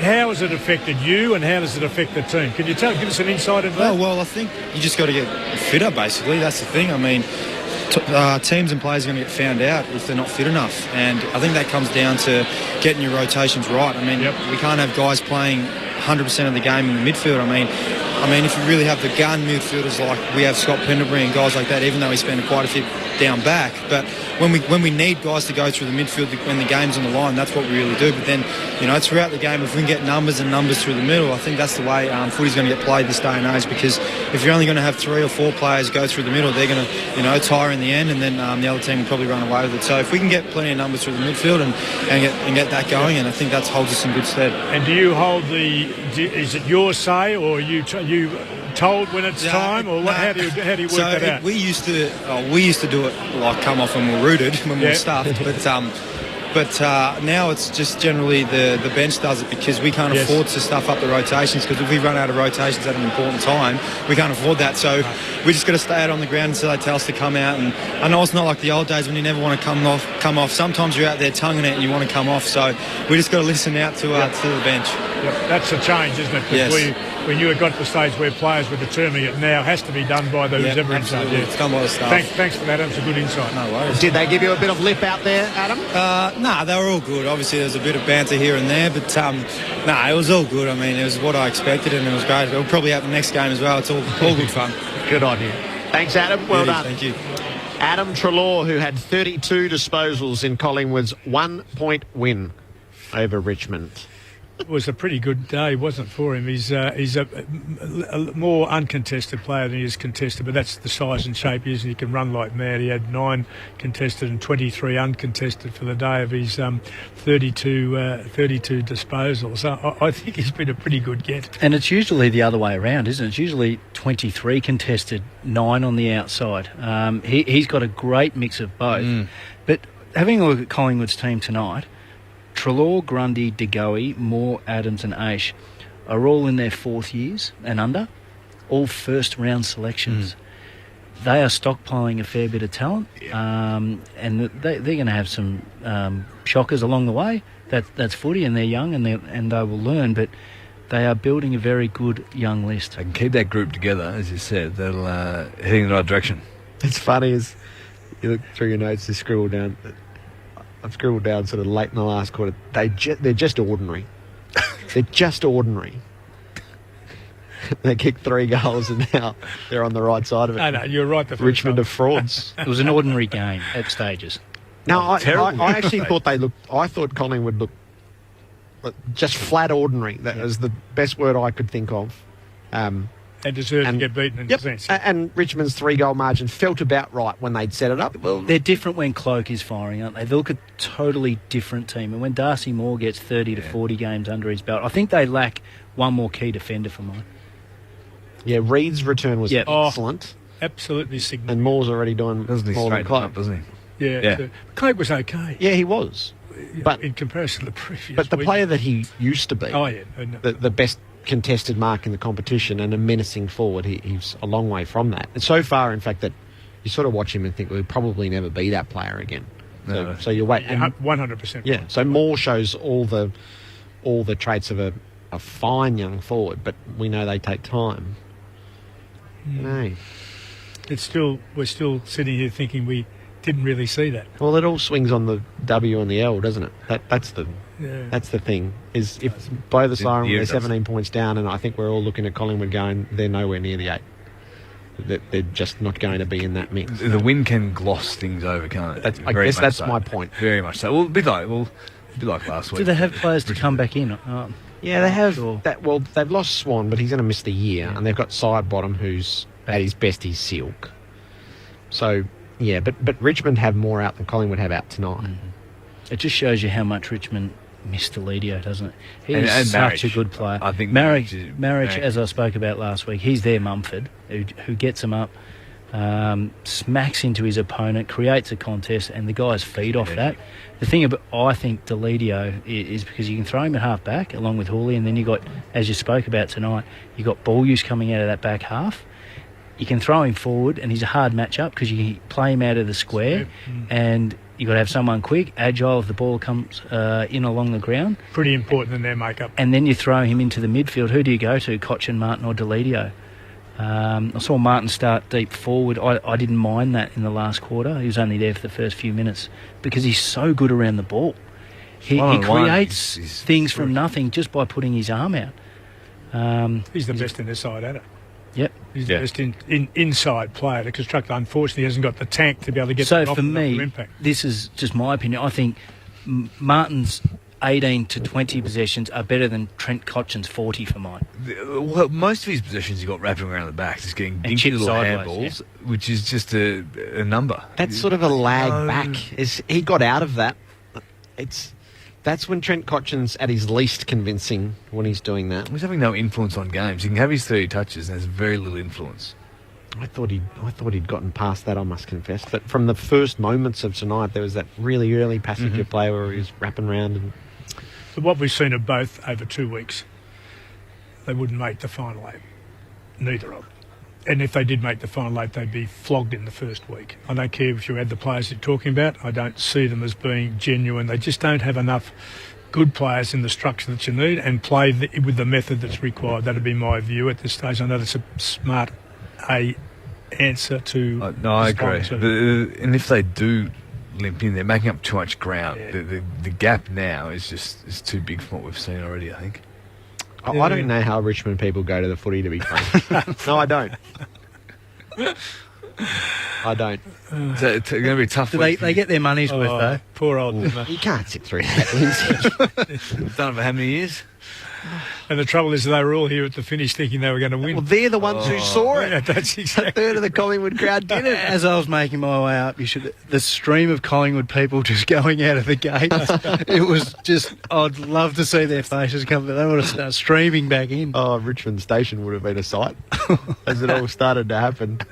And you don't, if you're part way out, you don't know whether to turn around and come back. You're not sure, are you? Once you're committed, you have to keep going. You got to keep going. Yeah, once you hit the aisles, there's no turning back. No, that's true. I don't know. Collingwood 13 goals 9, 87 by 1 point over Richmond 12, 14, 86. I'll give you all the stats. You lads have a think about the better players and the vote getters from it all. The team stats. Richmond had 393 disposals to Collingwood's 346. The marks, Richmond 104 to 84. The free kicks were Collingwood 26-17. The clearances, Richmond 37-24. The tackles, Collingwood 69-57. The contested possessions, 134 Richmond, 131 Collingwood. The inside 50s, Collingwood 52 to Richmond 50. Individually, Adam Treloar led the way for the Pies, 32 disposals, 17 kicks, 15 hand passes. He took 7 marks. The mix of what David said, 9 contested possessions, 23 uncontested, and 8 inside 50s. Pendlebury had 26, Ramsey had 23, Adams, Oxley, and Greenwood had 21 apiece. For Richmond, Cochin had 38, 18 kicks, 20 hand passes. He went at 68%. He had 8 clearances, 13 contested possessions, and 5 inside 50s. Hawley, 35, Grigg, Martin and Brandon Ellis, 30 each. McIntosh, 28. And then it dipped away to Miles on 19. At the other end of the scale, Grimes got injured early in the game. He's done a hamstring, and with his history of hamstrings, I think Richmond will hold their breath as to how that goes. Jaden Short on debut had 6 disposals. He kicked 3 goals, 1. And Darcy Moore ended up with 7 disposals, 3 marks. He kicked a goal, but he certainly had an influence. The better players. I thought, well, let's go to Richmond first. I actually like the captain. I think he probably should kick the ball a bit longer and make better options with that. But I think he's maligned. Thought he was pretty good, had 38. I thought the best player for Richmond, and particularly when the game was going to be won, was Hooley for the first 3 quarters, was the most effective player on the ground. Ellis is starting to become the player that he showed the potential with him. And Grigg, we watched Grigg in the warm-up. He's got a broken hand with the tips in it. He was wincing and whining when he was collecting the ball in the warm-up, and I thought, well, he's going to struggle tonight. But Grigg was a very competent player for them right across the 4 quarters. Martin, who suggested, I love seeing Martin around the ball, and he's the best straight-arm fender off that I can remember in league football for a heck of a long time. He just appears, I mean, they need him forward to create stuff. They need him in the midfield, but he doesn't work hard enough and long enough, for my opinion. He can't get up and down the ground. Treloar, we talked to, fantastic for his first off, or second off. Pendlebury, the captain, is just a terrific player. I like Ramsey and Adams, and I love the combination of Reid and Brown down back tonight. I thought they were terrific when the heat was on early. They stood up. And Grundy, I think, is their best option in that regard, despite the young boy who went out injured. Wits, yes. That might be a combination that can work. Now Grundy's gone forward and kicked a goal. I think he's a forward who kicks goals. I don't think he really is. But, they'd be pleased. Had a few at the bottom end. McCaffrey's struggling to get back to his best. Frost is really struggling down back. Darcy Moore, as you've suggested, is a potential to be a great forward in our game. And the votes for the ABC Footballer of the Year. So I've been lumped with the votes again. I gave you early warning. I did it last week as well, so I'll back up again. One vote I'm giving to Dustin Martin. I agree with you, Parker, in terms of his work rate, but his cool head and sure hands out there when all those around him were flailing was really important. 2 votes to Hooley. His ball use, decision making set up much of Richmond's drive from the back half. He was probably one of the most consistent players throughout the course of the game. Agreed. 3 votes to Fasolo. Lone hand for Collingwood as a sort of a mid-sized forward to have walked away, kicking 6 straight when when everyone was sort of bumbling around. I thought his influence was greater than anyone else's. Good call. 3 for Fasolo, 2 for Hooley and 1 for Martin. The ABC Footballer of the Year. 6 goals for Alex Fasolo, tipping the scales in his favour. Adam White is in the Richmond rooms. Yeah, I'm in here. I've got to be very quiet because it is quite extraordinary down here. I mean, I've been down in rooms after losing cutthroat finals and it had that similar feel to it. We came a little bit late in because we had that extended chat to Adam Treloar, but there were players sitting on plastic chairs just staring into space.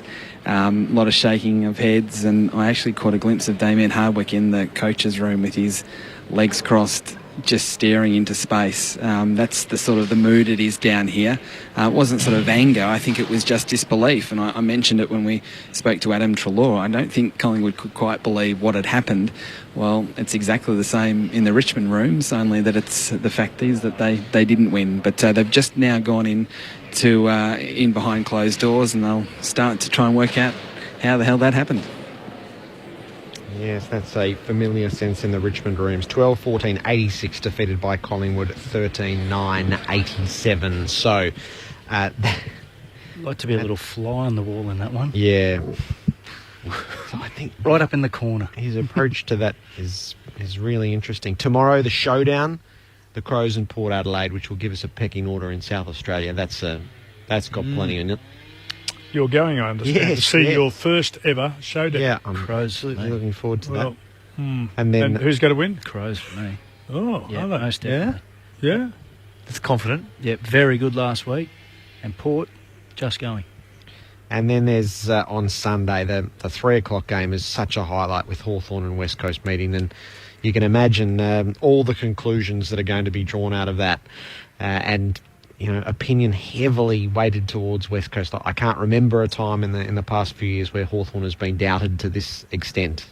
I guess seeing will be believing on Sunday. That'll be a beauty. Yeah, hope it continues, your little theme that the winners all played the losers, and we've got the first time night the losers got up. We get to see if we can get to 18 1-1s. How would that be? So we'd need Lindsay. All you need is your Adelaide victory there. Anyway, we can plot that as the weekend goes on Grandstand AFL. So Adelaide and Port Adelaide, the main fair tomorrow from the Adelaide Oval. At the MCG, a quite astonishing finish saw Collingwood over Richmond at the death by 1 solitary point. Collingwood come up with the ball. McCaffrey back into the 50. More! Darcy Moore with a convincing mark and a convincing finish. He'll kick up inside the 50. Short is on offer, and he plays tall as he leaps up and takes the mark in front of Pendlebury. Is he long enough with the kick? Oh, it's a raking ball from 50. Welcome to senior footy, Jayden Short. Kick smothered, still a chance for the Tigers with Martin on the snap from 35. He'll liven up the night. In front, Vickery through his hands. Pendlebury overruns it, and Short picks up. This is a gift. This is a gift. Short's run into an open goal for his third. Too fierce with his hand pass. Let Fasolo in. He shoots it out to Cloak, who shoots it through for a goal. Ooh. The Maggies grab the lead within 20 seconds at the start of the final term. Got a handball out to Grigg. Now into the path of Lambert. Waited for it to bounce. Shoots it, goal and kicks it. Richmond back in front with Lambert second. Fasolo took it on the half volley, snaps over his shoulder. It's close, it's home! Alex Fasolo has got 4 goals. McIntosh running out of half-back. Kicks to 2-on-2 in the forward line. A classic one-on-one mark. No angle, 40 out. Revolt kicks the goal. Frost has a fresh air shot. Vickery's in the square. There's Jack as well. 3 to Jack in the final term. Richmond now by 17 points as we tick into time on in the final term. So Alex Fasolo has kicked 4 goals. It's a set shot, a drop punt. That is good enough. It's the Magpies just holding on. Can't remember ever saying this, but come on. Adams just chisels a kick. There's a free kick to Collingwood against Rance. Fasolo quickly onto this. He senses there's not a lot of time, and he has got 6. And it is 5 points, Richmond's lead, at the 28.5-minute mark. They're 5 points down. He goes to full forward. Pendlebury leads offhand. Grundy! It's the biggest steal I've ever seen. It could only happen to Richmond. Preposterous! Ludicrous! Outrageous! With a Grundy goal off the pack, with 4 seconds left on the clock, after they were 17 points down and cooked. Well, this will haunt Richmond for the year. Hampson out of the middle. The siren beats the play. And the Magpies have come from the heaven. They swoop to victory by a point. It's delirium. Black and white in the G.